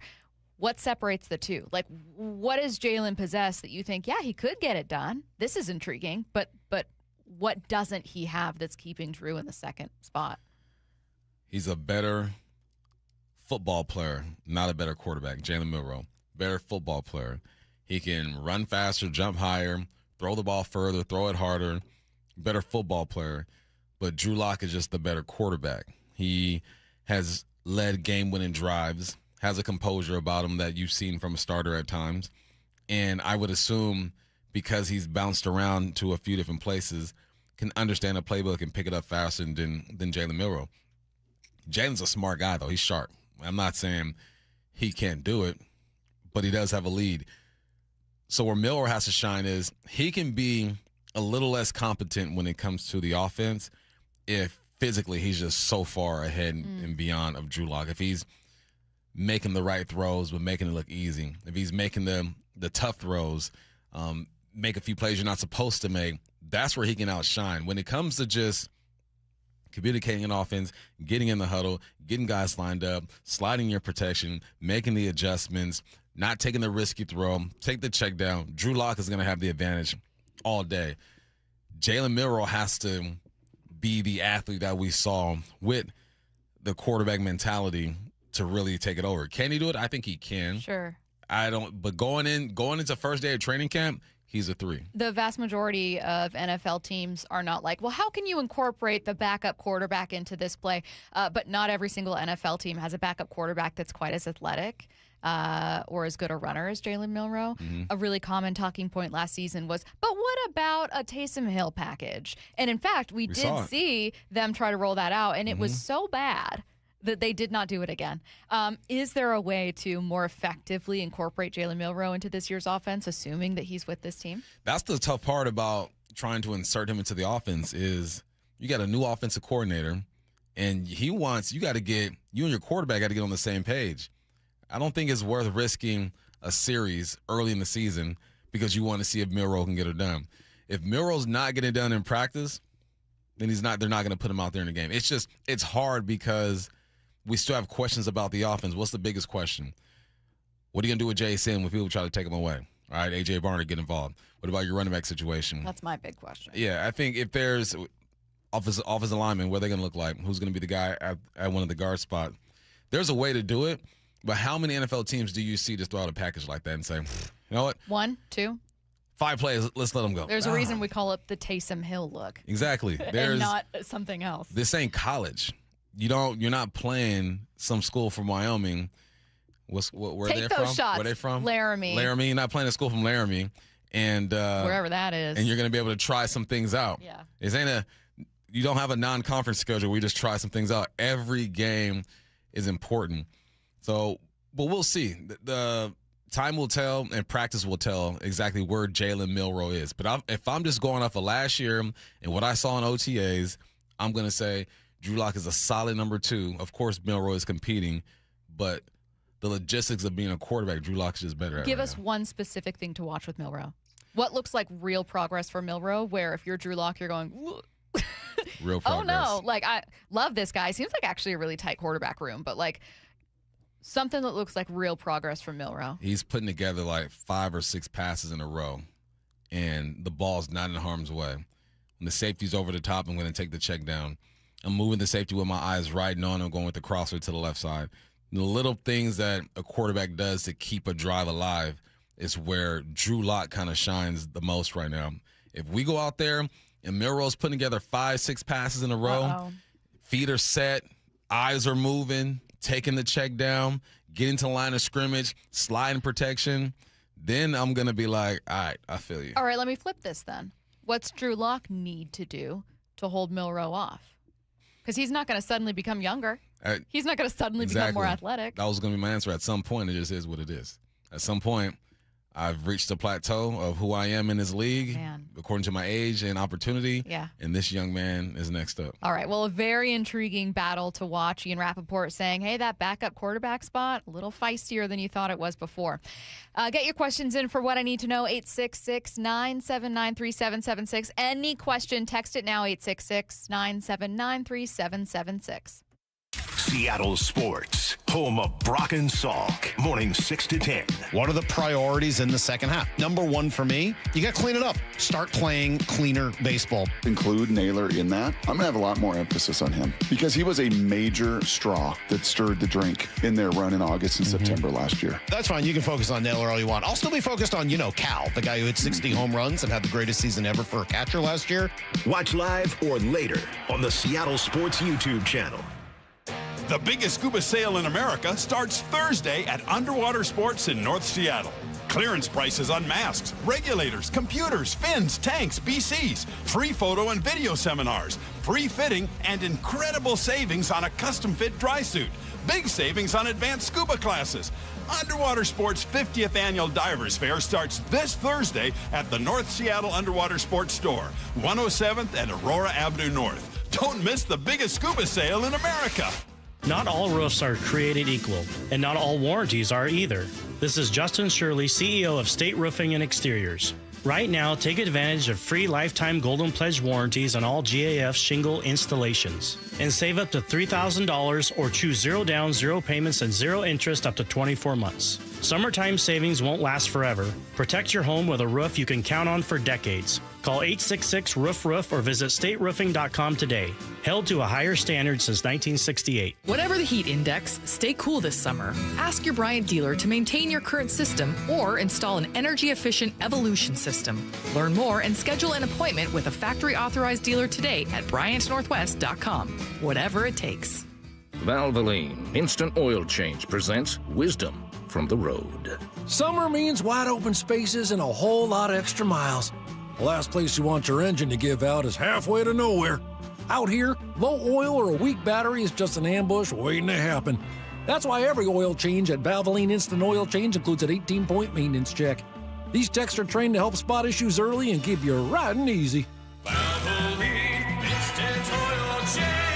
Change wisely. Hey, when was the last time you inspected your crawl space or your attic? What's the last time you went in there just to see what kind of shape they're in? Oh, never? Yeah, same. I don't want to go in there. Most homeowners completely avoid those areas, but it is important to check on them regularly. It's why you call Crawl Pros. They'll come out and go where you don't want to. Hey, it's Mike Salk here. And yes, when Crawl Pros came out to my place, they realized we had a little problem with our insulation. So they've set about fixing it, and they did a great job. But if you've got the same problem, they'll also look to see what kind of energy rebates are available. Right now, local utility companies are incentivizing homeowners to make their home more energy efficient with proper insulation. And some homes qualify for several $1,000s in savings with these utility rebate programs. So don't just assume your crawl space and attic are in great condition. Do what I did. Call Crawl Pros today and schedule a free corner-to-corner inspection and find out if you've got water intrusion, mold, rodent issues, or even damaged insulation. Schedule your crawl space and attic inspection at crawlpros.com. Super Summer Weekend is here at LeMay, America's Car Museum. This Friday, Disney Pixar's movie Cars, drive-in theater style. Saturday, Carson Coffee Show and Family Steam Day with custom car tracks and hands-on fun. AmericasCarMuseum.org. Ready to relax, unwind, and feel your best? The Spa Warehouse Summer Savings Expo is on now. Enjoy big savings on in-stock hot tubs and swim spas. Hot tubs start as low as $3,999 with savings up to $3,000 on select models. Score incredible deals on in-stock swim spas. Save up to $7,700. Plus, interest-free financing through 2028 on approved credit. The expo ends July 31st. Don't delay. Your best life starts at the Spa Warehouse. Just 5 days until training camp for the Super Bowl champs. And nobody has it covered like the home of the Seahawks, Seattle Sports. Here's the deal. The government is over $38 trillion in debt, which means the IRS isn't slowing down. And the tax code is complex and unforgiving. So it's not surprising if you're one of the millions of Americans that owe back taxes to the IRS. Unfortunately, they're the world's most powerful collection agency, with the ability to garnish your wages, seize your bank accounts, and even take your home or business. But don't be stressed or worried any longer. We're Optima Tax Relief, America's most trusted tax resolution firm. We have resolved over $3 billion in tax debt for our clients. Our award-winning professionals deal with the IRS every single day, protecting our clients and preparing them for the best possible resolution. For tax help you need, for tax help you can trust, give Optima a call today. Call 800-343-6460. 800-343-6460. 800-343-6460. Optima Tax Relief. Some restrictions apply. For complete details, please visit OptimaTaxRelief.com. Cascade Machinery and Electric is the Northwest's trusted industrial equipment expert, and they're hiring outside sales reps, manual and job shop machinists, and field service technicians now. Each position offers competitive pay, full benefits, and a career with a company that values hard work and loyalty. Come join the team that has set the standard in industrial sales and service for over 100 years. Visit cascade-machinery.com/careers. Don't wait. Apply today. Hey, baseball fans, Rick Riz here. I'm excited to introduce you to my good friend Keith Dashafee, owner of Pella Windows and Doors of Western Washington. Keith? Thanks, Rick. At Pella Windows and Doors, we pride ourselves on delivering top-quality windows and doors that enhance the beauty and energy efficiency of your home. Our products are built to last with innovative designs and exceptional craftsmanship. Whether you're looking to upgrade your windows or install new doors, Pella has you covered. That's fantastic, Keith. Don't wait. Schedule your free appointment today at PellaPNW.com. From the Quantum Fiber Studio. This is Bump Stacy. Weekdays 10 to 2. On Seattle Sports and 97.3 FM HD2. Get your questions in for What I Need to Know. Any question, text it now. 866-979-3776. How do these baseball announcers know and reiterate the pitch that was just made, says our first listener? Do they get a heads up or something? Because no way these announcers can tell the difference between a sweeper and a slider immediately after the pitch. Same holds true for a four-seam fastball versus a two-seamer. How do they really know? I think it's easier four-seamer, two-seamer. But, yeah, sweeper and all that stuff. I be trying to guess myself. I like block the little corner where it tells you. I try to spit it out. No chance. But you also have to know what the pitcher likes to throw and how often he throws it and how he sets it all up. That's where they are good at because they're doing this research and studying. But there's no way they're not having Well, and help. it's one thing when it's like Munoz slider versus Munoz four-seamer. But when it's a guy that's got a ton of pitches he's throwing and two of them, break down and out or whatever it is. Curtis, do you know how announcers know? Is it like Baseball Savant or something? Yeah, I believe there is a website that tells them baseball announcers have access to. Scandalous. What if they have a pitch comm? Oh, wow. They're like, and this is the four-seamer, cancel. It's the two, cancel. Well, I just know that, the amount of cameras that are at a baseball stadium, they can tell what pitch it is based off of the break of the pitch. Yeah. Because, when you're just watching the game day stuff on MLB.com, that's what they're using to determine which pitch is what. Like, if it's got, this amount of break to it, it's like, oh, that's his sweeper because every previous sweeper he's thrown has had that same kind of break to it. Well, someone says timing delay between broadcast and live, but they're still calling it when it happens. A good get out of jail free card when it comes to broadcasting a baseball game. This is me peeling back the curtain. It's just off speed. Because then it's like, oh, yeah, it is an off speed pitch. You're right. I tough one there. just outside. No, I don't even say that. Just I couldn't tell you if that was a poorly placed four-seamer, but I will say just outside, just a bit outside. My favorite bit that never gets old is good take on a ball way outside. It's the easiest joke, and I laugh every time. I laugh every time. Good take on that one. Wild pitch. What I need to know.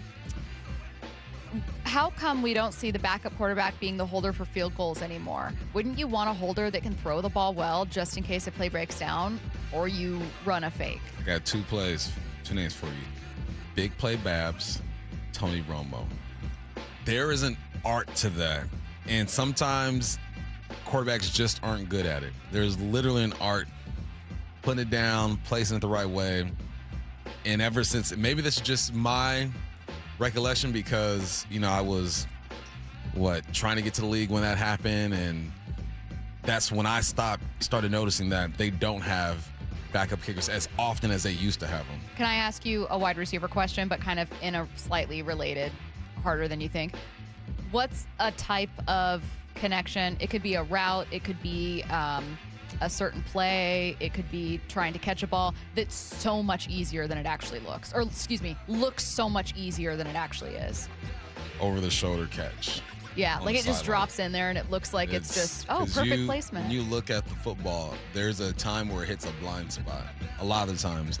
And you're just tracking it and you throw your hands to where you think it's going to be and it kind of falls into it. Like you're tracking, like you see it, but for a split, it's gone and then it drops where so way tougher than it looks. Looks smooth and easy on TV, but actually takes like impeccable timing. To me, it's the hardest catching football. Is anything else, you're going back to the football, you're going horizontal, a post, they're putting it out in front of you. Yeah. What I need to know, when was the last time you ugly laughed and what was so funny?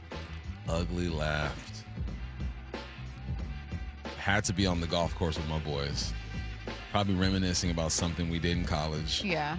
And you ever be with that group of friends? Everything's funny. Yes. And we're on the golf course. Black folks, man, we start to laugh. I'm running away from them. I'm gone. That's right. I'm gone. I couldn't tell you exactly what it was, but it was definitely recently on the golf course. I actually laugh a lot here. Yeah, we do. I feel like we have a lot of fun as a show. Sure. That one time when you and I were laughing on air because I thought that my phone was listening to me or something, or I thought AI was, I don't know. Oh, my God. It was me realizing I said something really dumb live, and then you were laughing at it. And then I laugh when I hear other people laugh. Yeah. And then you don't even know what you're laughing at, but like the harder people laugh, the harder you laugh. It's contagious. Yeah. Yeah. What I need to know, how much will Milroe's running ability threaten? I was trying to read that one. It's a threat because it buys you time. It makes broken down plays right. It's just what you do with your running threat. Are you constantly getting upfield and getting hit? Are you buying time and keeping play alive and throw the ball down the field? Yeah. It's just what you do with it, but it's a threat, yeah. What I need to know, with the dominance of pitching in the league right now, and I'll throw in and ABS, should MLB change the rule that only a sliver of the ball needs to touch the edge of the zone to be called a strike? Should it be, a.k.a. more of the ball in the zone? Strike or strike. Yeah, that's it's how the zone, I feel. It's the zone. Well, and then no matter what, it's just the thing that keeps moving. If you go, okay, officially it has to be 20% of the ball. Well, now what happens when it's 19%? Or what happens when it's 15%? Because if you didn't have that rule and you showed me, like, yeah, when I see an ABS replay and it's like barely touching and then it lights up pink and you're like, come on. But like if it showed, because I'm so used to seeing that, if it showed a notable amount, I'd be like, oh, nice. But what if that wasn't 20%? All of a sudden I'm going, well, that should count. In football, if you step on the line or you're out of bounds barely. Yeah, exactly. Then it doesn't matter. Oh, you have white shoes, so we can't tell? Sorry. Yeah. If it hits the zone, it hits the zone. Yeah. I don't like it, but I'm with you on that one. It's the rule, though. That's just what it is. It's just the rule. What I need to know... My wife and I went to the fair this weekend. I noticed as we ate our elephant ears that it turned into a bit of a competition. Have you ever been tempted to enter into a food eating competition or even had one with friends? Nah, not food eating. I'll compete without people knowing. Like, there'll be a guy at the gym throwing a weight, and I'll see if I can throw up the same weight he can. If he's like around my age, I'm like, all right, the dude's strong. Let me see if I can do what he can do. I do a little bit of sometimes when you're leaving an intersection and the car next to you is going the same speed and you're like, well, now I'm speeding up a little bit. And then pretty soon you're You guys don't do that a little bit? Well, You know when things We'll get off accidentally the turn line. into a competition? Yeah, Yeah. excuse you. Uh-huh. How dare you? Yeah. I don't like floor it, but like sometimes you find yourself in the Yeah. middle of a competition that you weren't having 5 seconds ago. Yep. But no, not with eating. No, not with you. Curtis, would you ever enter into an eating competition, or Matt? It's not for me. No. I don't think so. It would ruin whatever food you ate forever, I think. Yeah. Like, do you think Nathan, or no, not Nathan. Yeah, Nathan's famous hot dogs. No. What's his name? Guy who competes? Yeah. Joey Chestnut. Thank you. Like, I doubt that he eats a dog at a baseball game. Probably not. No. Nah. Ruins it forever. Matt, would you ever enter? I'd give it a shot. I mean, I've been training all my life for it. Might as well put that to What if they some said- kind of use, right? What if they said you get to choose what it is? Ooh, that's a good question. Thank you. Pizza? Yeah, it'd probably be Chips. pizza. Ooh, chips. Chips. Tim sea salt vinegar chips. I could eat the most of those of anyone. I'm I pretty think sure. I could eat 3 bags of chips back to back to back. Not even like in a day I could do more, but I think in a just open eat. I think I can kill some spaghetti. I eat a lot of spaghetti. I know how much you love spaghetti. It's not. No, I shouldn't say. I It's know how not much like your I hate Italian it. roots just really It's- connect You you to cut up spaghetti. the spaghetti beforehand, though, because you got to twirl it. Yeah. Yeah, that's true. That's tough. No cutting. Just raw. Going chips. Go get spaghetti, spaghetti eating contest. Wyman and Bob coming up next. Those funky sticks were banned across the country. Funky sticks. Silly sticks, not cigarettes, but the other stuff. I don't know if we can say it on air, but the other stuff. It was banned across the Weed? country. Sure. You talk about marijuana cigarettes? Jeff Passan every Tuesday morning at 8:30 with Brock and Salk. Brought to you by your Western Washington Toyota dealers. What can be the elixir to begin the second half for Cal Raleigh? Just getting back to the basics. In his case, let's get the ball and play a little bit more. And a lot of this is swinging at pitches that he shouldn't be swinging at. Cal Raleigh will fix himself. I absolutely, firmly believe that. Get more on the Seattle Sports YouTube page and the Seattle Sports app.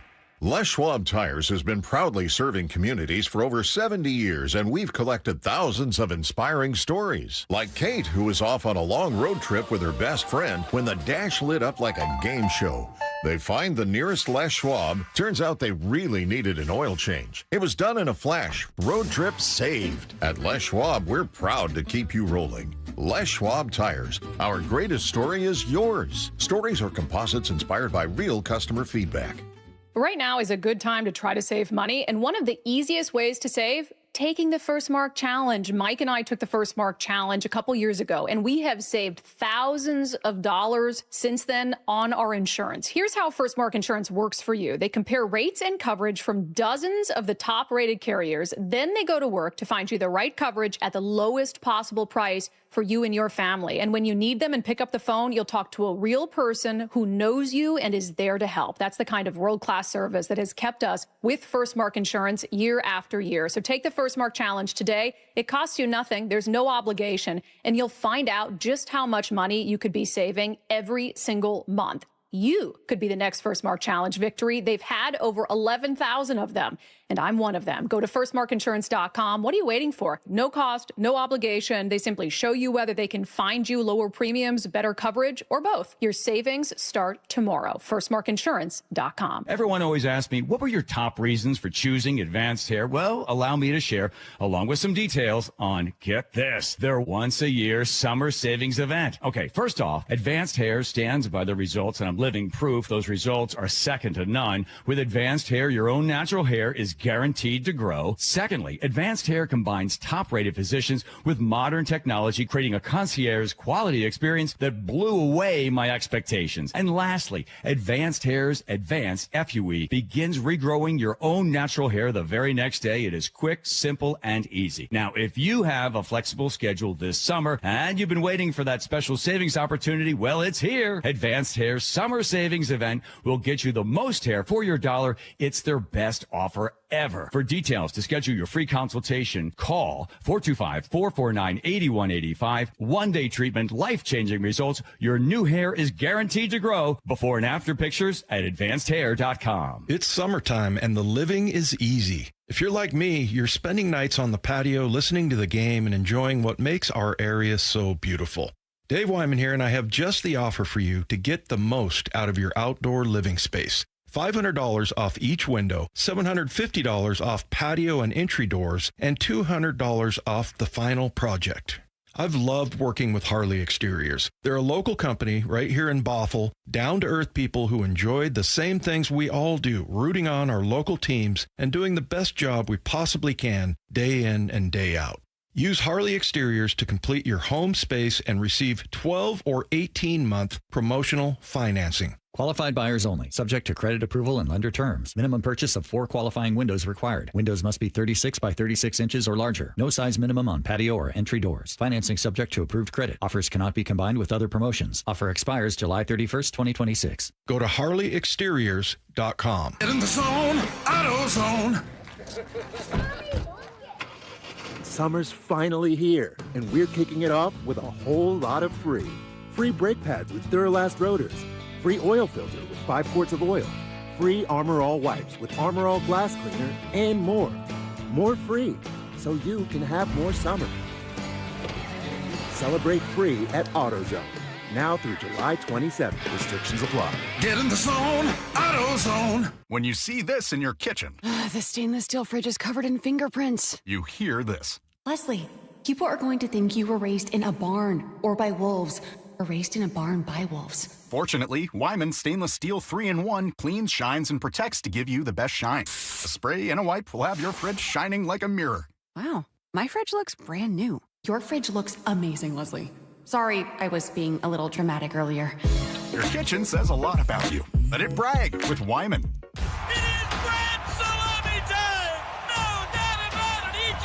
Ichiro is back, and he's trading base hits for long balls. 50 season celebration weekend kicks off with the all-new Alumni Home Run Derby presented by Muckleshoot Casino Resort. On Friday, August 7th, after the team takes on the Rays, see Ichiro step up to the plate against other former Mariners sluggers. Ichiro has beaten